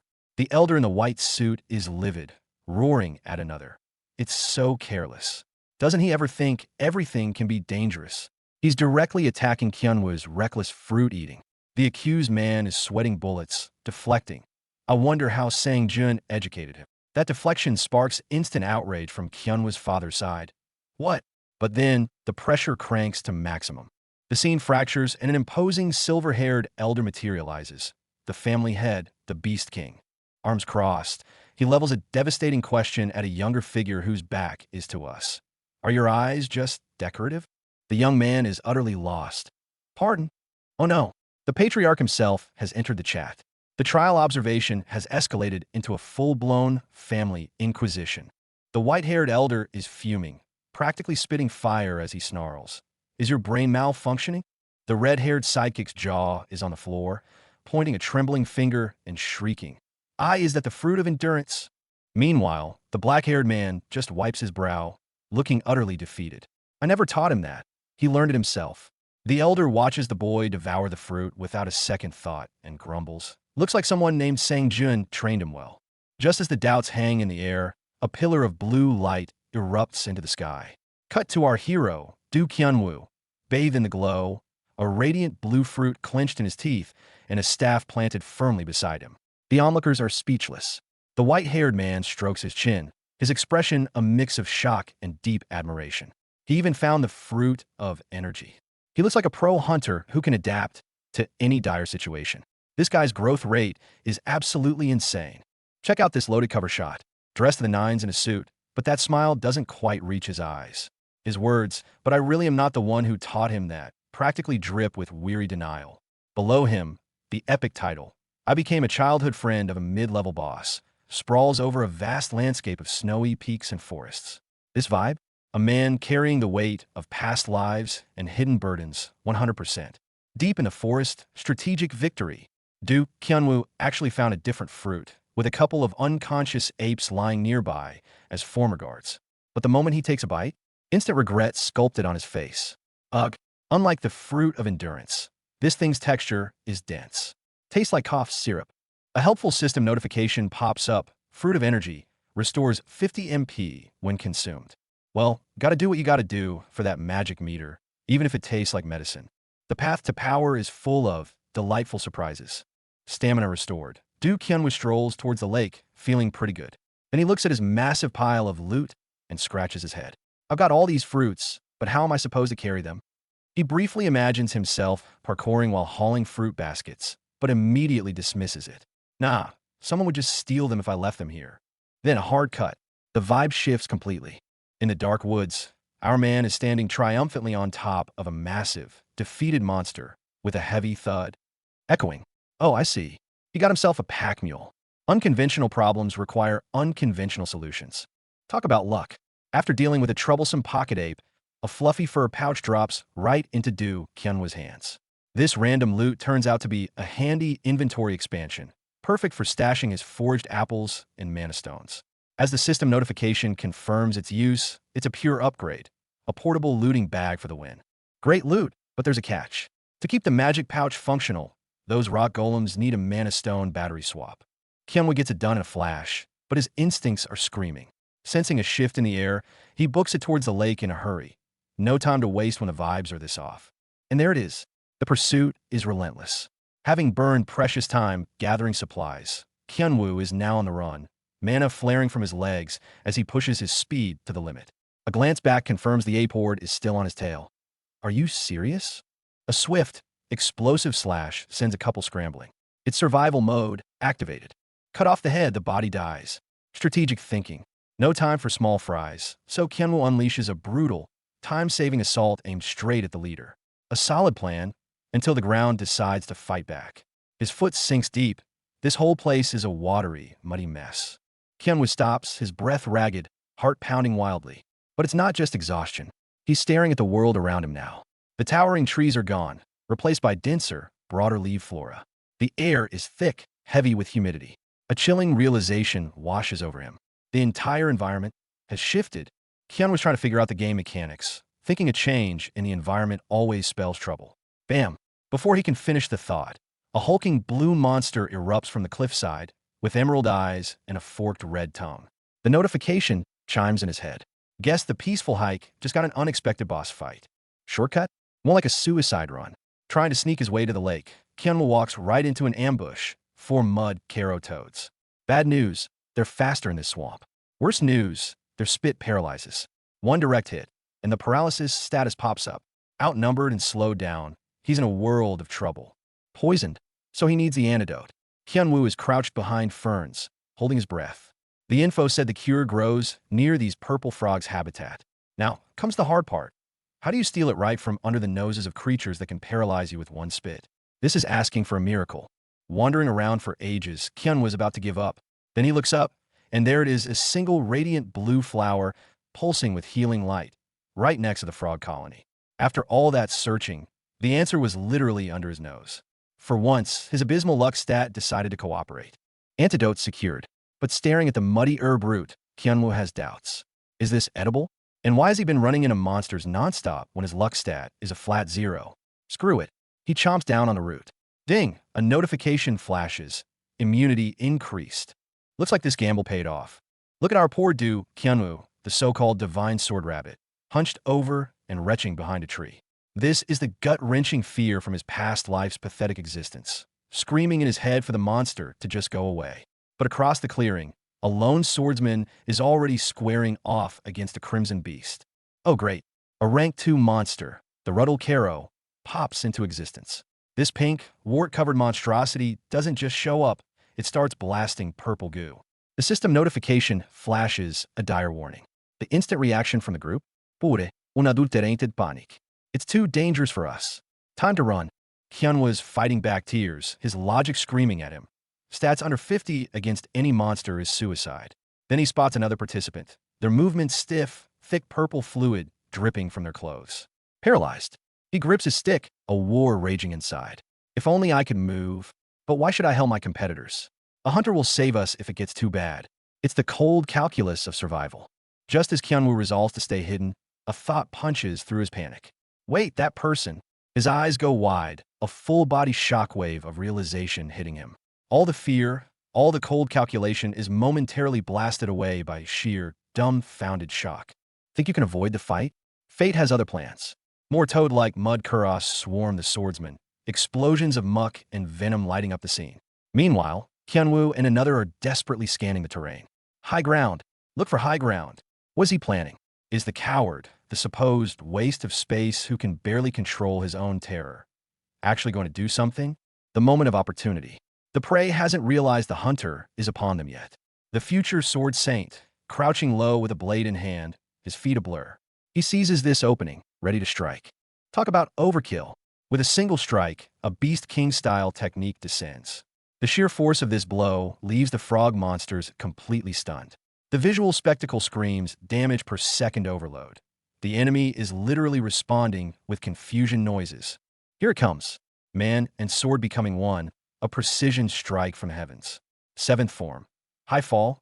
It's an undeniable, overpowering, I win button designed to smash the enemy straight into the ground. The fight ends, and his first move isn't to celebrate. No, he immediately rushes to check on his companion. Skilled and compassionate, that's a devastating combo. The plot twist hits like a truck. When they finally get a clear view of the monster lying in a pool of blood, jaws drop everywhere. That's Du Kyunvul. Here we go. That look. Eyes closed, blade on his shoulder, battered but smirking. It feels like our regressor, Du Kyunwoo, isn't just carrying a sword here. He's weighing the entire burden of preventing an apocalypse against the steel on his back. That sheesh sounds less like contempt and more like bone-deep exhaustion from a fight that's barely begun. Talk about fate having a twisted sense of humor. With the dust still settling, Du Kyunwoo looks up and speaks of the devil. His dear cousin, Du Sungwoo, stands right there. That flicker of recognition in his eyes is priceless. What the? Yeah, buddy. The past has a way of showing up right on schedule. And the blame game begins. Classic Sungwoo steals the kill, then has the audacity to demand compensation. You can practically see the blue lightning crackle from Du Kyunwoo's frustration. The disbelief on his face screams it all. Is he for real? What nonsense is he spitting now? The only thing building faster than his anger is the crackle of energy around his weapon. Karma's delivery service, express shipping. While they're busy arguing, the ground erupts. A mud caro. It's small fry, a rank one nobody. The one guy is completely freaking out, but Du Kyunwoo? He just tilts his head. One more left. Someone is definitely getting a scolding for not finishing their job properly. And here comes the ultimate power move. Du Kyunwoo's face turns into pure, unadulterated, sparkly-eyed innocence. This little guy is for you, Hyung, so you can handle it all by yourself. He throws a peace sign, a wave, and then bolts. Toodles. The sheer whiplash is glorious. Du Sungwoo's left screaming into the void as his helpful cousin disappears over the horizon, leaving him alone with a monster and a whole lot of regret. Out of nowhere, deep in the swamp at night, a gargantuan, glowing purple toad pins our young master in its crimson glare. His terrified ribbit is more of a shriek. Talk about a nightmare welcome party. Enter the old demons. The same guys who once trampled him are now hollering from the cliff's edge. Du Kyunwoo, get back here. Look at him. Rage and terror fighting in his eyes, body frozen, but his defiance is loud and clear. Don't come near me. That mocking chorus of Kiki, Cuckoo is digging into an old festering wound. A lion kicked off his throne by a toad. The family council is in chaos. We must seize and punish Du Kyunwoo immediately. Leaving Sungwoo injured violates our family's way. The accuser is livid, but the family head, the formidable Beast King, doesn't react. Instead, he calmly turns to the silent Sang-jun beside him. What do you think about it? The simple question freezes the room. Sang-jun's calm analysis detonates the room. Injuries happen in competitions. Even without Kyunwoo, Sungwoo could handle it himself, right? The other man loses it. Are you kidding me? Do Sang-jun you? But Sang-jun just smooths his jacket, unfazed. Why? Am I wrong? A heavy silence falls. Then, through gritted teeth, comes the reluctant admission. Sang-jun, you're right. Did the storm just pass? Hold up, things just got shady. The elders of the Du clan have decided to sweep an incident under the rug. Grandfather Yik insists they can't stop the evaluation and punish the kid because of it, but that gleam in his eye says, this is getting very interesting. Meanwhile, down below, Bum-jun, Kyunwoo's dad, has seen something else entirely. He's putting the pieces together, thinking if my eyes aren't mistaken. And his first concern? That crazy plan of his son's just found a new piece to the puzzle. Whatever just happened in the forest, it's big, and they're letting it slide. Boom! The confrontation is on. The screen literally splits in half. At the top, a furious elder crackles with restrained power. And meeting him head-on, it's Kyunwoo, our reborn hero. 5 years of training have boiled down to this single moment. The signature blue thunder that once belonged only to his prodigy cousin, Sharoon, now arcs violently around him. That's not just defense. That's a declaration. The boy who used to hide is now staring down the might of his own clan. This is the transformation we've been waiting for. Look at that smug certainty. The white-haired elder stands firm, eyes locked on the forest depths. To anyone else, those blue flashes might be dismissed. But not to him. He's seen it before. That must be blue thunder, he declares. It's hidden deep in the woods, out of sight, but it can't hide from his experience. The cat's out of the bag. The clan's so-called failure has just unleashed the family's most legendary technique. That unfinished thought, Kyunwoo, how can he, is dripping with disbelief. This wasn't in the script, but it's the ultimate flex. Reaching the edge of the dense jungle should have been the end of the trial. Kyunwoo stops to catch his breath, noticing the air changing, a strangely refreshing breeze. Wait, cut to the reaction shot. His eyes go wide, sweat beads on his forehead. That breeze snaps into focus. It's a tangible, oppressive wave of energy. One moment he's thinking the worst is over. The next he's hit with a pressure that screams boss fight incoming. The trial inside the gate just went from survival mode to horror mode. Target acquired. The glowing lake. But that shimmer isn't scenic beauty. It's a sinister, unnatural blue. After the grueling jungle trek, a system notification slams into view. Subjugate the spirit monster in the lake. So the whole run was just the pregame? The final exam is right here, in this deceptively beautiful death trap. Kyunwoo, all your 5 years of prep boil down to this. This isn't a test of strength anymore. It's a test of survival. You wanted to change fate? Prove it here and now. Against all odds, they survived their first underwater ordeal, a gaggle of rookie hunters gasping on the riverbank. Just as they start to catch their breath, boom, the water erupts again. Du Sharoon, what's she doing? Fast. Unbelievably fast. Du Sharoon becomes a blue streak through the watery chaos. Moving so fast, she's just a blur. But wait, she's heading into a dead zone. There's nothing there. Hold on. Could it be? A horrified gasp echoes behind him. Someone else just figured out. There it is. The spectral entity itself. A towering monstrosity woven from pure malice and churning water. Has it already been weakened by previous hunters? Regardless, its sheer presence is still enough to crush a man's spirit. And shooting straight for its core is that blue streak again, Du Sharoon. She's not running. She's aiming for a takedown. Going for the solo kill? Bad move. The spirit lets out a piercing shriek, and the water spits out 2 more smaller elemental horrors. Ambushed from all sides, Sharoon grunts in pain. She's cornered. This just turned into a 3-on-1 nightmare. Kyunwoo's blood runs cold. The spirit's weird movements are messing with his teammates, leaving them almost paralyzed.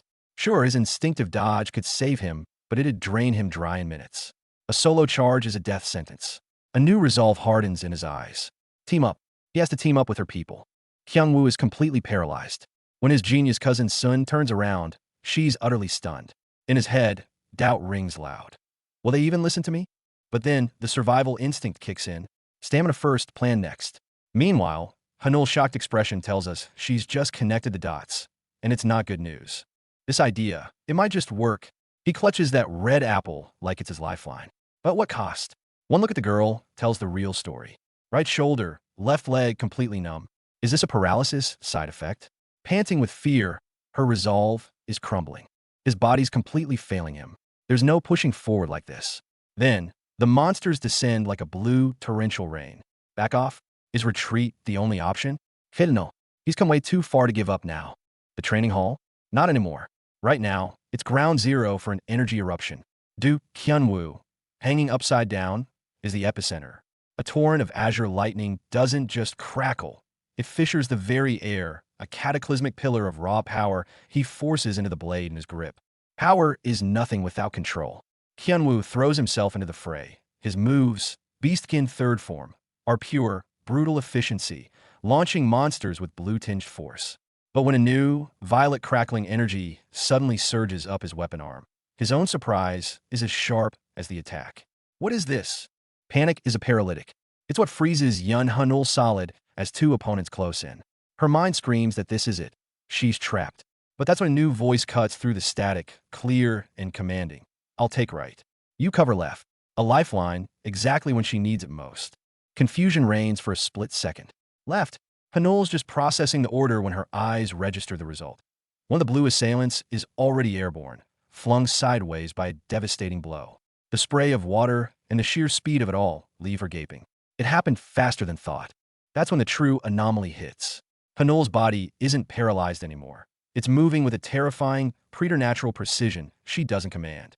She's a perfect instrument, playing to the tune of that mysterious voice. Watching from the sidelines, Du Kyunwoo's blood runs cold. Who, or what, is controlling her? In that flash of blue light, he recognized him. That useless Du Kyunwoo they used to bully. Why is he here? And that weapon in his hand, The way he moves, something is seriously off about him now. Beneath the water's surface, Du Kyunwoo reaches out to his prodigy cousin, Du Sharun. Will you cooperate with me? It's not a request, it's a declaration. A promise to reclaim his place and forge a new destiny for the Calamity Witch. Title/info page.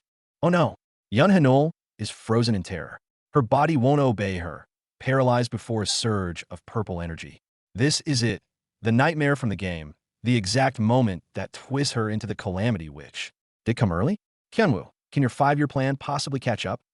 The night is theirs. Back to back, Du Kyunwoo and Yun Hanul stand ready. I'll take the right. You take the left. Simple orders, profound trust. The world better watch out. The duo destined to destroy it is now fighting side by side, blades aimed at every threat. And here it is, the legendary Lost Family secret technique, the Blue Thunder. With a single motion, Lady Du Sharun unleashes a terrifying torrent of icy blue energy. This power is on a whole other level, capable of freezing anything in its path. Standing on the mirrored water, two swords clash, the tension thick enough to freeze. That silhouette, that familiar sword intent. Du Kyunwoo's heart nearly stops. He recognizes her even before turning around.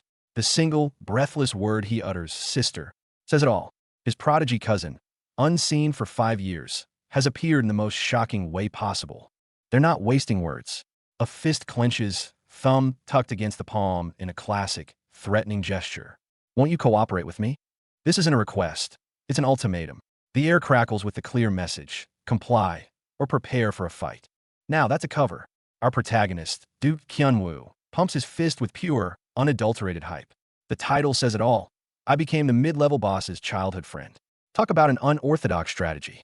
While everyone else is focused on grinding levels, this man's master plan is to become the very childhood friend of the future world-ending Witch of Calamity herself. The green-haired boy agrees readily, almost too eagerly. Yes, cooperate. But across from him, the lilac-haired girl, Yun Hanul, is making her own calculations. As she sizes up her partner, a single thought flashes in her mind. That aside, is it because she's 14?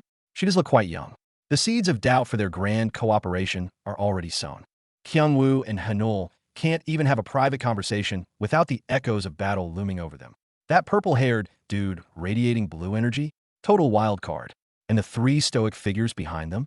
Their whole vibe screams, we're all struggling here. In this world, peace talks require a backup plan involving fists. The adults are having a full-blown crisis meeting. The water elemental is kicking their butts. The kids have 0 water combat experience. Monsters are swarming, and even the prodigy Seiyun is feeling the pressure. Morale is in the gutter. That silver-haired elder just stares into the distance, probably thinking, are these kids going to make it? The family council is in chaos. Some are begging to lower the difficulty, worried the kids are cracking. Down-un, the eldest son, stays cool. He knows they're not weak, just dealt a terrible hand.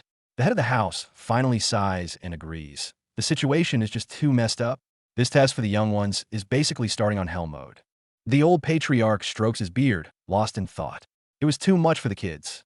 He admits the teenagers did well, but his mind can't shake the image, the silhouette of the legendary battle demon tearing through ruins. Weighing the brutal reality against the fragile potential of his own grandchildren, it's an impossible choice. Cut to a painful flashback. First, the chilling thought. If it was that guy's disciple, he'd be an even bigger monster. Then, the crushing regret in the patriarch's voiceover.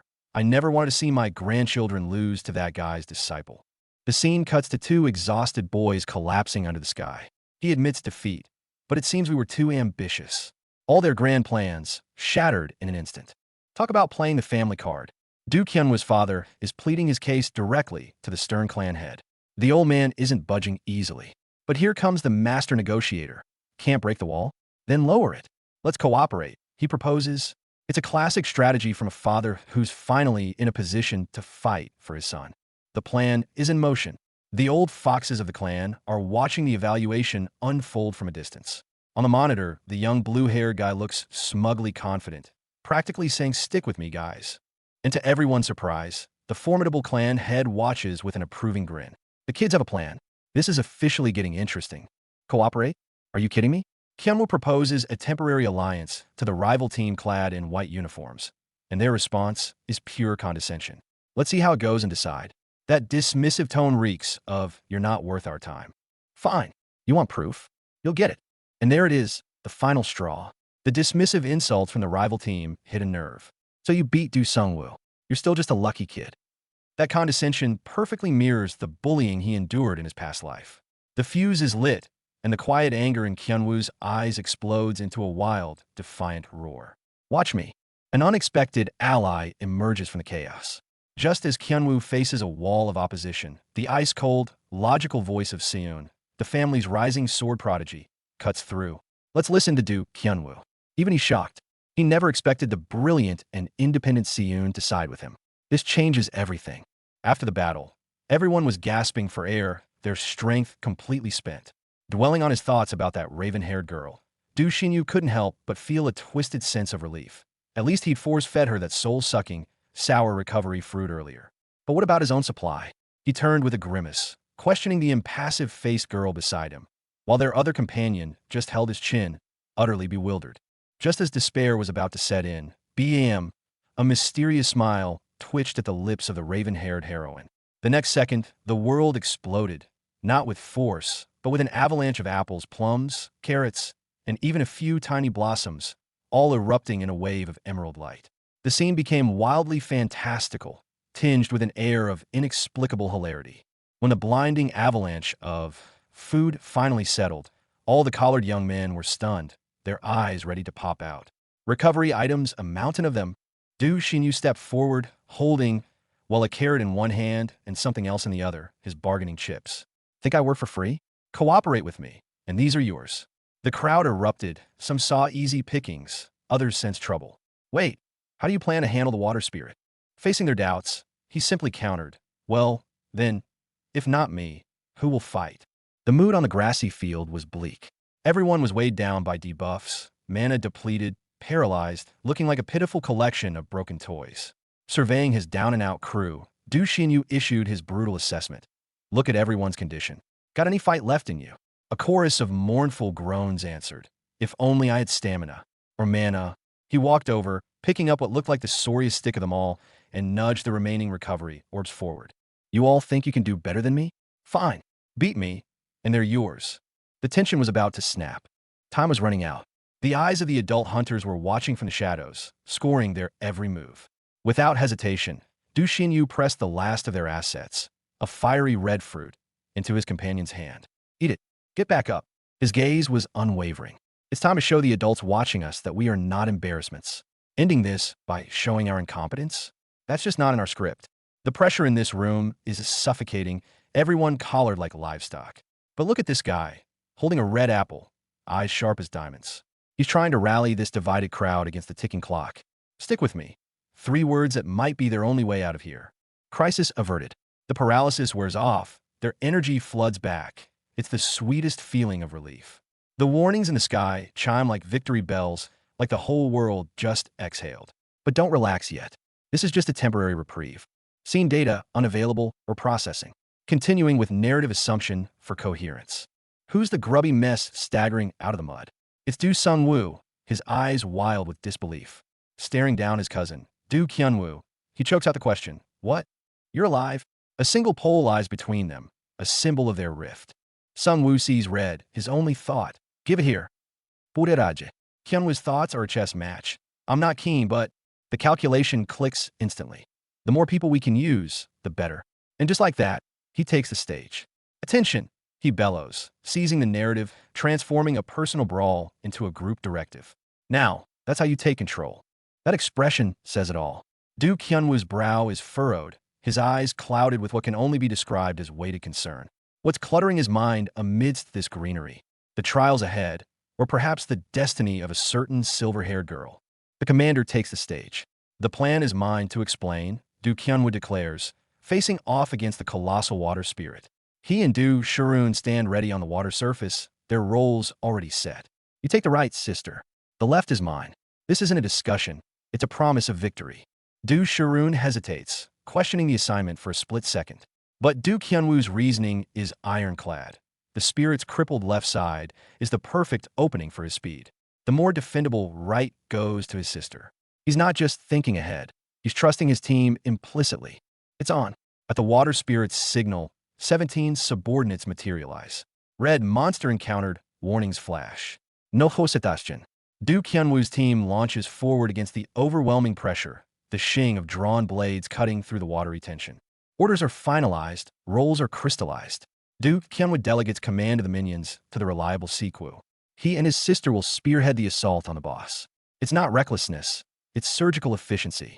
From a rear comes the confirmation. Got it. I'm your support. A head-on clash? Du Kyunwoo's crew is smarter than that. His command echoes across the water. Full force on the flanks. They're not fighting head-to-head. They're shredding a path through the entire corridor. Path cleared. One look is all it takes. For the first time, Yun Hanul's eyes flash not with the urge for destruction, but the thrill of the charge. They surge forward, hearts pounding in sync. Ambush. The enemy wasn't ahead. They were below. A shadow streaks by. The point man has no time to react before he's yanked into the frigid abyss. The ruler of the lake emerges. Her golden, slitted eyes burn not with mere bloodlust, but the pure, divine wrath of a god whose sanctuary has been violated by ants. They've done it. They've fully awakened her fury. The entire lake screams in her rage. In that instant, the hunters become the hunted. They didn't break into a gate. They stepped on a dragon's scale. Yun Hanul's underwater training has gone horribly wrong. What was supposed to be a safe session has turned into a desperate escape from a tidal lord monster. This intense blue energy and monstrous maw are way above her current pay grade. This is not how you nurture a future hero. Okay, someone just got absolutely rocked. Look at that blue-haired character's face. Water droplets in the pupils, pure shock in the eyes. They took a hit straight to the face from something powerful. Who's our unlucky guest star this time? The plot thickens. Whoa, the new chapter doesn't hold back. I'll destroy all of you, puny humans. That's the full, unhinged rage of the calamity which Yun Hanul. Is this Du Kyunwoo's nightmare coming true? After 5 years of trying to guide her, is this the very future he's been desperately trying to prevent? The stakes just went through the roof. Back to the underwater chase. The black-haired girl is running for her life, weapon barely in hand. Those massive blue scales in the background. Is it the monster's tail? This isn't training anymore. It's a survival horror game on the hardest difficulty. If Du Kyunwoo doesn't make his move soon, his plan to save the world is going to end right here, right now. Underwater, Kyunwoo's blue-haired apprentice, Hanul, snaps her eyes open in pure shock, 2 exclamation marks practically exploding above her head. That look says it all, like she's just seen a ghost. Seems our beast tamer Jianwoo has dragged his little mage into a battlefield she never expected. Talk about starting off with a bang. Yun Hanul, the future calamity witch, is downright ferocious in her aquatic domain. She unleashes a massive water blast, whammo, sending Kyunwoo flying like a ragdoll. Look at that agony etched on his face. That hit connected clean, probably rearranged his insides. Trying to use his dodge instinct. Not when you're floating in her element. Buddy, down but not out. Hardly. That was just a probe. The real card is played now. Kyunwoo shifts forms instantly. Beast King attack style, 3rd form. Enveloped in crackling blue lightning, he descends like a lion from the heavens, his blade cleaving through the water itself. This isn't probing. It's treating the entire sea as his whetstone, aiming to win with overwhelming force. Speed is king. Shifting to the 1st form, Kyunwoo pushes his speed to the absolute limit, transforming into a bolt of blue lightning. He schemes across the water surface so fast he leaves a sonic boom in his wake. There's only one target, breaking through Hanul's aquatic siege. This guy is seriously betting his top-tier agility against her strongest defensive element. Here comes the plot twist. Just as Kyunwoo delivers what should be his finishing lion-rending slash, his eyes widen in disbelief, his mind screaming, she dodged it. The Finned apprentice, who seemed like a ranged specialist, reveals terrifying evasion skills in close combat, performing a graceful tail flip that sends his blade slicing through empty water. This underwater crash course is way harder than he imagined, trying to guide the calamity, which might just cost him a few layers of his own skin first. Just when everything seemed calm, a blue-haired sea monster emerges from the depths, its predatory gaze locked directly on Hanul. The sheer pressure it exudes is palpable, even through the screen. The dragon switches between offense and defense with fluid ease, a true underwater predator. Kyunwoo is sweating bullets. Getting close is a nightmare. But he grits his teeth. They have the upper hand, and there's no room for regret now. And here it comes. A split second after the beast dives, the counterattack explodes. Kyunwoo meets force with force, the resulting shockwave churning the very waters around them. Did you see that? Hyunwoo spots the opening. The monster is tiring. Its ferocity is fading. This is the moment. With a single shared glance with Hanul, they charge ahead, dual blades slicing through the water. Break! Hyunwoo unleashes everything he's got. Beast King style second form. Lion's tear. Did it cut? Hanul shouts. I got it. But its hide is ridiculous, he grunts. Forget the armor. Aim for the organs. Wherever it is, this ends now. Du Hyunwoo is struggling underwater. The monster, fused from 4 lions, is bleeding profusely but still alive and coming in for a final desperate attack. As a blur of blue scales rockets toward him through the water, the training opportunity against a rank 3 foe suddenly feels like a death sentence. His allies scream for him to keep his guard up, as if that wasn't already his only objective. The real threat reveals itself. Just as they're focused on the rat bastards, a flash of blue erupts from the water. A terrifying, half-human, half-fish creature emerges, sword in hand, radiating pure malice. The rage is palpable from Hyunwoo's side. One warrior is furious, swearing he'd tear this thing apart if only his arm wasn't injured. The fight for survival has just escalated to a whole new level of danger. The blue-haired siren has had enough. Perched atop a monstrous fish, she targets Hyunwoo, vowing to rip him apart first. Without a second thought, Hyunwoo launches himself from above in a reckless dive, his blade aimed straight for her. The air and water around them explode with the force of their clash. This is no longer a skirmish. It's a fight to the death. It's a trap. The smirking woman launches a surprise attack, exploiting a split-second opening. Hyunwoo's blue-haired ally is caught completely off guard, her body racked with violent energy, teetering on the edge of defeat. But surrender is not an option. From the heart of the maelstrom, a defiant roar erupts. I will not die like this. Even in despair, the will to fight back ignites. She's going for a mutual kill. This isn't a fight anymore. It's a suicide charge. The merfolk enemy gathers every last ounce of strength, launching herself through a tidal wave of water with sheer, unadulterated desperation. Her final cry, even if I die, I'll take you with me, encapsulates the brutal truth of this underwater nightmare. Can Hyunwoo and his allies survive this last, desperate blast? As the relentless assault closes in, Hyunwoo doesn't dodge. He raises his sword high instead. In the next instant, blue energy erupts around him like a roaring lion, forming an impenetrable barrier.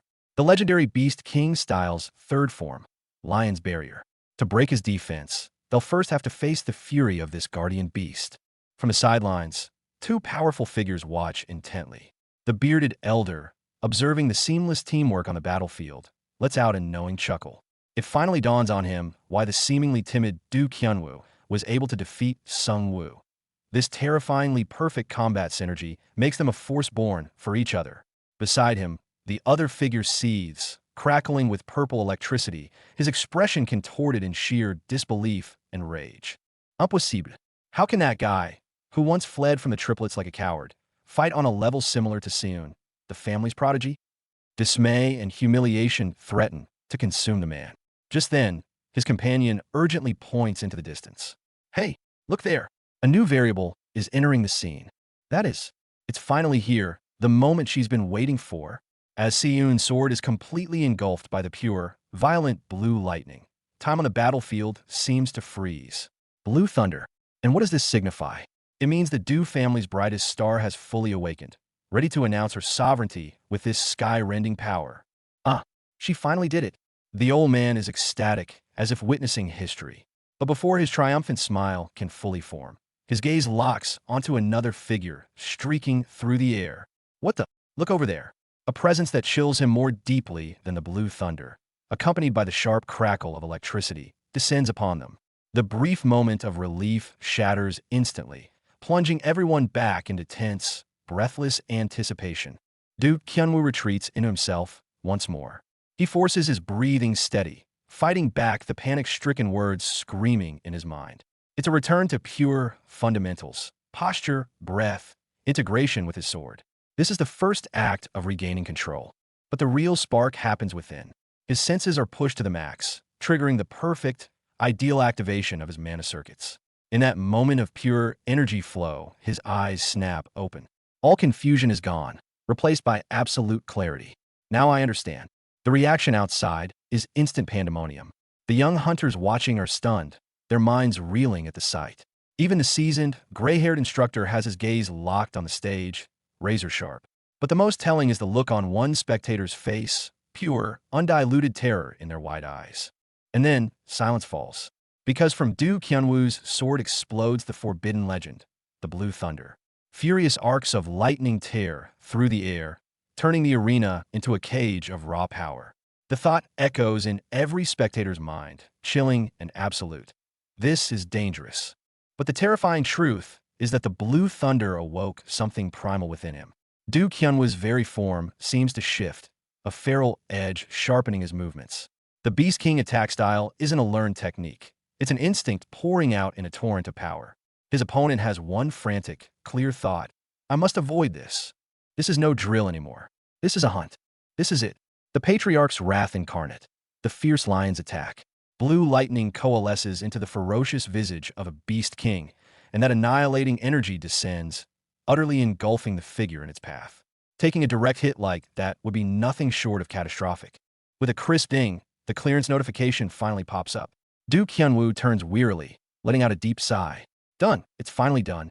But this respite is fleeting. Only 24 hours remain before a new exit appears, the key to the next stage of fate hanging before him. Mission accomplished. Before the dust even settles, his cousin Shirun is there with a word of praise. Well done, Kyunwoo. You too, Nuna. It's a simple exchange, but for two who fought side by side, it speaks volumes about the trust and strength they've earned under the sun. The system doesn't just clap, it throws a double celebration. Not only does he bag the infamous Boss Baby title, it's immediately followed by one from the family patriarch himself, Lion Cub. Kyunwoo is left stunned. Lion Cub?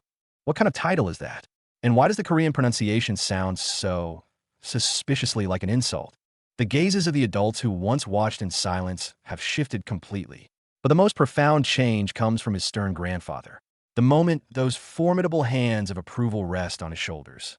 Kyunwoo feels it. He's no longer the clan's black sheep who couldn't even snare a rabbit. In the dark proving grounds, the memory of the younger self clutching a rabbit, his eyes dim with defeat, feels so close. But now, he stands back to back with that once lonely girl, ready to face anything. And just as the past threatens to resurface, the system prompts coldly. Replace the title rabbit with Lion Cub? Yes or no? Hyunwoo's fist tightens. This choice, he's long been prepared to make. Kyunwoo faces a real dilemma. The new title offers a tantalizing 10% boost to his Beast King style. But the cost? Losing the rabbit title that's been his lifesaver. Seriously, who set the rule that you can only equip one title at a time? He knows better than anyone that his entire combat style is built on his insane agility and that evasion instinct. Without that sweet 30% luck boost from Rabbit, his dodge rate would plummet. It looks like the bunny ears are staying on for now. Kyungwoo's focus sharpens on his one true weapon. His real power lies in combat that dances on the edge of death, powered by pure evasion instinct. The roaring beast in the backdrop is a stark reminder of the brutal world he's entering. He can sacrifice offense, even compromise on defense, but his evasion rate? That's non-negotiable. It's the foundation of everything. His only guarantee for surviving long enough to change Hanul's fate and protect the future. Kyungwoo makes his choice, decisively closing the interface. Nothing beats Rabbit. The more formal-sounding Lion Cub can wait for official family gatherings when he needs a different kind of strength. His attention snaps back to the real world, where he notices his cousin, the prodigy Seun, staring blankly at the gate-cleared notification like she zoned out. He smirks and slides over. Nuna, you've been staring into space for a while now. Checking the loot? Caught red-handed, Seun sheepishly admits she was reviewing the mission rewards. Even the family star was clearly affected by their joint victory. Standing in the ethereal glow of the gate's closing space, Seun presents something to Kyungwoo, a translucent, golden key. The gate key, she explains, her tone calm but firm. It dropped to me after we defeated the boss. But the gate's assessment places you as the top contributor. She holds it out to him. Kyungwoo freezes, not taking it. He knows the weight of this. A gate key is a ticket to higher-level challenges and a mark of recognition among hunters. A recognition his old title Rabbit has never once earned him.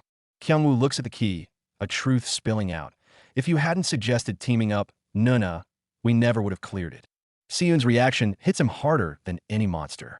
The gate has its opinion, she says, her voice softening, a faint blush touching her cheeks. But I have mine. That's why you should have this. Then, her eyes glistening, She whispers, "Thank you. It was all because of you." In that moment, beneath the gentle lights, watching the family's perfect prodigy show such genuine, vulnerable appreciation, Kyungwoo feels it, a real, tangible shift in the path he's supposed to walk. You think this is a fair, one-on-one duel over the water? Think again. Check out the shady third while barging in from the back. That casual, "all right then, I'll accept it," reeks of a premeditated power play. While Kyunwoo's shaking hands on the surface, you know he's already 10 steps ahead. And the flicker of surprise in that silver-haired girl's eyes is a dead giveaway. This partnership is a dangerous, complicated mess. A Regulus clan hunter shows up with a congratulations on clearing the gate. Sounds like a good thing, right? But a family operative personally collecting the gate key? That's a test in itself. That moment of reaching out for the key isn't a handoff. It's a trap waiting to be sprung. The air here is thick with congratulations on the surface and knives in the shadow. Hand over the key. Everyone goes home happy? Not a chance. Listen to him. "With this, I've received the gate key. I'll report on your crucial roles." All polite professionalism. But Hanul's quiet, but I have a question, throws a grenade into the whole ceremony. That's not just confusion. That's a gut feeling screaming danger. And just as the question hangs in the air, cut to a monster covered in scales lurking in the inky depths. The threat isn't hidden anymore. And here comes the family's true colors. Loot from the evaluation battles is usually owned by the family. The smarmy tone, the invisible weight of tradition bearing down. No rest for our heroes after the boss fight. The vultures are already circling the loot. But this guy in black isn't just a mindless enforcer. That, "hold on, I'll check with the captain," is a sliver of hope disguised as a delay. Look at their white-knuckle grips on their weapons. This is far from over. The plot twist drops like a hammer. The family head's voice crackles through, rewriting the rules on the spot. The spoils belong to the winner. Talk about a power move. The same official who is eyeing their loot now wears a plastered-on smile. Ah, the family head has approved. And Kyunwoo? He's been waiting for this. Then we will take the boss's loot. No hesitation, no room for argument. When his companion offers to share, a simple, "I'm fine." This isn't humility. This is the first, hard-earned cornerstone of his new destiny, and he knows exactly what it's worth. So this is Do Kyunwoo, the reborn sword rabbit, who used to be a total pushover. Look at his shocked expression. He just tricked the future calamitous, which into giving him her blade. The girl simply says, "You can have it." And then this guy, with a straight face, throws the sacred-looking knife into the water. Bro, are you trying to summon a river god or something? Those two massive fish lurking under the surface don't look friendly at all. Is this an homage to a future plot point? Or is he just digging his own grave? Oh, feeling a bit full of yourself now, aren't we? Just defeated a Tier 3 boss. Its body hasn't even hit the ground, and you're already appraising the magic stone. Look at that smug little smirk. Just as expected. Gotta admit, though, this glistening Tier 3 core looks premium. Seems this little field trip was worth it. Do Kyunwoo's growth is rocketing. Man's finally getting the hang of this reincarnation gig. Hold up, what's going on?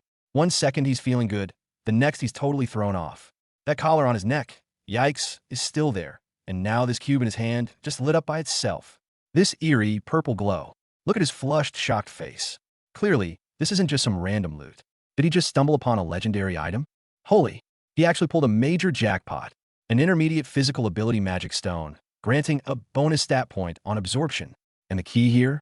The system notification explicitly states, this point can only be used to enhance physical stats if they are under 80. Do you know what this means? It's a targeted solution to Do Kyunwoo's biggest bottleneck, his tough-to-improve physical stats in the late game. They just handed him a cheat menu item. Look at his ecstatic, speechless face. The dream is real. What goes up must come down, huh? The moment he plans to stash this ultimate treasure, he's caught by his cousin Du Shun's serious gaze. One sentence shatters his little fantasy. Magic stones are extremely uncommon. We should have it appraised outside. That cold sweat on Du Kyunwoo's face says it all. Does he have to hand over his brand new game-breaking cheat to the family? That awkward, probably hides a soul-crushing sob. Fresh out of the family trials, Kyunwoo is riding the high from mastering Blue Thunder. Then, out of nowhere, his usually aloof and icy genius cousin, Seun, walks up. No prelude, no grandstanding, just a simple, belated congratulations thrown his way. Kyunwoo is floored. The untouchable genius praising him? The shocking gratitude on his face say it all. His awkward thanks betrays how speechless he is, his mind racing. Wow. Even when she praises someone, she's so cool. Kun plays it off, claiming she just forgot. But the truth is in her reaction, the faint blush, the shimmer in her downcast eyes. That wasn't forgetfulness. That was a hard-won moment of courage and genuine acknowledgement. The trial that shook the entire clan is finally over. Even the formidable clan leader, their grandfather known as the Beast King, can't contain a broad, approving grin. His booming "great work, everyone" echoes across the grounds. His praise has a specific target, especially Siyun and Kyunwoo. He's genuinely impressed by their skills. And then the mic drop. Asterisk, you've broken the record of the second family head. Asterisk, the air crackles with the weight of that announcement. Breaking a historic clan record? That's not just personal progress. That's carving their names into the clan's legacy as legends in the making. The radiant glow in the scene? That's the spark of destiny catching fire. Watching his grandchildren shatter a clan record, the old Beast King is beyond pleased. So pleased, in fact, he lets out a roar of pure, unbridled pride. A roar so potent it seems to energize every single student on the training ground. But after the celebration comes the lesson. He approaches the two young heroes. Kyunwoo is still reeling, thinking, asterisk, is he this happy because of the blue thunder? Asterisk, that's when the elder's touch shifts. His hands rest on their heads, no longer just in praise. The atmosphere gets heavy. However, he begins, and the world quiets. Don't become complacent. Continue to strive humbly and tirelessly. That pat isn't just affection. It's the weight of legacy, duty, and the long, hard road still ahead of them. As his grandfather's hand rests on his head, Kyunwoo freezes. A floodgate of memory bursts open. How long has it been since Grandpa last praised me? His mind flashes back to a distant, faded warmth. A younger version of himself and another child, their tiny hands in their grandfather's giant, comforting ones. Back then, he was too weak, too far from that light. Now, he's standing tall in that same light, earning that touch with his own strength. His eyes sting, but he holds it back, a genuine, shaky smile spreading across his face. He doesn't even flinch when his pesky cousin Sungwoo comes over and ruffles his hair like a puppy. In this moment, the pressure, the late nights, the failures, everything feels as light and beautiful as the cherry blossoms drifting around him. It was all worth it. Public praise, breaking the family head's record. The validation is intoxicating. But Kyunwoo isn't here just for the high. His brain is cold, calculating. This feels great, he thinks, but the sudden notification is like a divine prompt. A title upgrade? From Rabbit to Lion Cub? This is more than a name change. It's a formal, system-recognized shift in his standing within the clan. The choice is instant. Yes. No hositashchen. This is the perfect leverage. Grandpa is in a good mood. He's impressed. Now is the time to strike, to cash in this newly earned goodwill for the one thing that truly matters, securing a future for the girl destined for darkness. The real game begins now. Here he steps up, ready to change his fate. Standing before the formidable patriarch of his clan, the once cowardly divine sword rabbit, Kyunwoo dares to make the unthinkable request, access to the family's forbidden treasury. Is this kid trying to alter destiny, or just determined to turn his entire world upside down? And that's the end of this chapter. Remember, updates drop every Tuesday. Don't miss the storm Kyunwoo's bombshell request will unleash upon his ancient hunter lineage. Saving a witch, defying fate. A whirlwind is brewing, and we're all about to witness it.